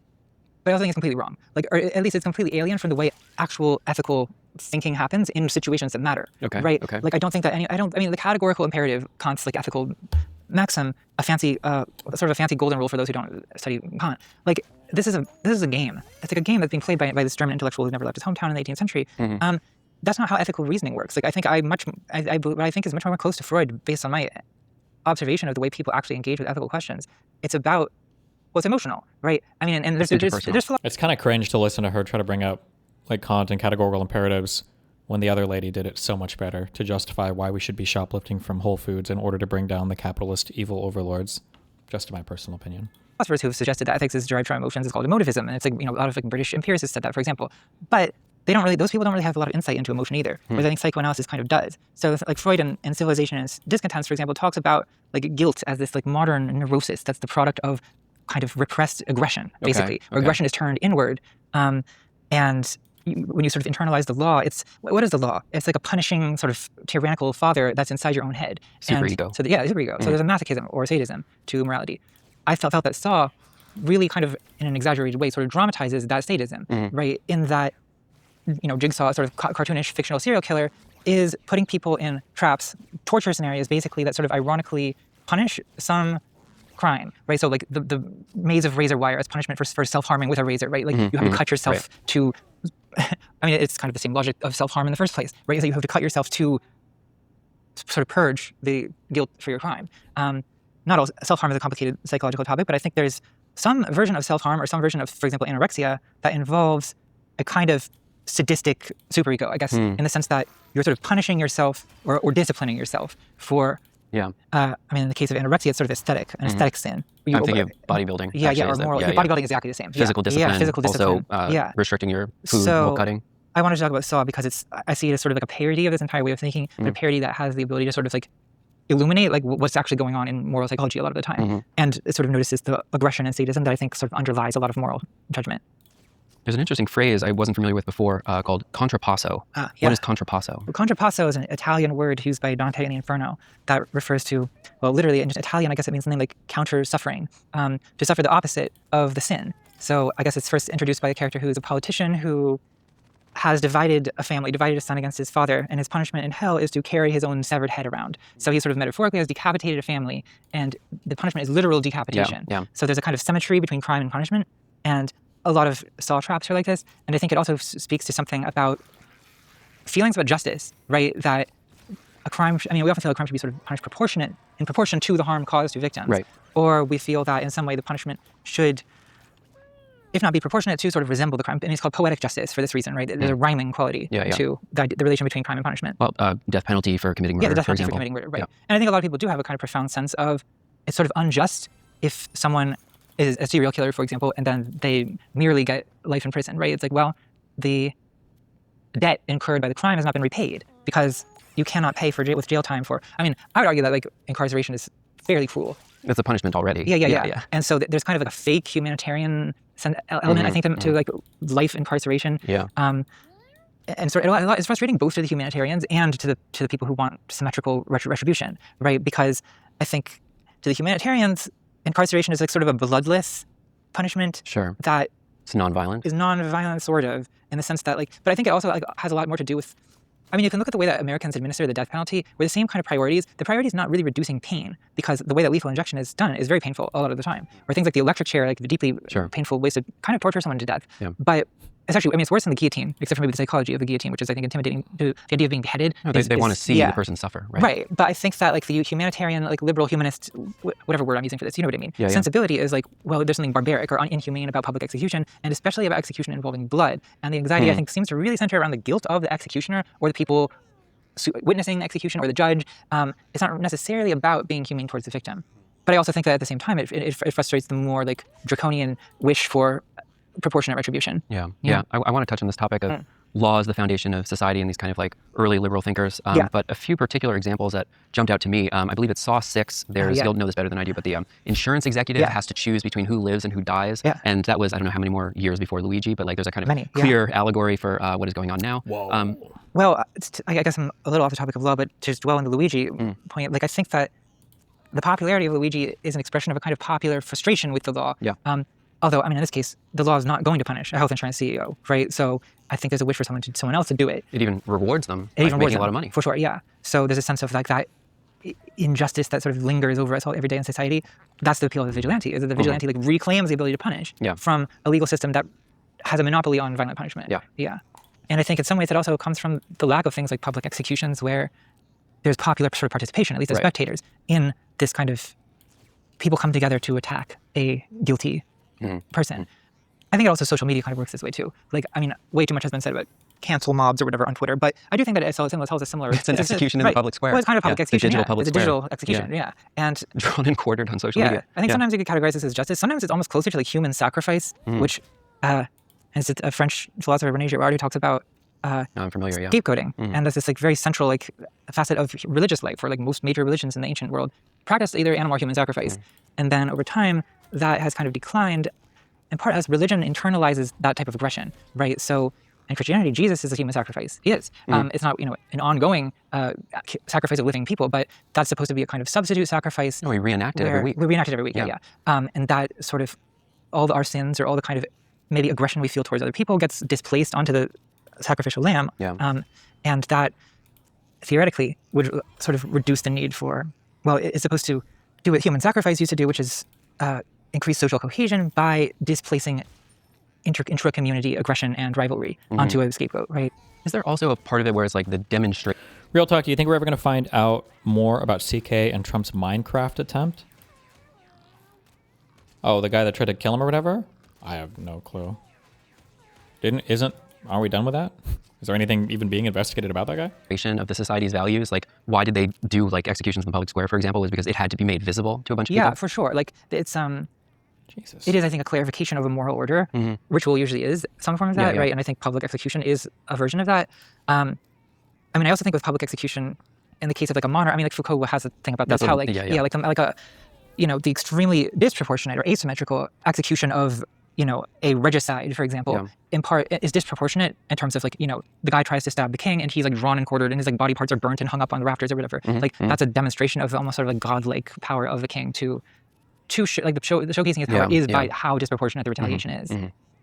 Your scapegoating narrative, that was from the conspiracy video, is that correct? Yeah. You take these interesting like tangents where you're doing a long form video essay and then you'll spend like 20 minutes on a certain topic that's kind of a side quest. Links back in an interesting way. In the most recent video about Saw, there's a segment about Quentin Tarantino, everyone's favorite director. And I think you say something like, I'm paraphrasing here, but victimhood narratives allow us to enjoy violence. And so looking at his films like Django Unchained or what was Inglourious Basterds, the Nazi movie, is there anything in the news right now that made you think of this theme or specific political positions Quentin Tarantino may have taken recently? Well, yes. I mean, I think that I point to a lot of different things, but I think that, I mean, my first experience with this growing up very vividly was 9/11, where, let's ignore what caused 9/11 for a moment. I mean, we can come back to that. But I think for a lot of Americans, 9/11 was experienced as this like horrifying, humiliating trauma that like cried out for revenge. And so like I think the war in Afghanistan was sort of inevitable as a result of that, but it turned out to be that the administration was not good at tracking down Osama bin Laden. And even just tracking him down felt not adequate to the scope of damage that was being avenged. So I think that in a lot of ways, the popular support for the war in Iraq was basically a displaced revenge for 9/11. People forget how fucking popular that shit was. That's right. Yeah. It's an impressive level of amnesia, actually. That like, you had like Michael Moore being booed in Hollywood for his opposition to the war. It's hard to imagine like today that like, liberals were basically also down with this. I got bullied in high school. Now that I was repressed, I got bullied in high school for being against the war. I wasn't patriotic enough. I did too. Yeah. Fuck these people. We were right the whole time. Do you hate the troops? Like, that's what they were saying. Like, if you were against the war, you hated the troops, and they couldn't conceive of a reason to be against the war that wasn't just like you have contempt for American soldiers, right? So that was like kind of my political awakening. Now, I mean, I think the same thing happened. Well, I won't say the same thing because there's obviously a lot of, we go into specific differences. But I saw a similar dynamic after October 7th when, at least in the initial stages, it seemed like fairly transparent that Israel was out for blood. I mean, it was immediately obvious. Disproportionate punishment. Just from the tone that Netanyahu, for example, adopted shamelessly on social media. I mean, I think that his tone was like, I don't know if I can think of a better word than genocidal. The week after October 7th, I think anyone who was analyzed his rhetoric could see what was coming at that point. Definitely, yeah. I actually don't know the details of Tarantino's positions on this, but I think I think he posted from a bomb shelter in Tel Aviv. Yeah, he's more or less a supporter of. Oh, he's a huge supporter. Of the ethnic cleansing in Gaza. And in your, I'm kind of summarizing what you say in the video, but there's this kind of progression in his own work where towards the end of it, he realizes that you can use this victimhood narrative to just enjoy the violence that, if you look at his early... Wait, what is this? You should familiarize yourself with this dude, possibly the highest profile MAGA guy on Twitter, who is this shamelessly unprincipled. He's that CJ Pearson guy on steroids. Who is Christian Hines? Is he on media anywhere, or... I support gerrymandering when my side does it. I oppose it when Democrats do it because Democrats are my enemy and I want them to lose everywhere. The Democratic Party masquerades as a legitimate political party while functioning as an illegitimate tool for foreigners, criminals, and their managerial handlers to sack and pillage this country at the expense of the American people. The appropriate number of Democratic seats at all levels of government is 0. The party itself should be banned, and at least half of its elected officials should be in prison. I don't know. I think this position is kind of base. At least he's honest about it, as opposed to Republicans who pretend that they have some semblance of fairness around how they organize. This guy's one of the biggest Twitter MAGA posters. Gotcha. Based off he was just enjoying that anyway. Yeah. And it seems like a kind of perfect fit for his real world politics right now. The kind of moral idea of what constitutes justified violence has shifted over time. And I think... how much time? Like, are we talking World War II to like now? Like 100 years. 100 years, yeah. okay. But good question. I should be specific. Well, I think that you see people on the left do this, of course, but you also see Israel doing this, right? It's their sense of victimhood that warrants the violence. That makes the violence justified, right? And I think that, it's really not just the left. It really is like the far right also does this, like this kind of constant sense of we are the besieged, aggrieved victims, and we are fighting back against some kind of oppressive thing, right? And that's what makes violence good. I think it seems to have taken Tarantino a while as a filmmaker to figure out how to use that to produce violence as pleasure, right? The pleasure of violence in his movies, which has always been his main interest. But I guess in the video I talk about his earliest film as a director, Reservoir Dogs, which is about criminality, and criminal violence. And that violence is also kind of presented as fun, but in a more ambivalent way, right? Where the famous scene with Mr. Blanche portraying a cop, there's something fun about it in the way there's something fun about the portrayal of sexual violence in A Clockwork Orange, right? It's like this amplified sort of musical, ecstatic, joyous, sadism. And that's really uncomfortable, I think, for most viewers to watch. It's uncomfortable for me to watch. Definitely. Because I don't want to feel good about criminal sadism. But then I also feel that the kind of the feel-good violence of a revenge movie, or the feel-good violence of a kind of social justice revenge movie, which is what I take Django Unchained and Inglourious Basterds to be. I think it shows that this is what it takes to make people feel that violence is justified, or to celebrate violence. So I think that's certainly an important part of the mindset of the IDF and of Kahanism, or what do you want to call it in general. The idea of look, Jews have been victimized for 2,000 years. We'll always be victimized. We'll always be besieged. We'll always be hated. And the only way for us to survive is to fight back. That's how they think, right? And that's why all of this seems justified. Did you agree earlier with the implication that the re-election of Trump indicates a departure from the liberal trend of recent history? A bit. The second time was a pretty big what the fuck moment for Trump to be so blatantly anti-liberal, anti-liberalism, and to still get elected is pretty wild. Now I have this other worry, and this is where I've caused myself to become an arch villain of the online left recently, is I also worry that there'll be a backlash to that as well. A backlash to what? Well, a backlash to the visible spectacle of Israel's ethnic cleansing, which kind of, I think, has led many people to have an almost obsessive fixation on Israel and Zionism as the great Satan, right? Which maybe I'm overactive in my anxiety about it, but maybe I'm not. I think that some people are going to want to retaliate for the hundreds of videos they've seen of children being blown up. That sort of worries me, not just for the victims of the retaliation, but for the continued escalation of violence that it implies. I don't have an answer. I don't know what to do about it. It's just a thing I'm watching like a train wreck. In the same way that I think on October 7th, when that news came in, of course I was horrified by the attack itself and the victims of the attack, but also was overwhelmed by fear of what Israel was going to do next, which would likely be worse. Is how I felt at the time. And it has been. Yeah. My problem with doing the show is that the topics that interest me Yeah. are all of the most thorny topics that the online left gets extremely aggravated by. Yeah. So that is kind of the only thing that I want to talk about. And Yeah. in that I'm happy to post that you're talking I'm about, happy it to was go an Instagram story or whatever, Yeah. this thing that's circulated on Reddit and other sites. You talk about the left embracing hopeless causes. And maybe we'll talk about this behind the paywall, because I think this is actually incredibly important insight. But if you are engaged in politics to assume a moral high ground, but not to win material victories in the world, you intentionally choose topics by which you have no lever of power to change their outcome. And that has made it, if you put together the psychological profile of the online leftist, this is kind of the perfect trap for them, because there's no lever they can pull in American politics, either through strike, either through democratic inputs. Like they don't have a hand in it. The most they can do is like lay in front of the tanks. Yes. I don't see a lot of people doing that. And people aren't doing that. Some are, but not a lot of people. Yeah. But what is the thing that draws this online left audience to embrace causes that they cannot have a say in its outcome? I spent a lot of time thinking about exactly that question, because I think a lot of things go into it. I think one is a kind of people's identity becomes oppositional. Like when you identify yourself as a radical, you think of yourself as anti-establishment. That is who you are. That is the basis of all of your moral principles, which sort of also implies that you don't want to be the establishment, or you don't want to even be associated with the establishment. So one thing I get very frustrated with people self-styled radicals is that even when the left does have victories, the victory is then immediately spun into some kind of disappointment. They don't actually want to be in power. They don't want to be in power. So like, I mean, you've seen it also already with like, well, we saw it with AOC and with Bernie Sanders, where like, I feel like those people were the sort of champions of the left 8 years ago. And now, like, oh my God, like I saw like when your wonderful mayor, Zohran got elected, like he posted some picture of him with Bernie Sanders and AOC, and immediately like the faction of the online left that I'm discussing here, the reaction was like, wow, like I can't believe Zohran Mamdani would associate with these like genocidal Zionists. Wow. Right? And it's like, well, what did you expect him to do as an elected politician? Have Not no ever talk allies? to any other politician? Yeah. Like that's not how this works. I mean, in some ways, like what they're horrified by is participation in politics itself. Yeah. Because that means a kind of compromise of their virtue ethics. And Wait. Meme break. What he's saying is, look, it's true. Virginia's about 50-50 Democrats, Republicans, but we need to stop the Republicans, so we're going to disenfranchise the Republicans. That's what he's saying. And he's using a few more words to say it, but he's being basically honest about the argument. Democracy is when half the voters have no power whatsoever. That's democracy. Democracy is when I win. That's what he's saying. He is doing the thing that he is accusing Trump of doing. And his chief evidence is the January 6th political mob, the worst event in the history of this or any republic. January 6th, which we are learning from the SPLC indictment, seems at least quite likely. It really was Antifa. To have been put on by the left as well. Exacerbated, funded, promoted. We know that the FBI was there under Joe Biden. Or just before the entry of Joe Biden. But a lot of careerists there.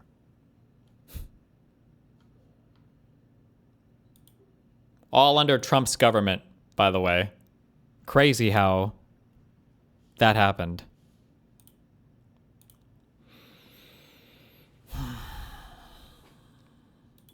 And I find it so preposterous because a lot of these people also are claiming to be Marxists.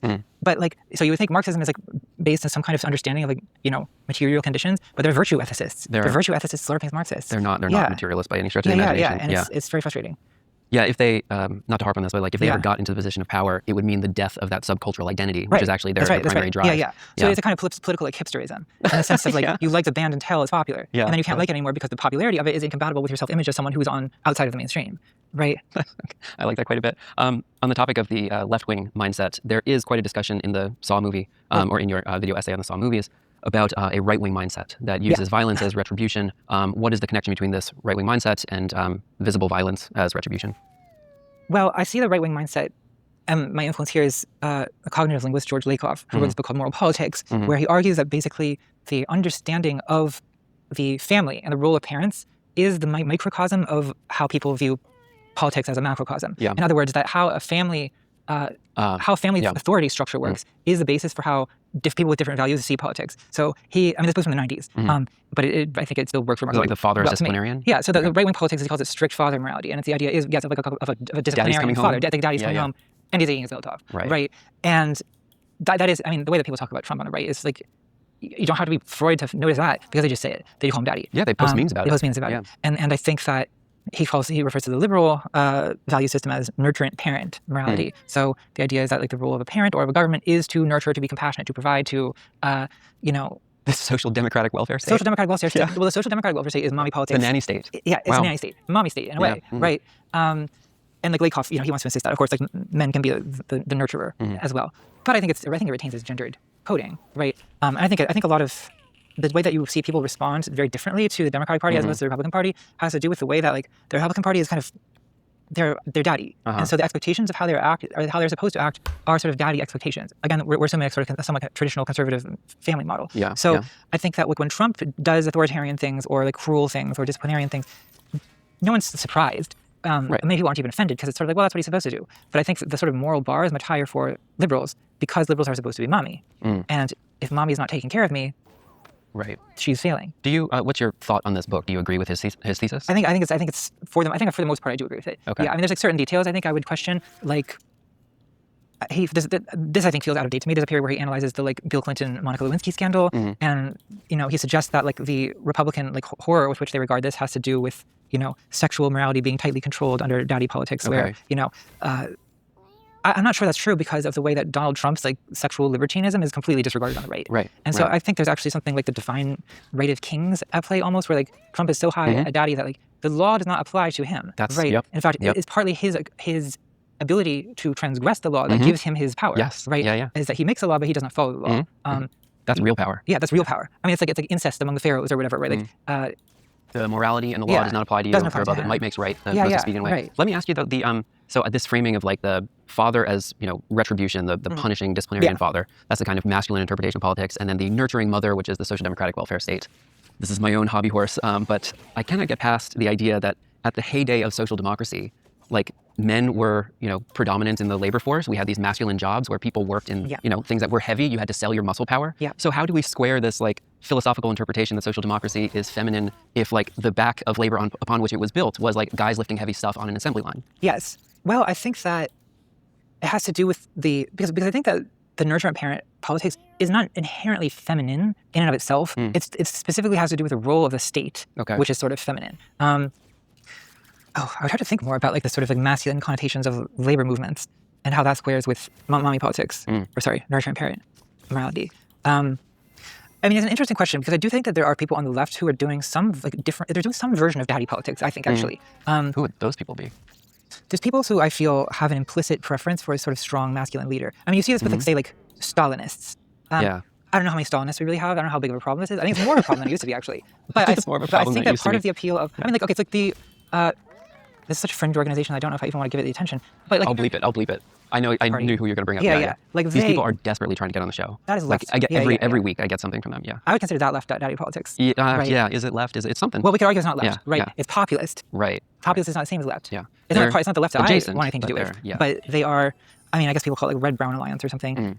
True. But yeah, I mean, I think to be mommy politics, you also kind of have to admit at least some level of feminism, which I don't think they do. But I also think that, like, I don't know, even more mainstream right political commentary, I feel like the audience is often men.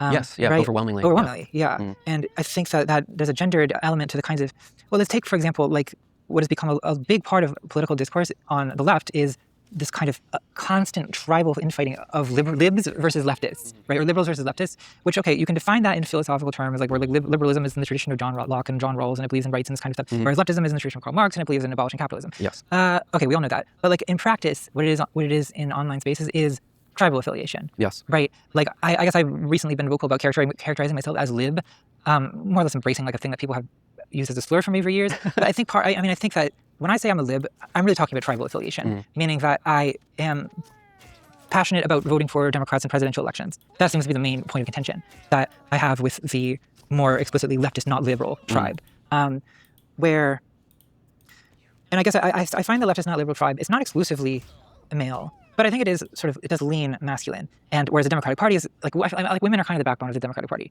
And I think people sense that. I think a lot of it's especially difficult with young men, because I think a lot of young men are horrified by the possibility of belonging to a coalition wide enough to include their mother. Like, I mean, I do think that's part of it, right? Like, it's like it's seen as like so like cringe and chuggy, or whatever word we're using now. I don't think men ever said chuggy, but there's like 2 years where Gen Z women said it, and then the New York Times wrote an article about it, and then that killed it. But it's not the whole like radical chic thing is like tarnished when your mom in her minivan shows up. Sure. You know, and I think that people like Hillary Clinton and Kamala Harris sort of remind you of your mom, and it's just like, oh, I don't want to. I mean, that's like the feeling I get from talking to a lot of like young men about politics. Because they scold. Yeah, it's right. It's seen as a scolding. Yeah. Right. And it's that's the flip side of the mommy state. Is that, Right. Is that the authoritarian woman or the authoritative woman? Not even authoritarian. Woman in authority is seen as maternal and therefore threatening to men who have not resolved that conflict with the sort of looming figure of the mother. And so I think that a guy like Hasan is appealing because he's like manly, you know, and he, I think, scratches an itch for a lot of young men that's not dissimilar to what the more right-wing sinister manosphere influencers They do. want to be attractive and muscular and successful. And they want a daddy to tell them how to be a man. Ah. So I think, you know, I don't really participate in this. I'm an outsider to this. But I do think there's like a little bit of a gender war that kind of underlies some of this like lib-left dispute where, again, because like a lot of people who are passionate supporters of the Democratic Party, like their issues are things like abortion and things that I know no one talks about that anymore. But you know, that disappeared. It vanished along with the environment. We're working our way up. We got a few important things on the docket. But I do think that I don't know. I do get frustrated by it. I admit. I mean, I realize I'm speaking before a hypothetical, probably largely male audience here. Probably like 80% now. Probably 80%. Yeah. But like I don't disparage the idea that it's important to communicate to men, or that, you know, male loneliness, for example, is something important to consider, or that the Democratic Party even needs to consider how it attracts men, since it doesn't seem to struggle with attracting women. But I admit that, like, for whatever it's worth, for people listening, I do think that I get frustrated sometimes by, are women lonely?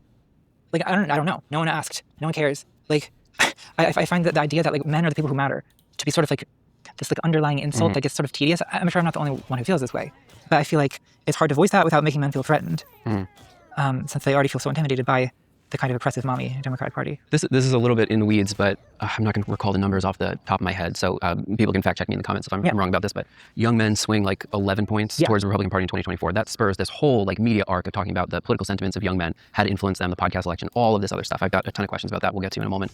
But if you look at the swing in the same age bracket, I forget exactly what it is, like 18 to 24 or something like that, young women swing like 6 or 7 points. So it's actually a pretty marginal difference. Yeah. And so my thought was that rather than construing, well, one, most importantly, you have the working class that swung towards the Republicans, and then you have young people that are being proletarianized at a faster rate than people who are older than them. And so the actual narrative, what the data indicates, is that the working class is voting for the right-wing nationalist parties. And then young people, particularly men, but also women, are shifting incrementally in that direction. And so the media narrative around winning the hearts and minds of young men was a way to kind of like ignore the labor question, which is actually the fundamental driver of this anomaly. That's my own hobby horse to bring to this thing. But I think it's a fair question to ask, like, are young women lonely as well? There may be some statistics at which young men are more atomized. If you look at like dating app statistics and things like this, and 18 to 24 performing less well in the labor market and this kind of stuff.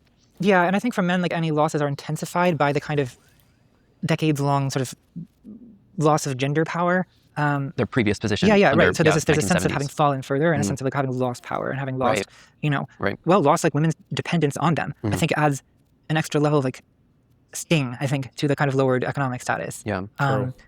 Let me take us down this path. I want to ask a few questions as we wrap up this discussion about your recent video. I think these are thematically related. But the rise of Trump, this kind of end of a broad arc of social progressivism, this right-wing mindset that you talk about in the video, one of the things that has come up on the show, conversations with different people, is generally what percentage of society has this right-wing mindset? Kyle Kalinske will tell me that 30% of society is fascist. What is your estimation? How many people in our society have this right-wing mindset? Well, I think that on the edges, there's a little bit of a kind of gradient. I would agree with 30% as like really maybe 25% are like dyed in the wool, like unreachable levels of right-wing mindset. I'm like 10 to 15. Okay, but I've heard people say 50. Yeah. I mean, I think there's maybe like 20 or 30% of people who kind of are swayable in one direction or the other. Because I mean, so if we use my oversimplification of mommy politics and daddy politics, well, most people I think do believe in both to some extent, right? I mean, even in right-wing daddy politics, it's not that there's no room for a parent to be nurturing. Often that's sort of disproportionately viewed as the woman's role. Right. Whereas the father's role might be more disciplining and protecting. And then it's not that like mommy politics doesn't think that protecting and disciplining have their place as well. So I think that to suggest that this is a complete binary, that people either believe one or the other, that's wrong, right? But I think that the further right you go, the more you go into the idea of like the main thing that they want out of a government is to project strength and power and discipline and tough love, right? Let's say, as opposed to no participation trophies. Yeah, no participation trophies. Whereas, like, I think the issues that people tend to go to the left or to the Democratic Party for, things like healthcare was Obama's big issue, for example, which is it's kind of a mommy. You think the term lonely, when referring to the male-female loneliness epidemic, is oversimplifying and kind of driving the bifurcation of those opinions? Because there could be a thirst epidemic where women are in the ocean and men are in the desert, and just referring to it as thirst morally loads it based on which side we're focusing on at the moment. I mean, it really just, it's just fuck all that conversation. Fuck every political conversation. It's just people, talking about gender roles is complicated, and there's just a lot that goes into it, and it's a conversation that's, I think, beyond a lot of people. I just saw some guy in chat earlier. I didn't even comment on it. I don't know where it was, but where was it? A generic fool guy says, no offense, but most women, almost all I've ever known, can get attention anytime they want to. Meanwhile, many men I know/knew can't even get it, or can't even if they try. Like, that, I would say that this is like half of men probably think stuff like this without realizing that, like, getting attention from somebody because they want to fuck you doesn't mean anything when you've gotten that attention from every single guy since you were aged 9. Like, it's not like this is like a thing that makes you feel good. Like, it's a retarded point to bring up. But I mean, like, people just, it's just, fuck all the gender stuff. We need to go back to enslaving women, or men can be enslaved. We can live in that world. Issue in terms of it being like about nurturing and sort of a soft type of protecting.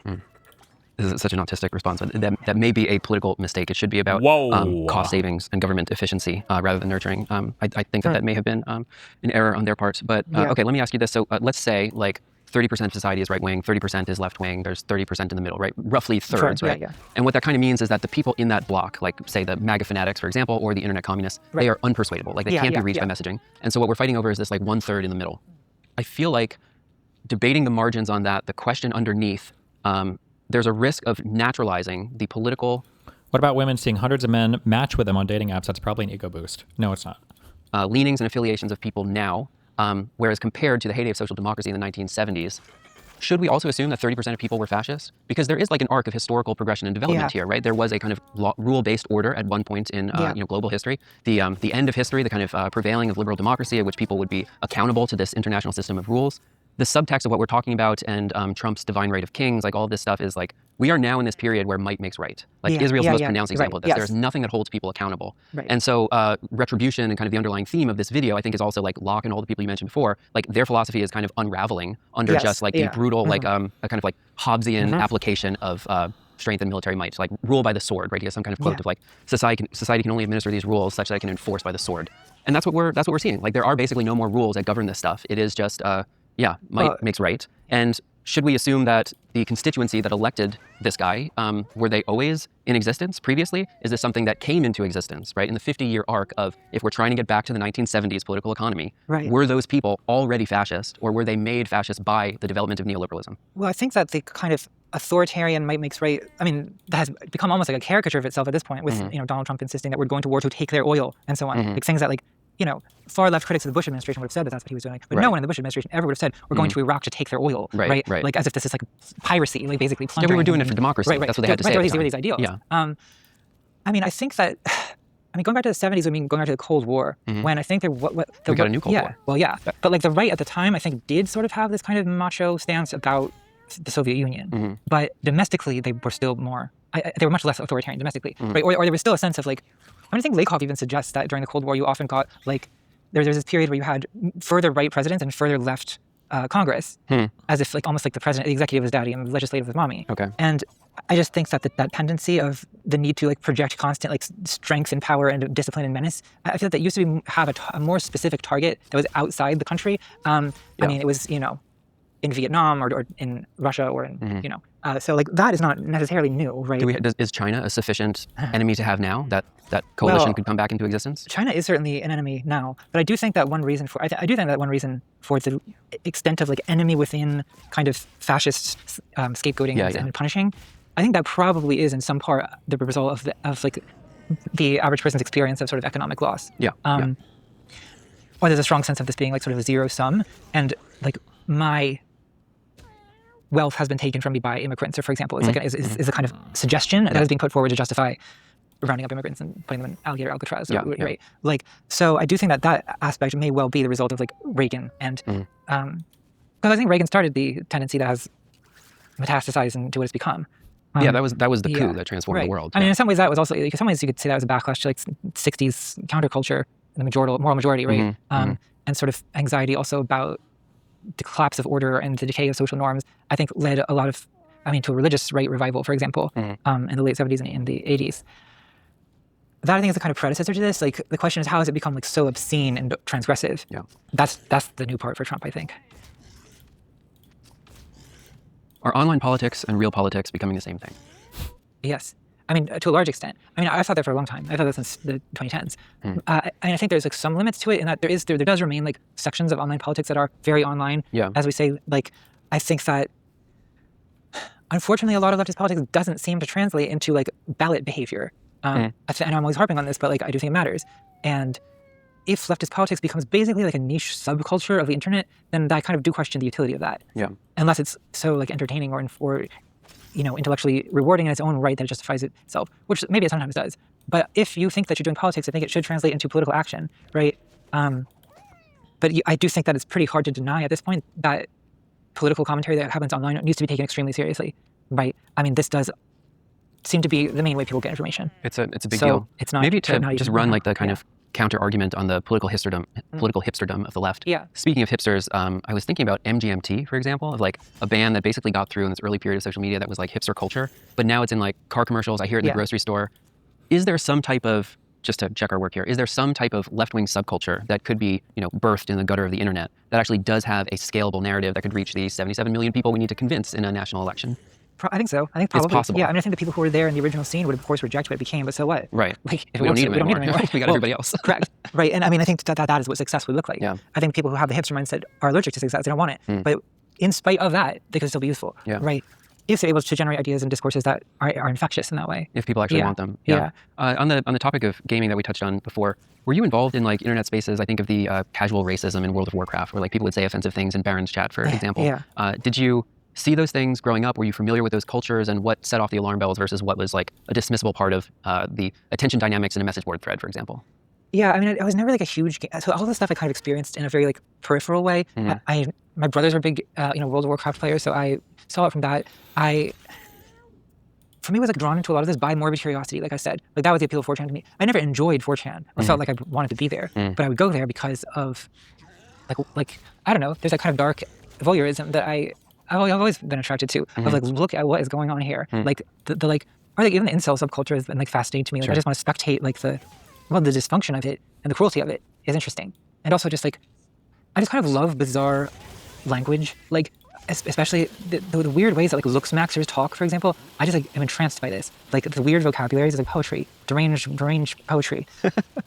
So I feel like I like curate that. Like negative cancel tilt, this kind of thing? Yeah. Negative cancel tilt. Just the fixations. That's like, I just think I love that. I mean, I don't love it. They should stop. But while they're doing it, I'm going to at least allow myself to like be entertained by it. Yeah.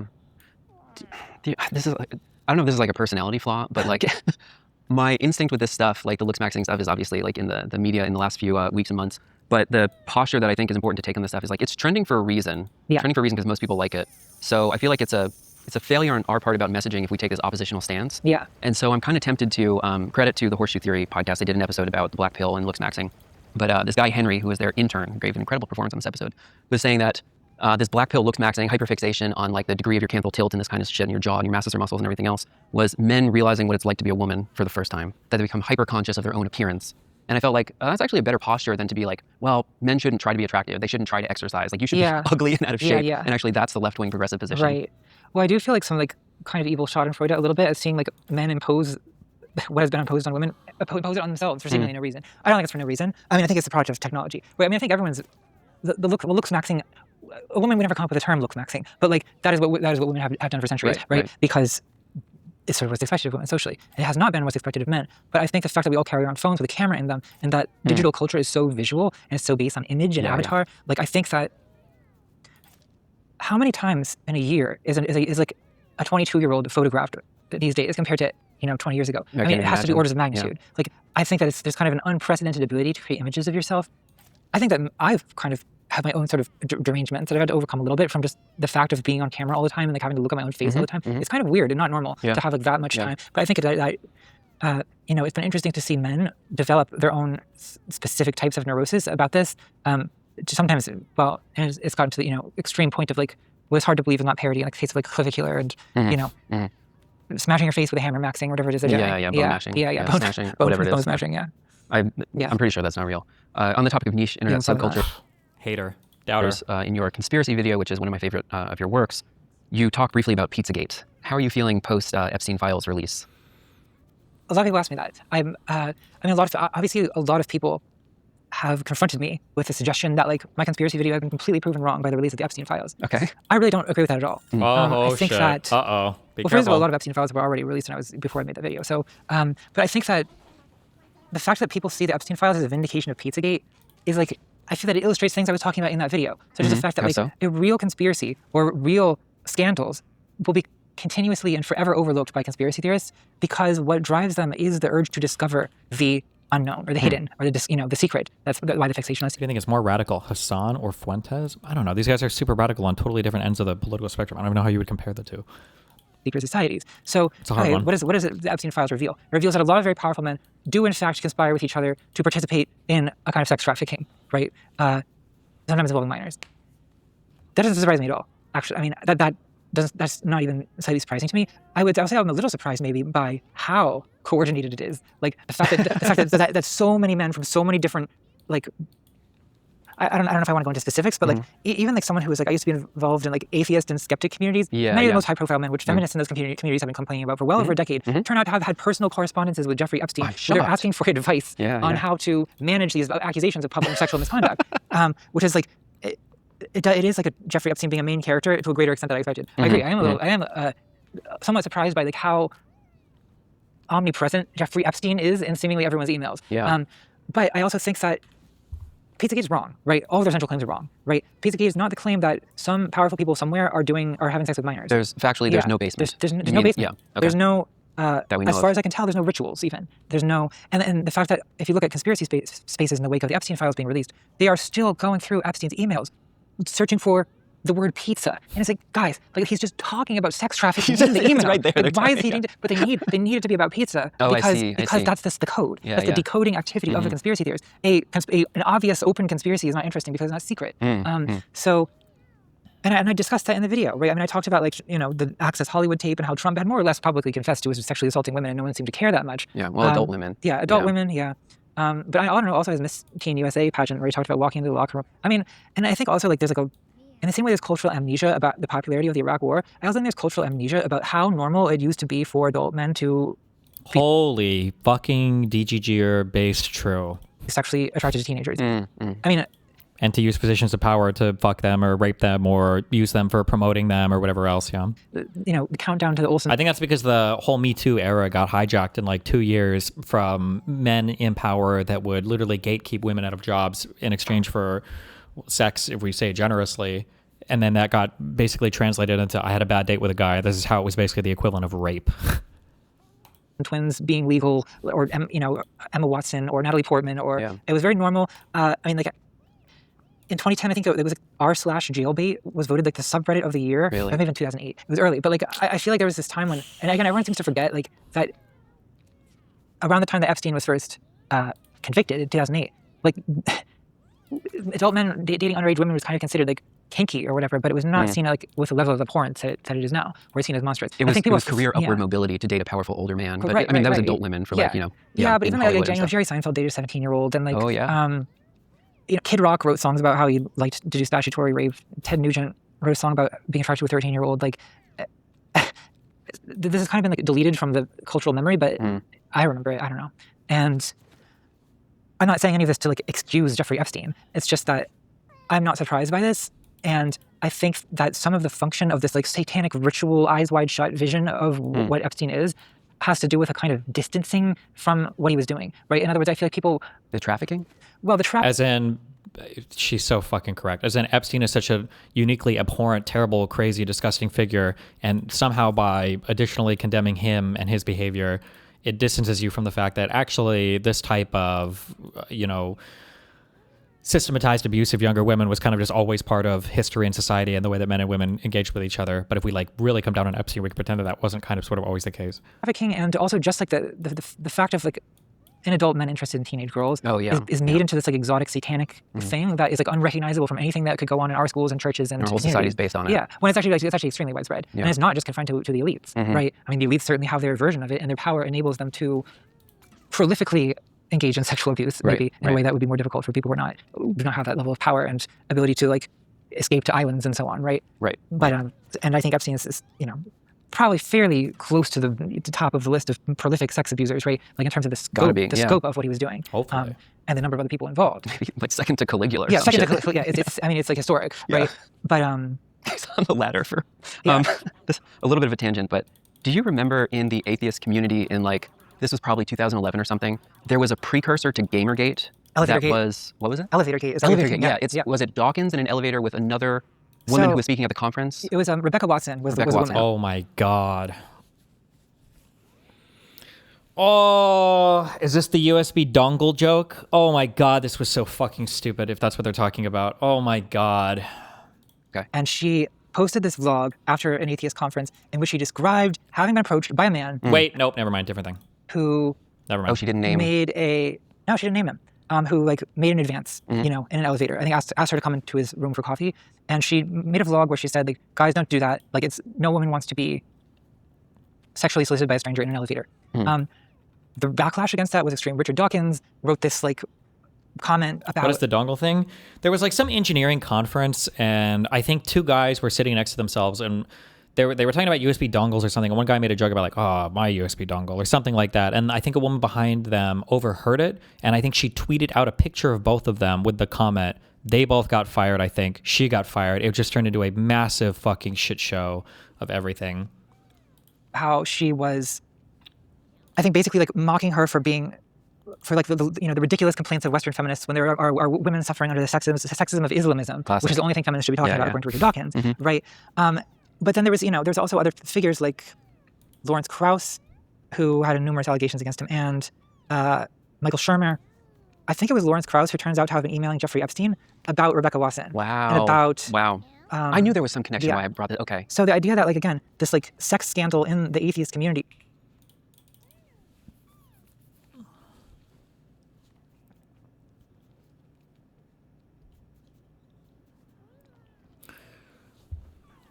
Earlier this week at the PyCon conference, the largest annual gathering for developers using the open source Python programming language, a woman named Adria Richards overheard a joke between two men sitting behind her during a crowded presentation. Richards was offended and took a picture of the two men who were making jokes. She tweeted, "Not cool, jokes about forking repos in a sexual way and big dongles right behind me, #PyCon." She also attached a photo of the two people making the jokes. Richards worked for SendGrid, an email delivery company, as a developer evangelist. She had 10,000 Twitter followers. Because there are so few women in tech, accusations of sexist jokes can be damaging. Her tweet led to one of the people in the photo losing his job. Internet communities, Hacker News, Reddit, and even Anonymous all became involved in the situation, which resulted in an online discussion addressing the tension between the freewheeling boys will be boys atmosphere that has traditionally existed in technology and a modern politically correct atmosphere. For those of you who never heard these terms, blah, blah, blah. I'm pretty sure all three of these people ended up getting... Oh, was it just one of the guys? Or because I see here... in a statement, SendGrid said effective immediately, SendGrid has terminated the employment of Adria Richards. While we generally are sensitive and confidential with respect to employee matters, the situation has taken on a public nature. Did the one guy not get fired? Is he the only one who survived it? Like that the men involved in this, who were seen as like, they were widely admired. Yeah, this was like over a decade ago, I think, yeah. And at the time, it was largely the feminists who were viewed as like these unreasonable nags, like ruining all the fun. Yeah. But meanwhile, these men were in court having correspondences with Jeffrey Epstein about how to damage control their sexual misconduct accusations. That's the closest thing to like patriarchy being a conspiracy I've ever seen, right? Because in general, I discourage a conspiratorial view of these things. Like patriarchy is not a boardroom of men who conspire against women. It's like a system of structures, right? But there's also a little bit of minor conspiracy. I mean, you've probably got an email thread of men coordinating against women. Yeah. So there's a little bit of there's a little bit of conspiring Davos going exists, on like as well. there's Right. There's not zero conspiring. Like, to be clear. Do you similarly think of this as like the kind of early historical example of that libertarian to alt-right pipeline that later became the subject of so much conversation, that the kind of atheist skeptic libertarian sphere was very close at one point? I was very involved in this. I do know. That's what I'm trying to bring up. I mean, I was 20 years old, so I was I was not a leader of this, but I was a follower. Yeah. You would attend meetings and things like this? I did. I went to a few like atheist or skeptic meetups. Wow. What was the feeling on the ground there? It was mixed. Like there was always these kind of underlying tensions where, I mean, there were people who were attracted to atheism for a lot of reasons. Like I think it retroactively got stereotyped as like fedora wearing Reddit incels or something. And there was that, but it was a more diverse community than people remember. There were women there. There were people who were ex-Muslim apostates who. Kyle Klinsky was part of it. He's very left. Yeah. Right. I mean, it was, but there was also often a time. In a sudden move, the Secretary of the Navy, John C. Thielen, is departing his role effective immediately.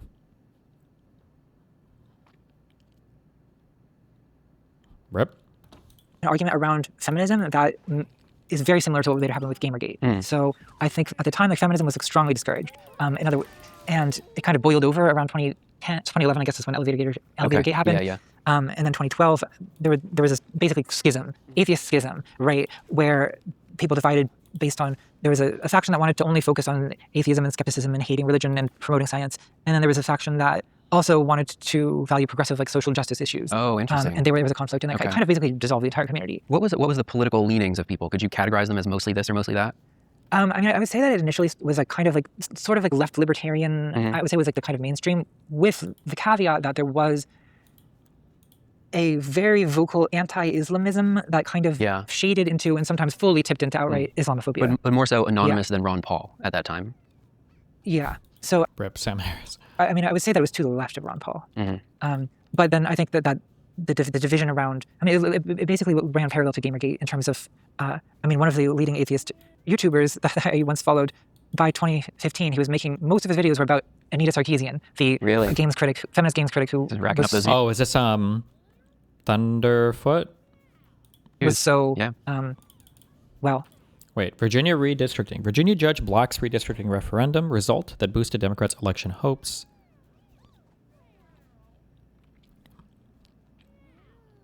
They're going to fight the order issued by Judge Jack Hurley. Yeah, that's going to be... I think they were planning that they were going to have to fight that in court, right? The target of so much obsessive vitriol during Gamergate, right? So I think that, and then this is where like Bannon and Miley Yiannopoulos came in, and they realized this is a politically useful energy. Yeah. I'm not going to get us in the Christopher Pool. We'll never get out of that rabbit hole. Okay, so I wanted to explore this stuff a little bit because I see a pretty direct lineage from this like YouTube skeptic, atheist, libertarian-ish leaning movement to the constituency that is now this like right-wing populism. It's the same group of people progressing over like 10, 15 years. There's an arc. You can call it a pipeline. You can like watch people move between these successive phases. How has the left changed within that time? We've been talking about this like, let's say 8-year arc. How has the left changed since you started making content? In a lot of ways, there continues to be a fairly devastating fracture that is downwind the 2016 Democratic primary. The long 2016. And that I think that the effects of that are still felt. Bernie, no. I had hoped that it was possible for there to be like a liberal left alliance. By 2024, it came to seem that wasn't possible. This, I think, to me, is a very black pilling for me, because it seems like it's less possible to make a coalition than I used to. Because in 2017, I had this moment of optimism, right? I had been, full disclosure, I mean, I'm sure that people already know this, but I was like a Hillary Clinton supporter in 2016. I mean, in part, not that I didn't like, not that I disliked Bernie, I did like him, right? But I thought at the time, you know, I'd worked on Obama's campaign in 2012. Whoa, and so I remember just operative. how, like, I used to canvass, I used to do phone calls, and just to get people to want, I was like, we're trying to give you healthcare. And it was like pulling teeth to get people to be like, but it's socialism, and he's going to make death panels, and it's Islamic communism, and it's, you know what I mean? Like, just, we're talking about the Affordable Care Act, not at all a radical piece of legislation, right? But like, people have been so, like this like anti-socialist strain of American paranoia was so strong that I felt that Bernie Sanders could not win. Then Hillary Clinton lost. And that caused me to rethink things. I was like, well, okay, my intuitions may be wrong, because I would not have thought Donald Trump would win. Maybe I was also wrong about Bernie Sanders. And so I kind of moved a bit to the left then and felt like, look, we can maybe have a kind of leftist Democratic Party, and then AOC like emerged, and that was very promising in 2018. Then in 2020, of course, Bernie really lost the primary. And I think that I felt like, okay, maybe this is not translating into electoral success so much. And then by 2024, I felt he lost in a fair fight. He didn't get swindled by the DNC. I mean, I also personally think the claims of him being swindled by this DNC are somewhat over. Careful. Oh, that's a hot contra take. But yes, most people believe that are on that like far left, even the progressive people. Most people believe that Bernie Sanders got robbed from both elections. The first one because the DNC was explicitly conspiring against him, and he would have won if not for that. And then in the second one, that all of the moderate candidates came together to rig it against poor Bernie. They believe that both of them were stolen. You know, swindled by the DNC. I mean, I also personally think the claims of him being swindled by this DNC are somewhat overstated. Maybe not swindled, but like at least the institutional power in the DNC was so sizable and potent that the insurgent populist campaign couldn't overcome how much hegemonic power it had. They could pull different levers and get people to show up and sell cards. Nah, it was simpler than that. Bernie was just never going to win black votes. He just didn't court the right people. The socialist thing was a big turnoff for a lot of Americans. Like that, it's really not more than that, you know. Line in this kind of thing. Yeah, I mean, that's definitely true to some extent. I mean, I think that's, I guess I get a little bit annoyed when people overstate that, like, it was rage against Bernie, and that, like, well, like, Hillary Clinton did win the popular vote by more than 3 million votes. Like, I mean, yes, Hillary Clinton has spent her career building institutional support in the Democratic Party. Bernie Sanders just showed up that year, basically, as he's an independent in Vermont. So you, as you were saying, your politics progressed after that that failure in 2020. But then I kind of I got disillusioned with it, especially when it came to 2024, and I felt that it was basically like desperately urgent to vote for Kamala Harris, and I was getting a lot of aggressive pushback on that idea from the left. So I felt kind of politically isolated by feeling that it was important to vote for Kamala Harris. I felt politically isolated in 2024, and now I kind of just don't know what to do, and I've kind of just adopted this sort of stoic, almost like submissive or defeatist attitude towards politics, which I hope that things will improve, though I don't necessarily expect it. I think that there needs, what I see as the main problem on the left is there's this gap between the online leftist podcast sphere and like the liberal middle-aged women who canvass for the Democratic Party. Like, the normie vote? Yeah, the normie vote. But there's like no non-normie vote almost. You're telling me that like people in middle America are not like Marxist-Leninist Maoists? Yes, that is what I'm saying. Huh. I mean, they're not Marxist-Leninist. It's news to me, because I had a lot of discords that would I think that despite the impression that you get in certain online spaces, I think that like Marxist-Leninist Maoist ideology is probably off-putting to most American voters. Like, again, maybe things have changed a lot since 2012, but a lot of people felt that the Affordable Care Act was too communist. So, I mean, maybe that's different now. I think it might be. I think it might be. But it's also, I mean, Medicare for All is kind of old news to people now, so we'll see what develops. I wanted to bring this up, though, as referencing in an interview with Riley Grace Rochon, you were talking about a Discord server that you used to run at some point where there was a big factional split that opened up where the conversation was about whether it was racist to be a Marxist-Leninist Maoist, and you were like, okay, I'm just turning this thing off. So what portion of the kind of left-wing audience that you acquired within that time kind of caused you to progress in your political views as well? Do you mean, did the audience kind of lead me to? When you see how your work is reflected by the actual audience and you think that, actually, this is not what I was trying to advance, that changes your views and you have to kind of recalibrate. Well, I have been often surprised by how many people become like communists after watching my videos. I'm not and have never been a communist. And I don't think that I'm arguing for communism. But what kind of communist? Well, a variety of kinds. But the thing is, like, I've never really considered myself to be on the radical left in terms of the fact that I'm not I mean, what am I? I'm like a social democrat. Like I'm on the left wing of the Democratic Party. Let's put it that way, right? So like my favorite politicians are people like AOC, like Mamdani. Like this is where my political allegiance is. I don't really.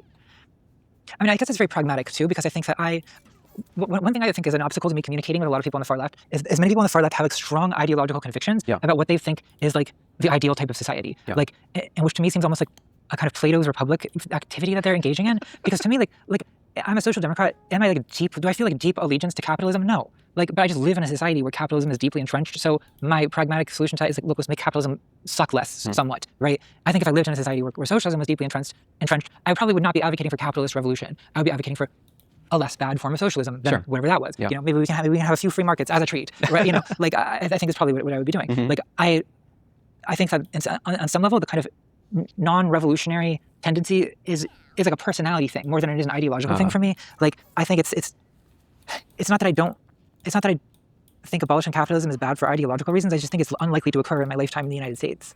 Well, I guess I think of it as like it's alcoholism 101. You have the serenity to accept the things you cannot change. You have the courage to change what you can, and you have the wisdom to know the difference. So I think we're arguing about like, you know, the topic of abolishing capitalism. Is this a serenity problem? Is it a courage problem? Is it a wisdom problem?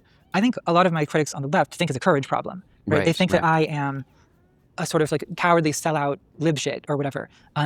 Whereas I think that they have a wisdom problem and that they are trying to, or a serenity problem, I'm not sure which. Like they're trying to change a thing that's not going to change, like not realistically in any kind of like short or middle time frame. How do you feel about? So I'm sympathetic to this. That there's actually existing social democracy. There's a Nordic model, and those things are compelling because they work and they're real, and it's not my fantasy utopia. But what do you think about? You know, clearly the aspirations of the people who achieve the Nordic model were pointing beyond that. So when is it useful for us to have like maybe less practical politics as a North Star by which we can, you know, incrementally judge our progress towards the society we'd like to see? Well, some level of that is undoubtedly useful. Like I do think that people feel my temperamental like aversion to like utopian thinking is not, you know, is like probably not the majority viewpoint. I think a lot of people like the idea of like having a very like, you know, a North Star to follow, like something very hopeful and like beautiful to imagine as a future. The fact that I'm annoyed by it is like my problem maybe, but I think that. So I think you're right that yes, it can be helpful to have like an idea of what your ideal would be, so that you can work, you know, what you're working towards, even if you don't ever get there. I guess where I object to the utopian strain, as I see it, is where I feel like it becomes an obstacle. It becomes the perfect becoming an enemy of the better, right? It becomes an obstacle to progress when any actually achievable goal is seen as not good enough to even be worth bothering with. Right. which is, again, I think the constant debate that I've been in about electoralism often centers on that these deeply imperfect Democratic candidates, many people feel that they would be just too morally compromised if they voted for them. Yeah. And I'm like, well, look, but it's going to be one or the other. And it can always get worse. Yeah. And then I think people hate the lesser of two evils thing because it's not inspiring and it's depressing, and they see it as just a slippery slope that leads to an ever worsening society. Yeah. Well, to be clear, I do not think that we're the lesser of two evils should be the Democratic Party messaging. Nor do I think that it is. But I think that it is how I think about it, because I just don't. Well, because people I don't know, I'm just frustrated with people who won't vote, assuring me that, look, if the worst candidate wins, then that will be the catalyst for a revolution. It's like, okay, well, then where's the revolution? Right. Where are you? You said you were a revolutionary before the election. Why are you not a revolutionary after the election? I don't know. I think there's a fantasy that they used to call it worseism. Now they call it accelerationism. But as things get worse, that creates the conditions for revolution. And that is a very kind of comfortable subcultural identity where you don't have to get involved in the messy stuff of politics and be in a coalition with somebody that you don't personally want to hang out with. But the more kind of nitty gritty in the weeds conversation around, there are reasons why social democracy fell to neoliberalism in Europe, and there are kind of global macroeconomic tendency of the rate of profit to fall, big kind of theoretical conversations that social democracy fell to neoliberalism in Europe. What does that mean? I don't know what he means when he says that. But it gets worse for a reason, and I think that is understandable, but it also has to do with a lot of math, and that's not very sexy to be honest. Before I get us totally sidetracked, we've been talking about transformations within the left. We've touched on this a bit before, but how has the right changed in the last, let's say, long 2016? Well, they've really changed. I think that there was initial resistance to Trump and the Republican Party. So if you think about Mitt Romney as a Republican candidate, the Republican Party is an unrecognizable organization compared to what it was, right? I think that I do think that Trump kind of harnessed these energies that were always part of or at least for 50 plus years have been part of the right wing. Fall just of the kind the of wall in Germany. Of right wing politics. Social democracy was the USSR or what? I don't know. In there. Yeah, it's been in there. But there's been or maybe they're talking about Margaret Thatcher tier stuff, maybe, I guess. Or and a kind of need to mitigate the roughest edges of it. So I always think about this moment in the 2008 presidential election where some woman at a rally, stands up with a microphone, asks John McCain, isn't Obama an Arab? Oh, I remember this. Yeah. And McCain says, no, ma'am. He's a good family man. Right. Which is a bit of an awkward response. That's incredible. But I think his heart was in the right place. Right. But I think that that woman now, she can just say that. You can just say that now on the Republican Party. Right? Totally. And so I think that part of why people on the right like Trump so much is that I see him as his obscenity and his kind of vulgarity and sadism is experienced by his followers as liberation. It's a liberation of aggressive impulses that they are tired of having to repress. In other words, so they view leftist or they view liberal politeness, political correctness, as I see it, wokeness, as this basically phony pretend thing that is this tedious, insincere form of politeness that's thrust upon them and that they resent. Right? It's nagging, it's scolding. It's this, and they sort of don't believe that anyone really believes it. And so Trump is saying what we're all thinking, and that permission to just be openly sadistic is a massive relief to them, I think. And I think that's part of why they so devoted to Trump. And there's an interesting paradox with the strict daddy thing, because this is again where I think Lakoff maybe didn't see this coming in the 90s. Is Trump is because of how obscene he is and how transgressive he is in terms of his own personal morality, which basically doesn't exist as far as I can tell. People see that as real because they see decorum and politeness and decency and trying not to be racist and things like that. They see all that as fundamentally fake because we're all sadists, right? And we all hate minorities. They think it was never real. Yeah, it was never real. So Trump has just said it like it is and given us all permission to finally say the things that we've been thinking. The unspeakable truth. So I think that tendency has snowballed into a right where they're now basically, people call it the based ritual or vice signaling, where people on the right are basically competing with each other to be as sadistic and offensive as possible to establish their anti-politically correct cred. Yeah. So you'll do this better than I will. I'm going to try and set up a few things here. We have a lot of conversations online about socialism and revolution and all this stuff. Yeah. We are nowhere near fucking socialism. Socialism we talk about now is social democracy. The thing that is in crisis is liberalism. Yeah. This is a contentious idea. I still believe in teleology that there's this linear sequential progression. Liberalism is now, its very canon is being threatened. You brought up Locke before. There's Rousseau, there's Hobbes. There's kind of different arguments about how this whole thing works. And the new right, what we used to call it before that was the Dark Enlightenment. Yeah. And the position that we find ourselves in now is that the online socialist movement has become so untethered to its roots and its philosophical argumentation that it is literally not able to refute these anti-Enlightenment ideas. And so we come back to, okay, just might is right, and that's all that there was. Yeah. The kind of deeper problem underneath it, so I'm kind of showing my cards here on the podcast. I do not have this figured out. But in advance of sitting down with Francis Fukuyama, I went back. I took that very seriously, and I reread all of his stuff. I reread Locke and Hobbes and Rousseau. And it does really seem I read every like single book before I the talked to him. degree to which we believed that Enlightenment institutions could set up rules and norms by which people would have to abide, that was backed up by the monopoly on violence that was held by the state. Yes. And now those Enlightenment institutions have become so corrupt that the legitimation of the public, they no longer believe in these institutions. And so you get someone to come along who's just like, all right, might makes right, and it's always been that way.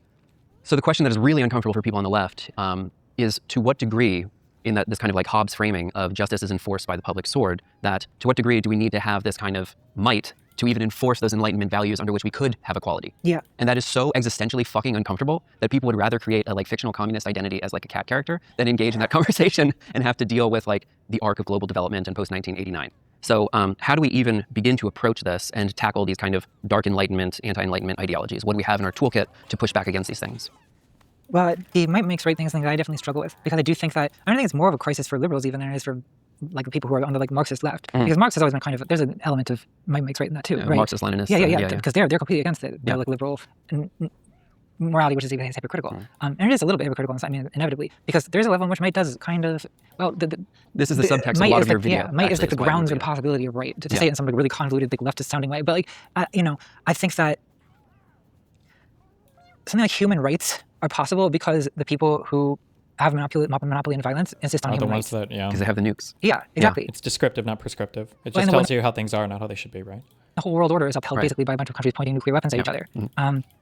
The whole political world map is drawn in blood. Like, you know, like, no one wants to think about this. I don't want to think about it because it's like, it does like challenge your self-conception as someone who doesn't believe in violence. I think you do have to realize that you sort of do believe in violence. You just you have to decide what kind of violence you believe in. And I think that there's forms of violence that reduce other forms of violence, right? So it's about, I think the honest view is to talk about what types of violence those are. I mean, I think the existence of a state depends on some level of violence, right? Yes. So most of us, I would say, believe in the existence of some kind of state. So we believe in some kind of violence that maintains that order. What I like about democracy, there's a lot of things I hate about democracy. I feel like I've been encountering a lot of those lately, but I still do like democracy. And one thing I like about it is that it provides a means to change society that doesn't involve like a massive amount of bloodshed. It avoids violence. Yeah. And I mean, even though it is still upheld by, you know, the order is maintained by police and on the inside and the army on the outside. Sweden has police too. Yeah, everyone has police. Like, I think that it's the less violent way of conducting things, right? And for a time, it was possible to change the direction of American government anyway, or many liberal democratic governments, without outright like civil war, right? Well, Space Guy and now it seems 97. like maybe that's going to get harder if things continue going the way they are. I dread that. Should the left abandon the Enlightenment?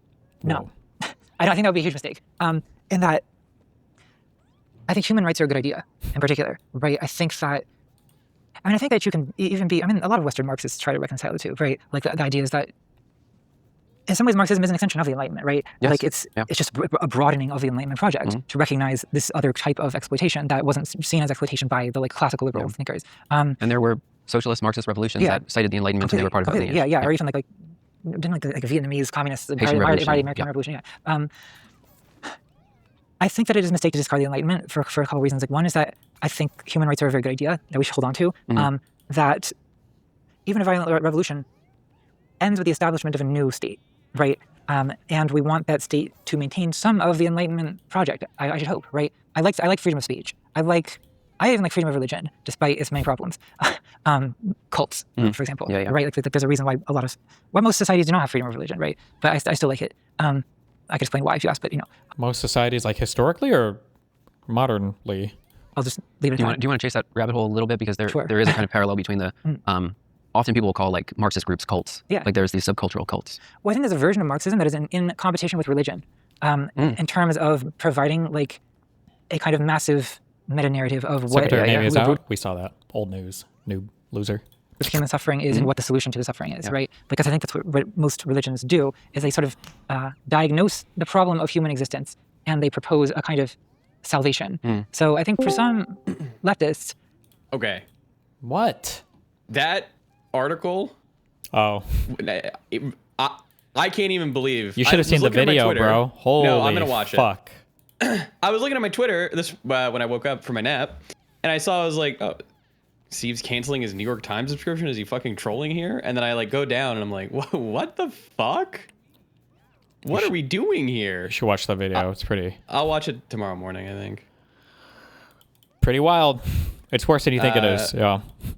Yeah. All right. Well, I canceled my subscription. I added them, and I mean, hopefully we can get something done. This is absolutely insane. Probably not. That's okay. But this is the second time New York Times has done something retarded in like the last fucking week. Just the second time? The other one, well, the other one I remember off the top of my head was like the guy who had nonverbal autism, who the lady just wrote like a puff piece about and didn't do any actual questioning or any interesting. That kind of slop though is, I mean, unfortunately, but yeah, no, but this one was pretty wild. I don't know. Yeah. All right. Well, I'm excited to watch it tomorrow. Be careful. I'll be back. Marxist analysis kind of fulfills that rule, right? They sort of maybe overly broadly attribute class conflicts to be like the source of all human suffering and all injustice, right? And then they propose like a revolutionary solution where it is kind of like eschatological. I don't think this is inherent to Marxism. Like I think you can be, but I do think that when a communist society, for example, attempts to extirpate religion, it is establishing a kind of state religion, and that's the liberal in me. Is I don't like that. Like I like. As problematic as it is, I kind of do like this John Rawls idea of like, you know, you have liberal political subjects who also may have their private religious conviction. I think there's human needs that politics doesn't meet, in other words. Right? I think there's forms of suffering that don't originate from inequality or from oppression. There was a human soul before there was the extraction of surplus value. And I do think that. And I also think, I think the best evidence for it is like, behold the misery of rich people, right? I mean, I think some people would want to attribute that to like, well, that's just the corruption of the nature of the alienation. Like in a way, like the capitalist also suffers from the like inhuman system that he's benefiting from in certain materially. I've heard people tell me that, and there's probably some truth to that. But I think there's also just a kind of more baseline like dukkha, so unsatisfactoriness, like to use like a Buddhist terminology. What is that? I'm not familiar with that one. It just means unsatisfactoriness, the kind of sort of default like state of clinging and craving that's just part of human psychology. I think there's a restlessness in the human soul that's not necessarily political. So I believe that religion will always exist to address that. And I think the attempt to substitute politics for some form of spirituality is a mistake. We're talking about people's belief systems changing. Yeah. Do you know creators, you don't have to name people in particular, but do you know creators, content creators who have shifted towards the right in the last few years? I know of them. I'm not in touch. But not personally? Yeah, not personally. Well, I don't. How about maybe not content creators? Do you just know people in your personal life that have like drifted over to this other thing? Yeah. What were the contributing factors? If we can maybe look at them as an anonymous case study, what goes into that?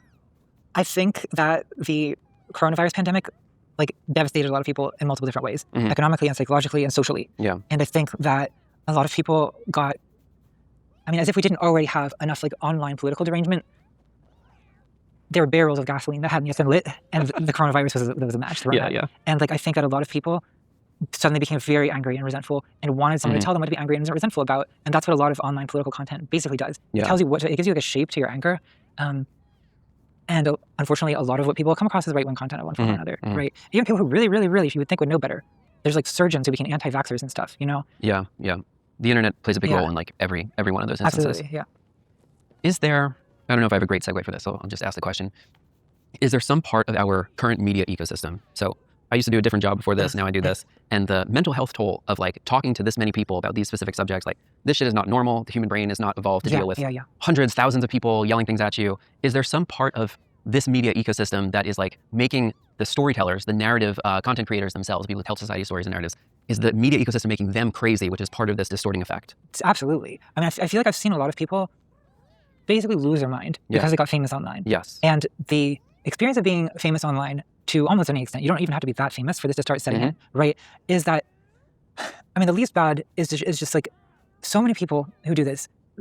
You just hear in conversations with them, there's as much as people like to insist they don't care what other people think, the obsession with your haters. Like, so it gets to people. It just does. It gets to everyone. Even people with like 1,000 followers. 1,000 followers, like, right. And their entire like channel is camera commentary and makeup or whatever. Like or anime, like the vitriol that you'll get for doing anime commentary is like, for being a white creator, or what's that? No, just for like having the wrong opinion about the fandom, you know? Like, it's worse than the Marxist factional Well, splits, it can be. I mean, like there was, this is a more like female part of the internet, but in like shipping wars, I don't know if you're familiar with this. Relationship. Yeah. So like in fandom spaces, there's been like unbelievably vicious online feuds about like which characters you think should be romantically paired. Yeah. Right? And then like, because people get so libidinally invested in this, they also like start to like attach political justifications to it. Like, it is racist if you think these two characters should be together. Like, if you ship Rey and what's that guy's name from Star Wars, Kylo Ren. Oh, Raylo is racist because there's a perfectly good black man there and you're not shipping them. Oh,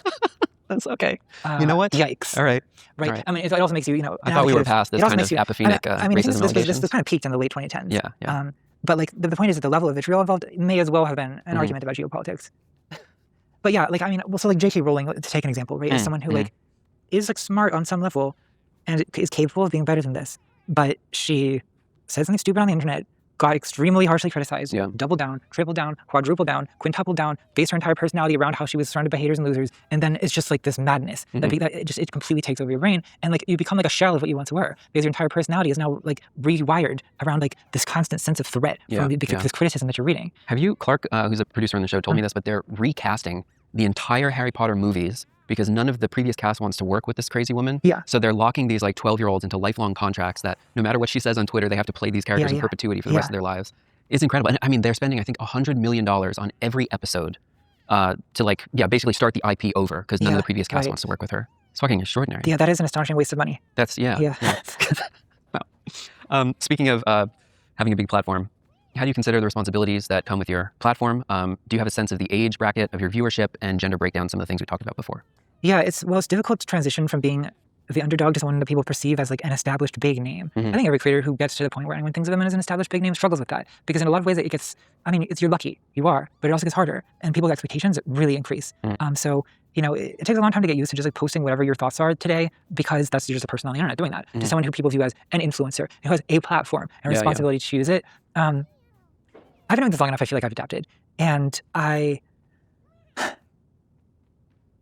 as far as my audience, I'm very glad that my audience is mostly people who, it's not teenagers, which I would not like if my audience was teenagers. I think I would feel a much higher degree of like responsibility or like the need to like, you know, be a good influence and so on. I prefer to communicate to an adult audience because I think it, in a way, I'm always trying to like lower the moral bar for myself a little bit because, well, high expectations are a burden. It's less fun to need to, you know what I mean? But I think that, I mean, what is my audience? It's mostly like age 25 to 40. I think it's like... Has it drifted upwards I think as you've progressed? It's gotten a bit older as I have, So it's people who learned about you early on and stayed with it. Stayed with it. I mean, I definitely do have like a significant, you know, younger audience as well.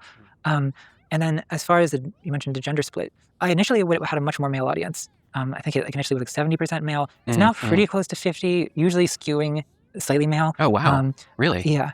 I'm sure you know this, that's like very anomalous for political content, political content, but you're also like talking about movies, so there's maybe a genre bleed. I think there was I think there was like 1 or 2 months where for the first time ever I had more female audience than male. Unheard of. It was because I made a video about Twilight. Yeah. But like, or it was a video about feminine sexuality really, but it was called Twilight, and I think it was a video that I made with a female audience in mind. But yeah, I think that, you know, then I made a video about conspiracy theories and a video about horror movies, so it's skewing male again. But yeah, I do think my audience... Did you do that on purpose also? You picked like the girl movie and the boy movie back to back? A little bit. Exactly I mean, a little bit. I do think that like, well, they're both movies that were highly controversial in the 2000s and widely hated, and movies which at the time I hated both of them. And then like kind of like reassessed as an adult and was like, was this really a good use of energy hating this thing, right? And like wanted to understand this thing that I used to hate, right? And so I think that, I do think the Saw video, it is in a way the kind of like evil brother of the Twilight video. To watch part 2 of this. I love this guy's random ad break shots. Sykkuno male manipulator fan edit.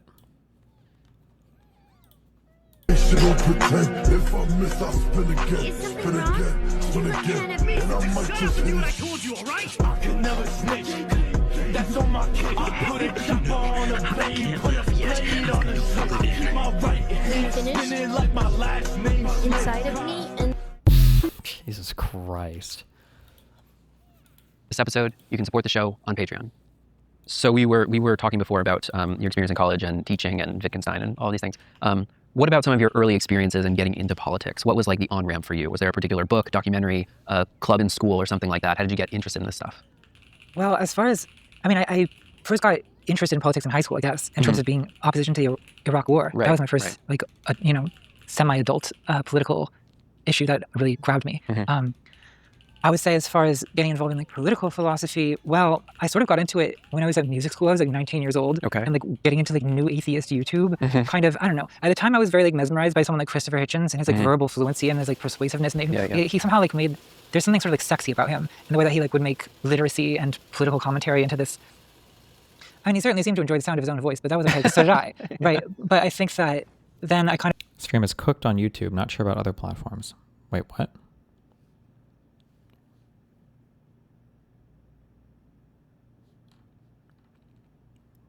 Oh, my data's dropping. I don't know why. I don't know if that's my end or YouTube's end.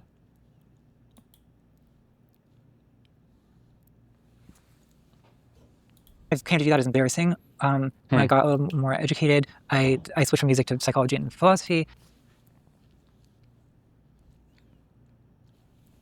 It's going up and down. Yeah, just like your mom. Got him.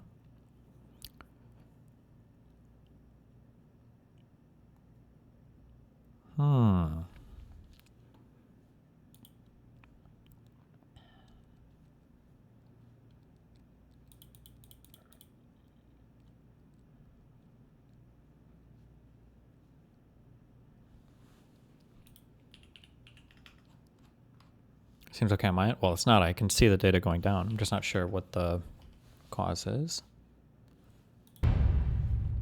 In Europe and in the United Kingdom where I'm from, the age of consent is 16, and I did sleep with a 16-year-old when I was 30. But when I was 30... Jesus. What? In Europe and in the United Kingdom where I'm from, the age of consent is 16. Wow, Eliminator, thank you for the 5 gifted subs. On kick. And I did sleep with a 16-year-old when I was 30. But when I was 30, I was a very different person. I was a lot younger, and I was an immature 30-year-old. Consensual sex, actually, with a variety of people, when there is a strong power differential, as there is when you're a famous man that has the ability to attract women that I had at that time, I think involves exploitation. I think it is exploitative. I recognize that my sexual conduct in the past was selfish, and I did not apply enough consideration, barely any, I suppose, really, to how that sex was affecting other people. The Megyn Kelly Show. I used to love, and I still do actually, love Slavoj Žižek's, especially his was it Pervert's Guide to Cinema. So good. I love that movie. Yeah, and that is a proto video essay. Yeah. I mean, Yeah. it was directed by Sophie Fiennes, I think. Set design and everything. Yeah. Too. But that's an early video essay, early leftist video essay. In a way that those movies are like RedTube before RedTube. I made a video homage to that piece also. Really? I fucking absolutely love it. I used to show it in my class. So Zizek was So I part of love your those. onboarding? Absolutely. Yeah. Okay. And then I guess, as far as video essays are concerned, it was like FilmTube that I feel like really kind of got me to come movie reviews. Movie reviews, because that's where like the best, I would say, skills of video essays originated. Right. And commentary on. I mean, it must have been like 2010 or something. There was this viral review of the Star Wars prequels by a channel called Red Letter Media. Okay. And it was this review that was kind of, it's done in character as this like serial killer alcoholic who's reviewing the Star Wars prequels. And it was like so much funnier and so much like better organized than like the vlog style of YouTubing I was used to at that time. It made an impression on me. And I think I think it made an impression on a lot of YouTubers my age who do video essays now. They're very influential. Red Letter Media. Yeah. Was that the Scarlet Letter, or what's the reference in there? Oh my God. He doesn't know. I actually don't know. Does it sound kind of vaguely communist too? It does. They're not communists though. They're okay. They're just a bunch of guys in the Midwest. I don't even know if they're progressive. They're just film reviewers. I assume that all criticism is somehow progressive, but I realize that is not actually the case. I don't think it's actually the case. That's like a hazard of going to like art school, I guess. Yeah. No, I don't think they are especially progressive. In fact, they were sort of like edgy and transgressive in that like they're a little older though, so it wasn't like in a 4chan way. Yeah. It was kind of in a some of the humor has like aged badly. There was like a running joke about him having like a woman he had abducted locked in the basement. My Steelman interpretation of this is that, so what is the joke with that? I mean, is it misogynistic? Like, yeah. But also, I feel like the joke was kind of like, what is the kind of person that makes a 5-hour review of Star Wars prequels? Wow. The kind of person who has a woman change in his basement. Yeah. Right? So. Okay. Well, fairly argued. What about following that? So bring us from like 2010 to 2016. Were there other formative influences, maybe in the field of psychology, philosophy, stuff like that? Well, when I was as an undergraduate, I got very into critical theory. I got very into, I think I read most of the like major critical theory canon. Are we talking about Frankfurt School? Or yeah, like Frankfurt School, but also the kind of like, John Berger and Hell yeah. Society of the Spectacle. Contra wishes she had anywhere near the political education background that Hasan had. Shake my head. And Baudrillard and like all that stuff. And philosophy, I mean, I was getting a PhD in Northwestern, which is it's like a kind of continental leaning department that's still sort of grounded in like Anglo-Kantianism, if that means anything. If I had stayed, I probably would have ended up doing something on like aesthetics and like Kant and Hegel or something. I have no regrets about not doing that. But yeah, I think, like I said, the only course I taught as a full professor was this course on Wittgenstein. And Wittgenstein to me is kind of an anti-philosopher, the late Wittgenstein anyway. Like in the philosophical investigations, what he's doing is kind of like teaching you like how to stop getting trapped into the puzzle box of philosophy of language, which is kind of a waste of time and a misunderstanding of language, which is hierarchy is like based on use. It's not there's like this Platonic tradition in Western philosophy that tries to understand like what is beauty really, what is justice really. And it sees words as pointing to a concept, and the concept is something that actually exists. And so Wittgenstein is trying to get you to not see language this way, and see more. So it's kind of anti-philosophy, which also kind of contributed to me not wanting to do philosophy, I think. But really? That's Wittgenstein's gift to me. He saved me from a lifetime of having to do philosophy. Like you killed yourself in the process. Yeah. I was cured. Man, this would be a great transition here for this next question, but I'm going to take a tangent. Okay. How do you feel about this kind of canon, or like, let's call it post-Marxist, Baudrillard, I don't know, Foucault, this kind of thing? The philosophy that is in vogue in the Western Academy, that thing came into prominence at the same time when we saw left-wing intellectuals move into the academy and become like very disconnected from the workers' movement and stuff like this. How do you now reflect on Baudrillard? Was very influential for me. It was like, I think that was one of my first serious, like, oh, I like theory. I think a lot of people have that Artists experience. always like Baudrillard. Who? Artists. Oh, yeah, of course. Yeah. So simulation, simulacrum, this kind of thing. It's great. Great memes as well. But how do you reflect back on that canon now? Like, maybe we can take them as separate topics, like Baudrillard and Foucault, for example, but like, the academic elite has kind of like run wild with these things, and I think applied them unproductively, shall we say, in different occasions. For decades too. Yeah.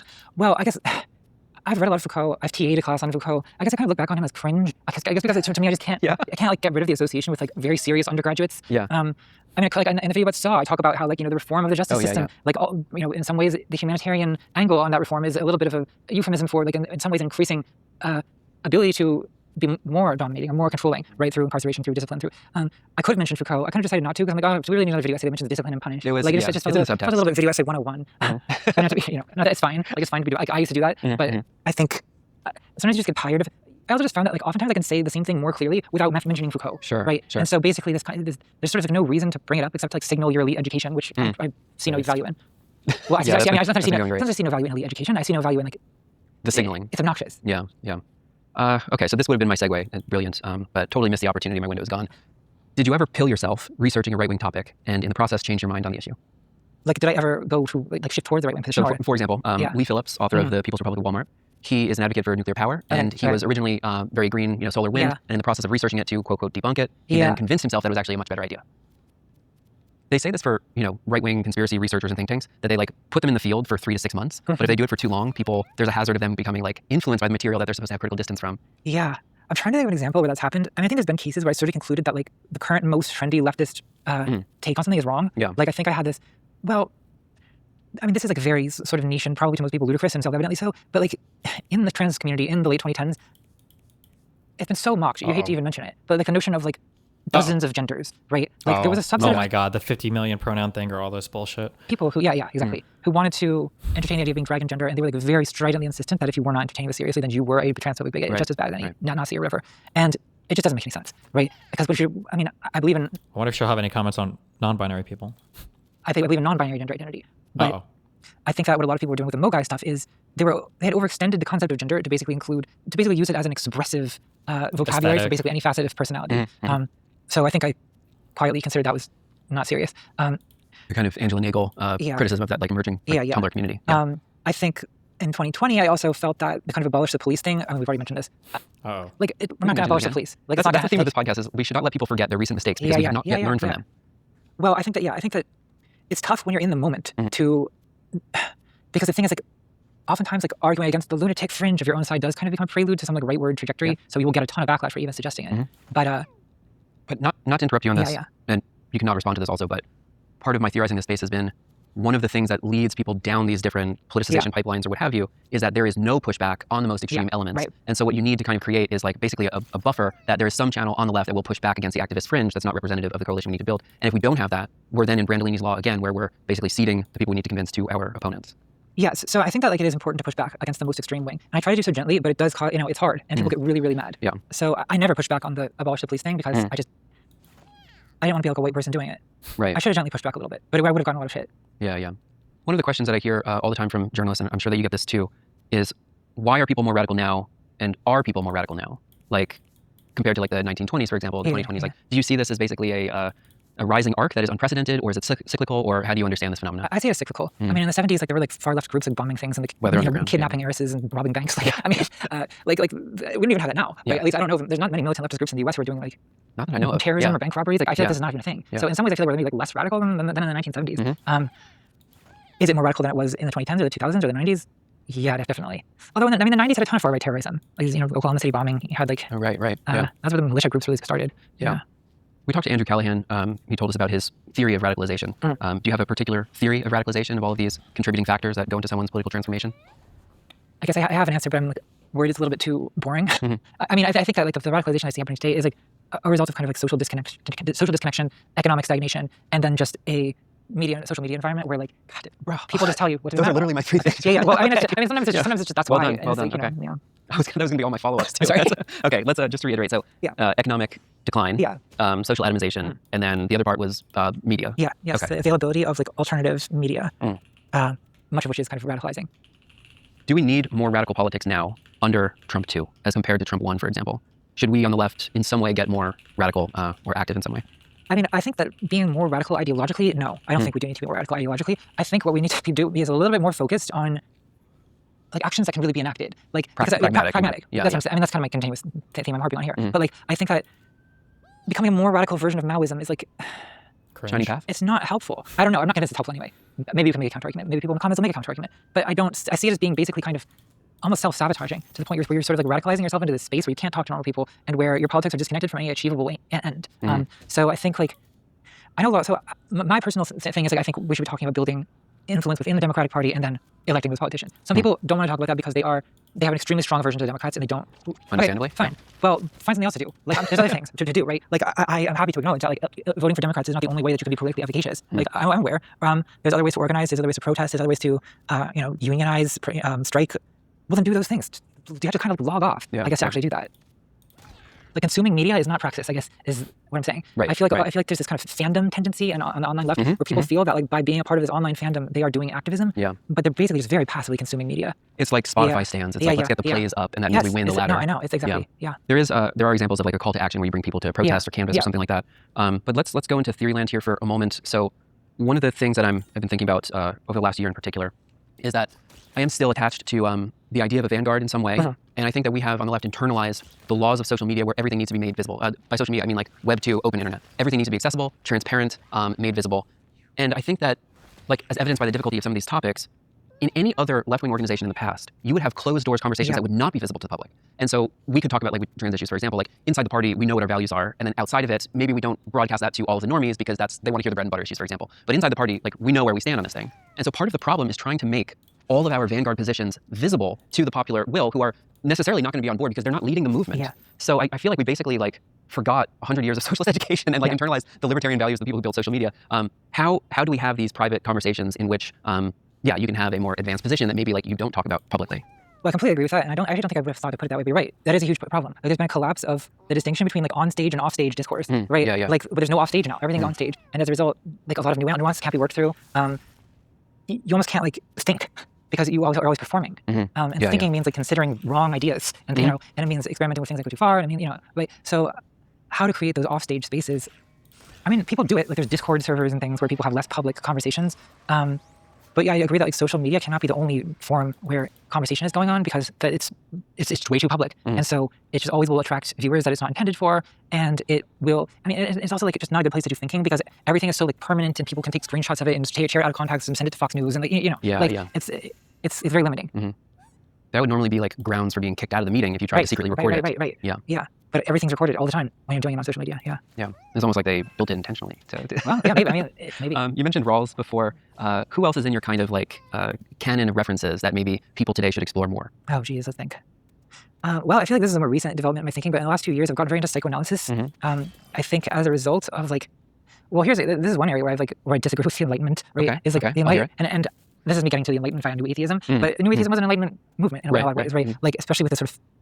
I want to call it like a fetish for reason, the reason and logic. Right? And I feel like there's something about encountering the absurdity of people who claim to be like supremely rational, just demonstrably not being so. It caused me to think about like, well, to take an interest in sort of the emotional aspect of politics, which is also I think often kind of like neglected from the Marxist perspective or from the materialist only perspective. Is that something like that analysis of like mommy politics and daddy politics as being this like people's feelings about politicians are sort of these like deep like transferences of feelings about parents. Are you talking about like a nation that wants revenge for an injury to the like Germany after World War I? That's one example certainly. I mean, and then another is just like.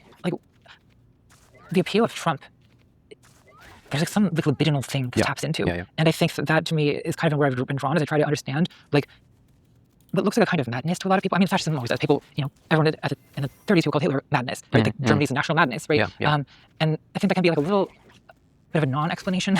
So, but it points to something real, which is like there's like, you know, some kind of deep unconscious emotional force that is involved in a lot of politics. And I think the attempt to psychoanalyze it is something I have found to be helpful and interesting in making sense of why things happen. So that's been a newer. I mean, I guess it's in Zizek. He's very like, you know, into depths of Lacanian psychoanalysis. Okay. Are you Lacanian, Freudian, or do you have a preferred camp for these things? I like Freud best actually, because I mean, part of it has to do with like, well, I think I disagree on a personality level with Freud. He's very like, I mean, he's talking about irrationality in a very rational way. Whereas like, you know, someone like Jung is a little bit of a crystal girl. Yeah, For my taste, it's like, I don't know. I mean, that can be fun. I don't know. I have a lot of tarot decks at home myself, but like, come on. At a certain point, like, I feel like Freud's kind of cynicism about society is sort of based on aggression and sexuality. I agree with that. That's how I see things. I think I love listening to people summarize Lacan at me. Zizek is very interesting when he talks about Lacan. Yeah. I've never been able to read Lacan and have a good time. He's impenetrable to me. And I'm pretty good at reading pretty impenetrable stuff, but I think that this is like, I'm not sure if he's saying anything. I don't know. You like someone else's version of it? I would like someone else's version, yeah. I would like someone to translate it into a language I can understand, yeah. On the topic of irrationality, this is some of the content in your conspiracy video, but to some degree, conspiracy is a contemporary form of elite resentment, particularly the internet type that we have now. But you seem skeptical about its ability to lead to class consciousness. What is this tweet? Trump administration asked FIFA to replace Iran with Italy, which failed to qualify at the upcoming World Cup, according to Financial Times report. Nice. Do you think there's any pipeline, so to speak, that connects those things? Is there someone who could be a reformed conspiracy theorist and then is awakened to the Marxist economic structure or something like that? I think that does happen, but I think that conspiracist populism is so compelling to people because I think it's very intuitive, and because it speaks to like the kind of the interpersonal drama that is more intuitive to like most human thinking, right? Scientific thinking is something you have to kind of be trained in, whereas to understand like plots and intrigues and good versus evil, like that's like children can do that, right? So I think that there's something sort of emotionally satisfying about conspiracist interpretations of politics that a more scientific or structural or Marxist or materialist explanation kind of like it's I mean, you don't necessarily have to be super educated, but it helps. And I think that you can be self-educated on it, of course.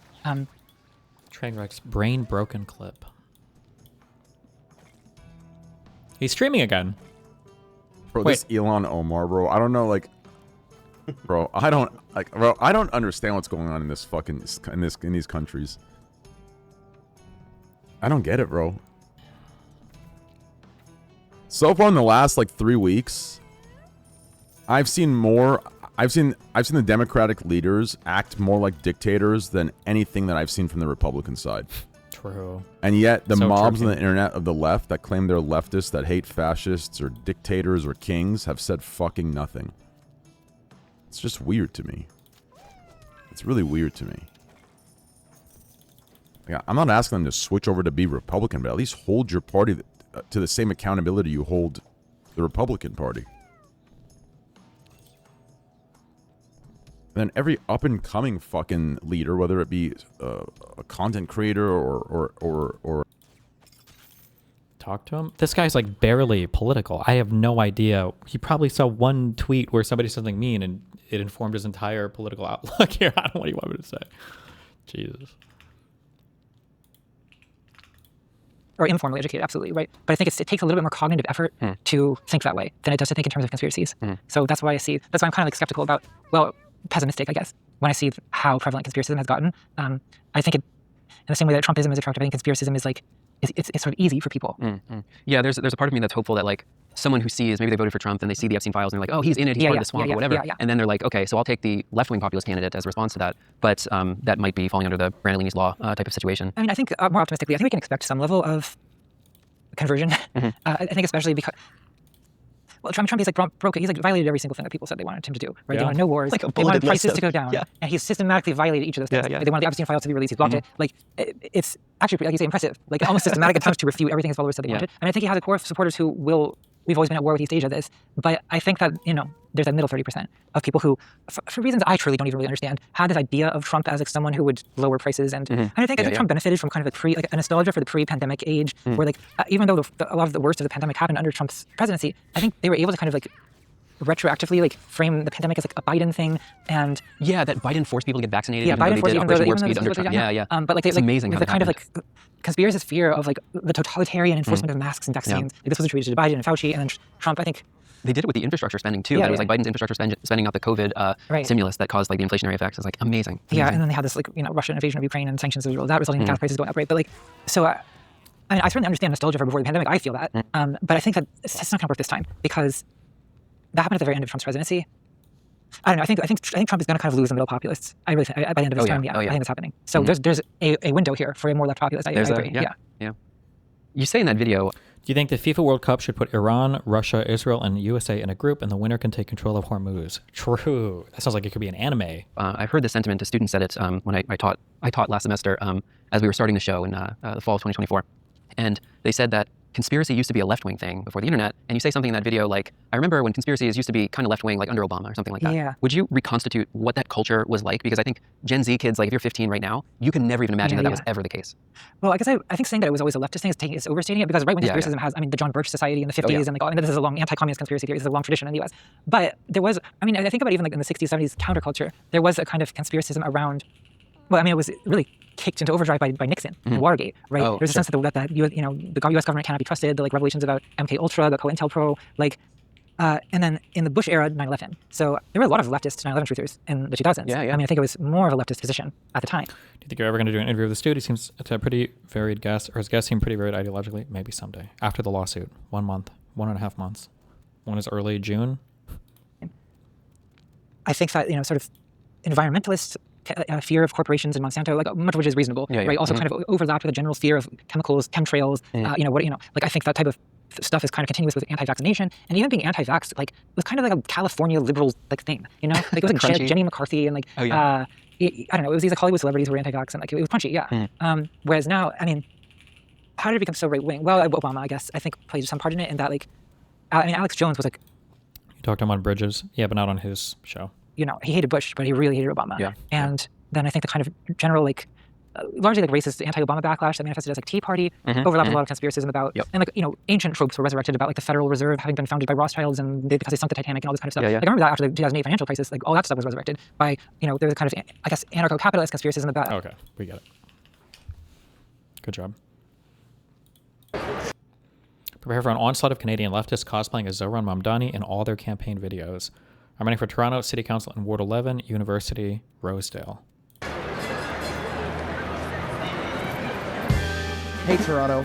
Every 4 years, you get the chance to decide the future of your city. But the rent is too high. The trains keep running late. We keep getting the same results. So let's try something new. Any more complacency from our politicians will turn this city into a museum for paying customers, not a thriving community for working Torontonians. There's a place that change can start right here in Ward 11, University, Rosedale. We welcome people from all over the world. Students, artists, and entrepreneurs. We've got food co-ops and land trusts, small homes and high-rises, 15 subway stations. Places like this prove that we can have more if we share more. Let's speed up streetcars, dedicated space, and signal priority. And let's invest in clean, beautiful public parks for everyone. Why does he have... They did a voiceover, so they recorded this separately. But he has a mic attached to him in every video. Why? If they did a voiceover anyway. And let's invest in clean, beautiful public parks for everyone. And let's build affordable housing so a new generation can stay in the neighborhoods they love. You deserve a counselor who reaches out to everyone in the community, not just the loudest voices, and someone who puts local issues first. Wow. I'm Gabe Blunt. Wow. I worked as a policy He's walking advisor a lot. at City Hall, and now I'm fighting for policies that shorten your commute and bring your rent down. But I can't do it alone. Go to my website, sign up to volunteer, or pledge to donate today. This is not a social media campaign. Change will be won on porches, in pubs, and in parks. So join me on May 1st at Nathan Phillips Square to launch our campaign together. See you there. Now that's what I call a cool campaign, bro. Can you send this to your mom? Sending this to my mom and saying, pray for our troops. An American fighter jet was attacked by a shark in the Strait of Hormuz. What? Oh, he ejected. Thank God. Close call.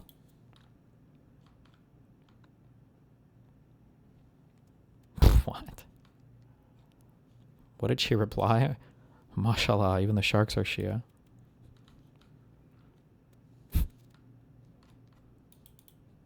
%100% real.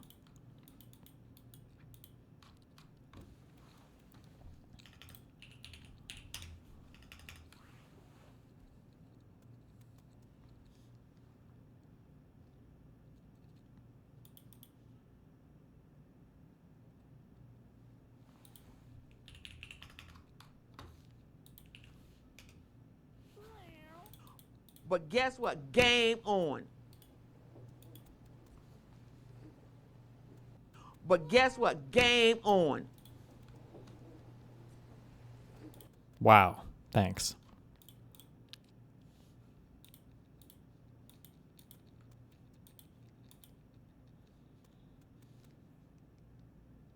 You can end stream now. I'm going to sleep. Thank you so much, Matthew. Okay. I'll be back to full streams on the 24th. I love you. Be careful, don't die. Wait, code knowledge check. 97% vibe coder will fumble during interviews if asked what this is.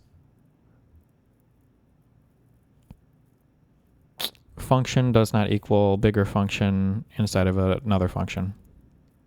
Python.